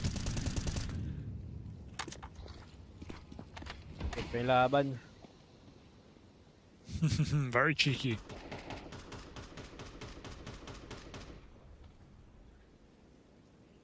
Would suck to die to that angle, that's for sure.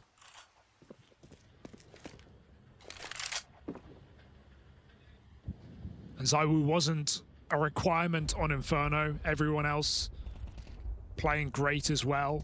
Well, he's gone above and beyond in this game. 18 and 11 at 3K on the gun round of high impact. Staying mobile with the AK here.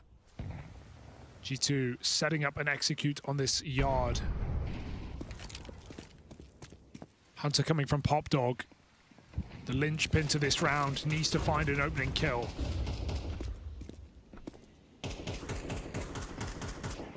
Oh, Apex with a big spot.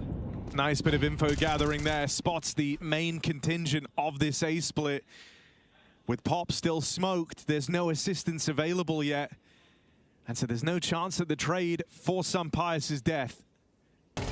Vitality actually respond with even more aggression, playing into Pop. They've knocked out one half of this split, and they'll finish off the remaining piece. Apex shouting them down as Vitality re-enter the lead. Just so active, they're constantly getting information, constantly offering utility. The jump spot for Apex, the flash for the repeat. Zaiwu swings Pop as soon as that smoke fades. G2 don't get to play their game in this round. They get to the advantage, ready to attack A. And then Vitality just knock them out. Now money broken, 10 rounds available.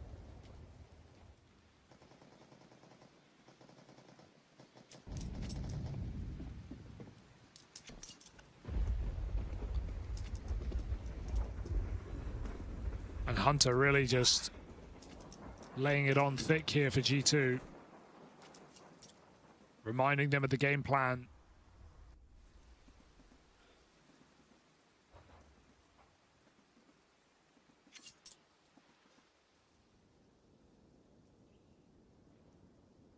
It's nice, you kind of just give away freedom in this round of your players with Deagles. You talk over this coming rifle round.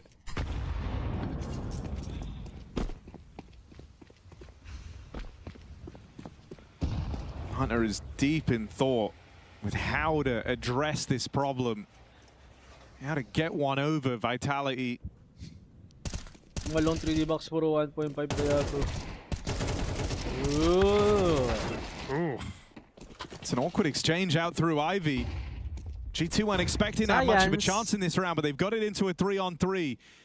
It's caught the attention of Vitality, who have shifted 2 players over. Third man in rotation won't be required. Flames douses the heat of G2 in that one and stops the Deegs in their tracks. This deep in the game with money not built up on the T side. Every rifle round is essentially a 2-for-1. I was curious if we were going to get a pause here, right? After Hunter had kind of spent that last round going over the game plan. But not wanting Vitality to anticipate much of a change. Saw it like he gave the nod and they've played through. Lurk smoke out main. Let's see what the idea here is for this G2 squad. No attention paid towards that B site in the opening of the round. Instead, the one man over there is Heavy God, and he's taken pop control instantly. He's on a mad angle as well, but that does leave him out of the picture when it comes to this A hit. They've got to stop it.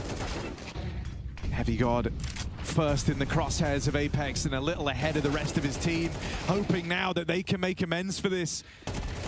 They get out through Olaf, Hunter and Mattis carving this path in. But in the blink of an eye, it's been stopped. The pace taken out of it. Pius wounded and getting flanked. Mezzi brings it home for Vitality. And it hasn't been stressful, really. Ever since those guns came out, it's been decisive, clean rounds, never getting more than 2 kills for G2. 4 in a row for Vitality, maintaining the economy and stretching the lead out on this CT side. They were a little bit late to the party as G2 converted on both pistols. But once we've hit rifle rounds, Vitality flex their muscles. Pistols galore. Or pistols gore as ZywOo lays him to rest at the Ivy side. That's an overwhelming Mattis chase. It's an AWP gifted. Oh dear. Could that be something? Yeah. Maybe it's Algor, because the climate on this round's changing. Mattis with the AWP. Takes a line that kind of cuts this site in half. They're giving him time.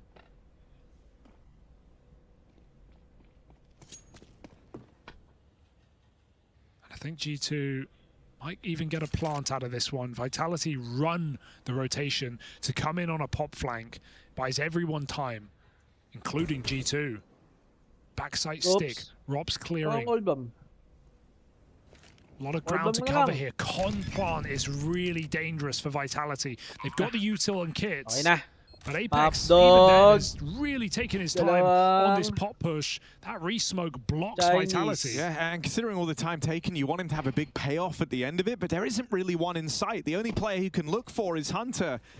Mattis and Heavy got a freedom to play around this bomb, and Hunter's actually disappeared through the smoke. This is building into a convincing spot for G2. There's a lot of time ticked off this bomb. Vitality have got to get a move on the flanks. Hunter comes through with a big backstab, and Apex can't win this. Kills are plenty, sure, but the bomb too far gone. G2 will not go down quietly. Yeah, that is not a round that they're meant to win by any means. A 3v5 on pistols, that was not in the script. G2 grabbed that AWP, they put it to use, and in the silence, Vitality kind of outplay themselves. Making that rotation really loudly out of connector beckons G2 in, and they take the space right back. Nice call in the mid-round to freeze.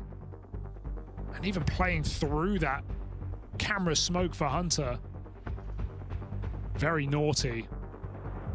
It actually forces Vitality's first time out, because really that should have just been the game. It should have been 12 rounds with one last buy for G2, but now they've gotten extra money, a free AWP, and opportunity, most importantly.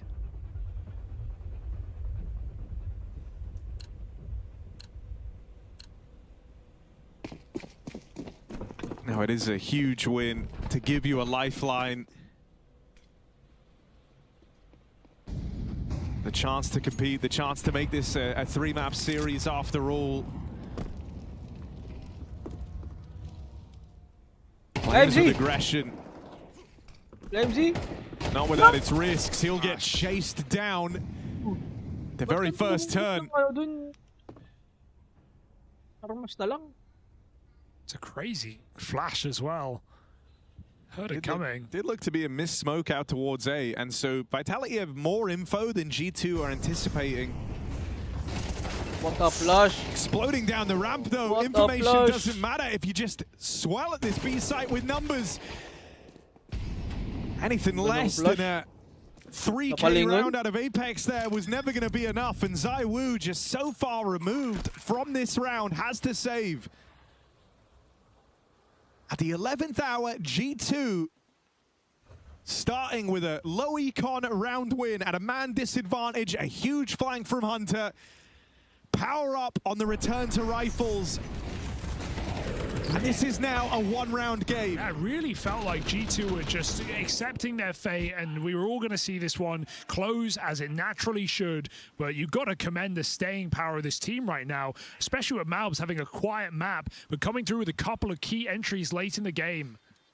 And Heavy God's really cooled off since that ace, by the way. He's had 2 kills ever since. So they're doing this by committee. They're doing this with great cooling. Into a 3-man hold in the B bomb site, they break through. Yeah, I even think at this point, like, win or not, there's a lot for G2 to walk away from this series and feel good about in. But don't even say they're not, Harry, because they've got a win available to them right now. Vitality look like they're buying full. They're putting everything into this. They're risking it. G2 staved off using this final timeout a couple of rounds ago to bank it up for a high-impact moment. Perfect time to pop a pause. A game that Vitality probably themselves felt like was all but done.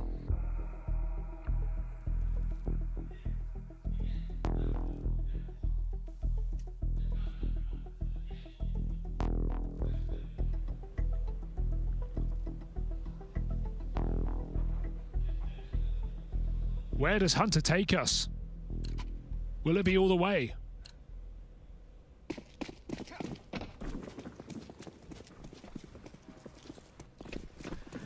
No miss smokes in this round. It's a good place to start. Whoa. Robs coming through with aggression. 1-1. And a big scalp to find. Heavy God, you mentioned how he cooled off ever since that huge ace in the pistol. He's had a handful of clutches in this game already. Flamesy. And he'll be relegated to the sidelines. Flames picking and choosing his fight very carefully here. They line up for him. But never content. With just that double, the aggression continues. They find some Pius as well. And this dream comeback very late in the day for G2 might just get snuffed out with a bang from Flames. It's a really cool idea to have Robs throw his life away for a 1-for-1 at B, but that distraction allows Flames to push up in pop early. He has shadow advantage, he has a strong position, Apex comes in to support. Really nice set move from Vitality off of G2's pause, and now they call one of their own, knowing this is their best opportunity, this is their best bet to finish the series and go into the playoffs here and now. G2. An admirable fight. Is that all it will be? They've got everything they need but the AWP. And that is at a choice. Sticking with 5 AKs. Match ng finals. Mongols ako dun. Mongols ako dun.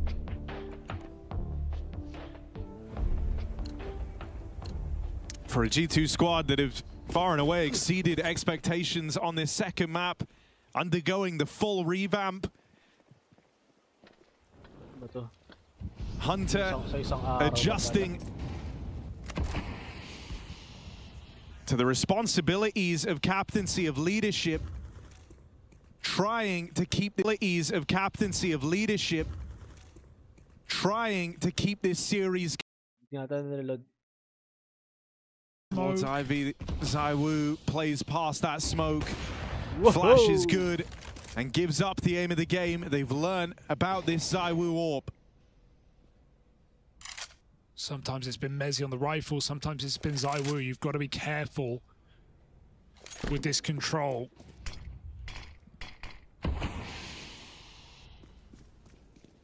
They reset off of Ivy. Hunter back in pop as he's been so many times before. Mollied out, no smoke to put that down. He gets out of the corner. Seems like Vitality wanted to chase him down for a moment there. But he mollies off. Goes back for more, dodges the flash, preemptive turn. Mezzi with the trade, 4-on-4. Who does it favor at this point? Vitality still have 3 in this bomb site. G2 no closer to their goal. How much silence did G2 let creep in here? Because sure, it's beneficial for them to do so. It shuffled up this defense, but it also wastes precious time. 25 seconds as they play out through main. A huge trade from Malbs, who's been quiet in this game. That's him up on double digits. But you need more mileage from Malbs MD if G2 want to stay alive. On train, Mezzi through the fire, through the flames, and it looks to all come unraveled. Mattis, low on health, no time, no chances. Vitality into the playoffs at Cologne. Absolutely, reigning champions, major champions, the near perfect last season. They start this one with a bang just as well. They look to repeat in 2025 in the Lanxess, and they could even get a semi-final berth as well if they win that top seeding match to go even further. Vitality looking like a rock, presented with problems from this new G2 squad. Still, they answer the call late in the game and save their souls.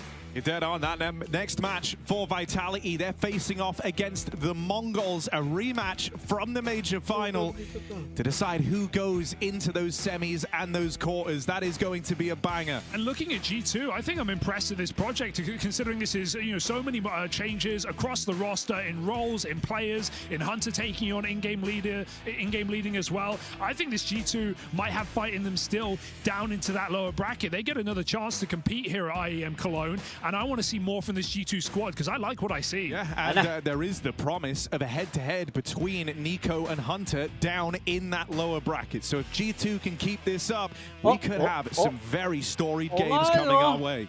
Nico versus Hunter, Falcons. And I'm talking to Vitality. Today is no different. How does it feel, bud? Feels good to make another playoffs. Yeah, it's we haven't played G2 yet. Well, obviously this line, but even all year we haven't played them. So it's nice to play some new opponents, and also so soon after the break, just to get more of the map pool. Playing a bit of train now as well. So feeling good. Let's talk a little bit about that train. You guys picked into it. 5v3 force loss in round 3. Is train a hard map to win ecos on? I mean, I think if we did it properly, we probably wouldn't be losing some of these ecos as well. I think at some point there's a lot of different angles, especially going outside and close range with the pistols. It can be really tough on train. But I think if we did it a bit better, then maybe we wouldn't be losing this the second force round as well. So yeah, it can be tough. Did it feel when you guys got on the server today that perhaps when we jumped into Inferno, that first half should have been a little bit closer? I mean, yeah, on Inferno the first half we messed up a few of the rounds on the CT side, just some miscommunication. We were a bit down on the communication, not with the details. So I think it happens on some of those rounds. But we still had a strong half, and T side we're always really comfortable on this map. It's always fun to play, and the IGL Apex sometimes makes some good calls, so it helps as well. Anything you want to say on your own behalf there, Dan? Since he won the major, this guy has a really big watermelon. It's not his head, he has a watermelon. Finally, he's coming home with us. So. Well, yeah. To go home, so. Look, man, I'm going to let you get the last word regardless. What do you want to say, Mezzi? I can't say what they will. Yeah. Thanks for all the support, and yeah, and looking forward to seeing the Golden Hornets in the arena as well. Thank you so much. Well, we're joined by Flamesy, and if Messi can't say, can you? Talk the French? Oh, why would you say that? I wouldn't say that. The French are with us, and I'm glad we made playoffs because we're going to see the Golden Hornets on the playoffs, and that's something we're really excited for. Before the game, that was one of the motivation speeches that we want to see the Golden Hornets. We haven't seen them in a year, and they're really loud, and I assume everybody will hear them, but we're excited. Yeah, they're very loud, and so are you guys when you're playing Counter-Strike. Obviously, you're coming out of the player break, and I guess the boring question is, and you've been asked this a million times. I think that was the last question I asked you before we went on a break. How do you stay motivated? How do you continue to keep on, having this desire to win and win and win? It can't be all the Golden Hornets, can it? Well, we have a great performance coach and staff in general that before we got into the season, we obviously had a talk about all those kind of stuff. And I don't think it's so hard in some sense because you kind of miss the officials and you kind of want to get back to it. So after a season break, I don't think it's something that hard, especially when Cologne is the tournament up next. but we realized that as a team we have the opportunity to do something amazing this year, and we've done something amazing already, but we want to, you know, make a statement, a bigger statement. So we just want to keep doing our best, being competitive, and see how it's going to go. I think also there is some excitement with the Falcons roster change. A lot of roster changes in the scenes, and we want to just kind of like get to see how the scene looks like now. It feels like you guys are playing even more loose than you did before, as if like you're untouchable, that they can't take you down. Like people just go for all sorts of crazy plays, and like before it was already kind of crazy with some of the rounds that you guys would just pull out of a hat, but now it's kind of like even more exacerbated. Do you guys feel like you could just go for whatever and someone's going to win the round for you guys anyways? Well, I feel like we have, obviously, we have good individual skill in the team, so everybody can have a round that they shine. And I think yesterday you saw that maybe the stars were not the one who played the best, but it was Messi that clutched a lot and did a lot of good plays. And I think that's something that is great about our team, that everybody can sort of balance. Even you get to see Apex a lot of times just popping off and winning us games. And it's something that we as a team wanted to have. I think that was something that Zonic wanted to build before he left, that not only Zai would have to carry.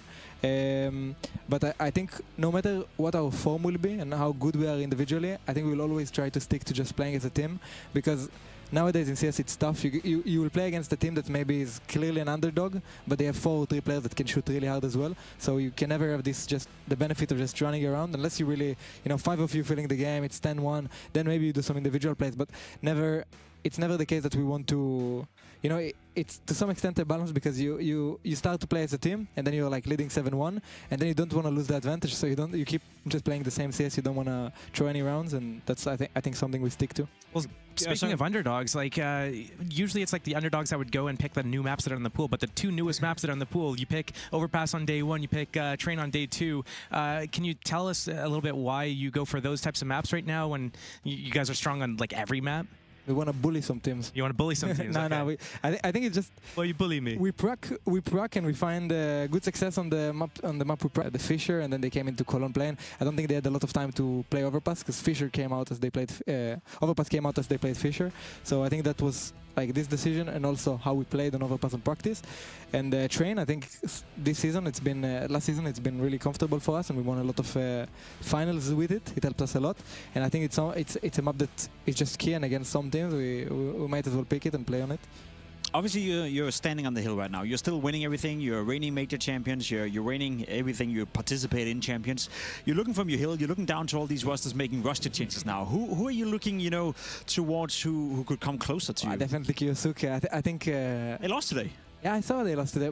But I think it's gonna be tough, because first of all, he came from a Russian team into an international team. I think he needs to get used to it. He's never been in an international team, so I think this is a team that I think right now they have a team that they're going to build up on, and not going to be many roster changes, well, hopefully.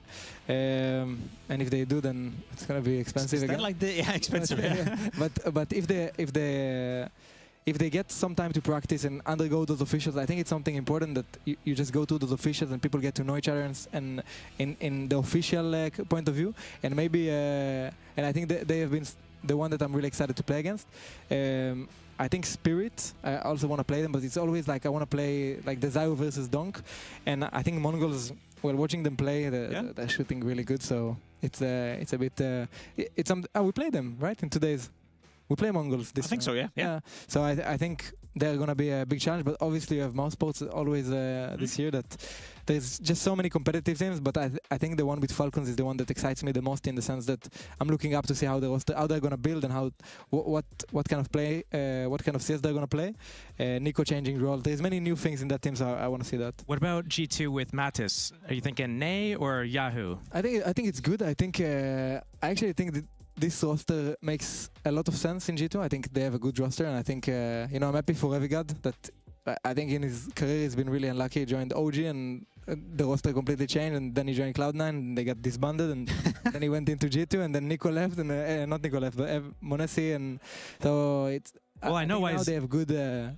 Yeah, now I know why his name's Heavy, guys. Like, oh, that team is heavy, man. He's trying to carry them on his back. But also, I think he's a good player, and I think this roster just fits around. I think Mati specifically, well, he always owns us in practice, so we have big expectations of him. But I think St. Pius and So are also really good. I think Sunpius is an operator that just controls the game. I think he's going to help Hunter a lot in IGLing.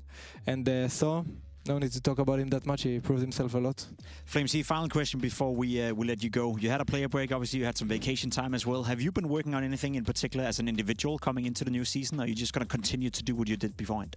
Well, I think last season, the ending of the season, so like since April or May towards the end, there was a lot of stress going on. There was a lot of, like we came from the Grand Slam, then a week off, then a tournament, then we get to the final, then a week off, then not a week off but practice, and then we, the major, and there was a lot of stress built up. So I tried to take this vacation, this player break, to like ease up, and this player break, and then this season I'm just gonna focus on creating more habits that are gonna reduce the stress overall and maybe give me more tools against it, because the final of the major, the semis of the those games were so stressful, and I lost, like, it's weird, but I lost so much weight, and I don't know why, but I talked with my girlfriend and she said we got someone right here that can talk about that. Maybe you can incorporate some running or some cycling into your I was asking you, remember, for the interview. Yeah. Alrighty, well, thank you so much. We finally found a weakness with Vitality. That's the stress, FlameC, go off, chill, relax, get some sleep, do your vitamins, whatever. You can leave if you want to now. Thank you so much for joining us. We'll move on, talking about Counter-Strike and looking at the results for today. Mouse taking down Team Liquid 2-0, another day of the 2-0s. The Mongols taking down Falcons, rather surprisingly and rather convincingly 2-0. I had Mongols as maybe the favorites, but I thought that Falcons were able to put up more of a fight. And then G2 going down to Vitality. Not a big surprise here, but another day with just a lot of 2-0s. I just don't know why Falcons is spending this much money and they can't take a map off the Mongols right now. Mongols capitalizing on that. Spirit 2-0 over Heroic, but I think one of those maps, the first one was an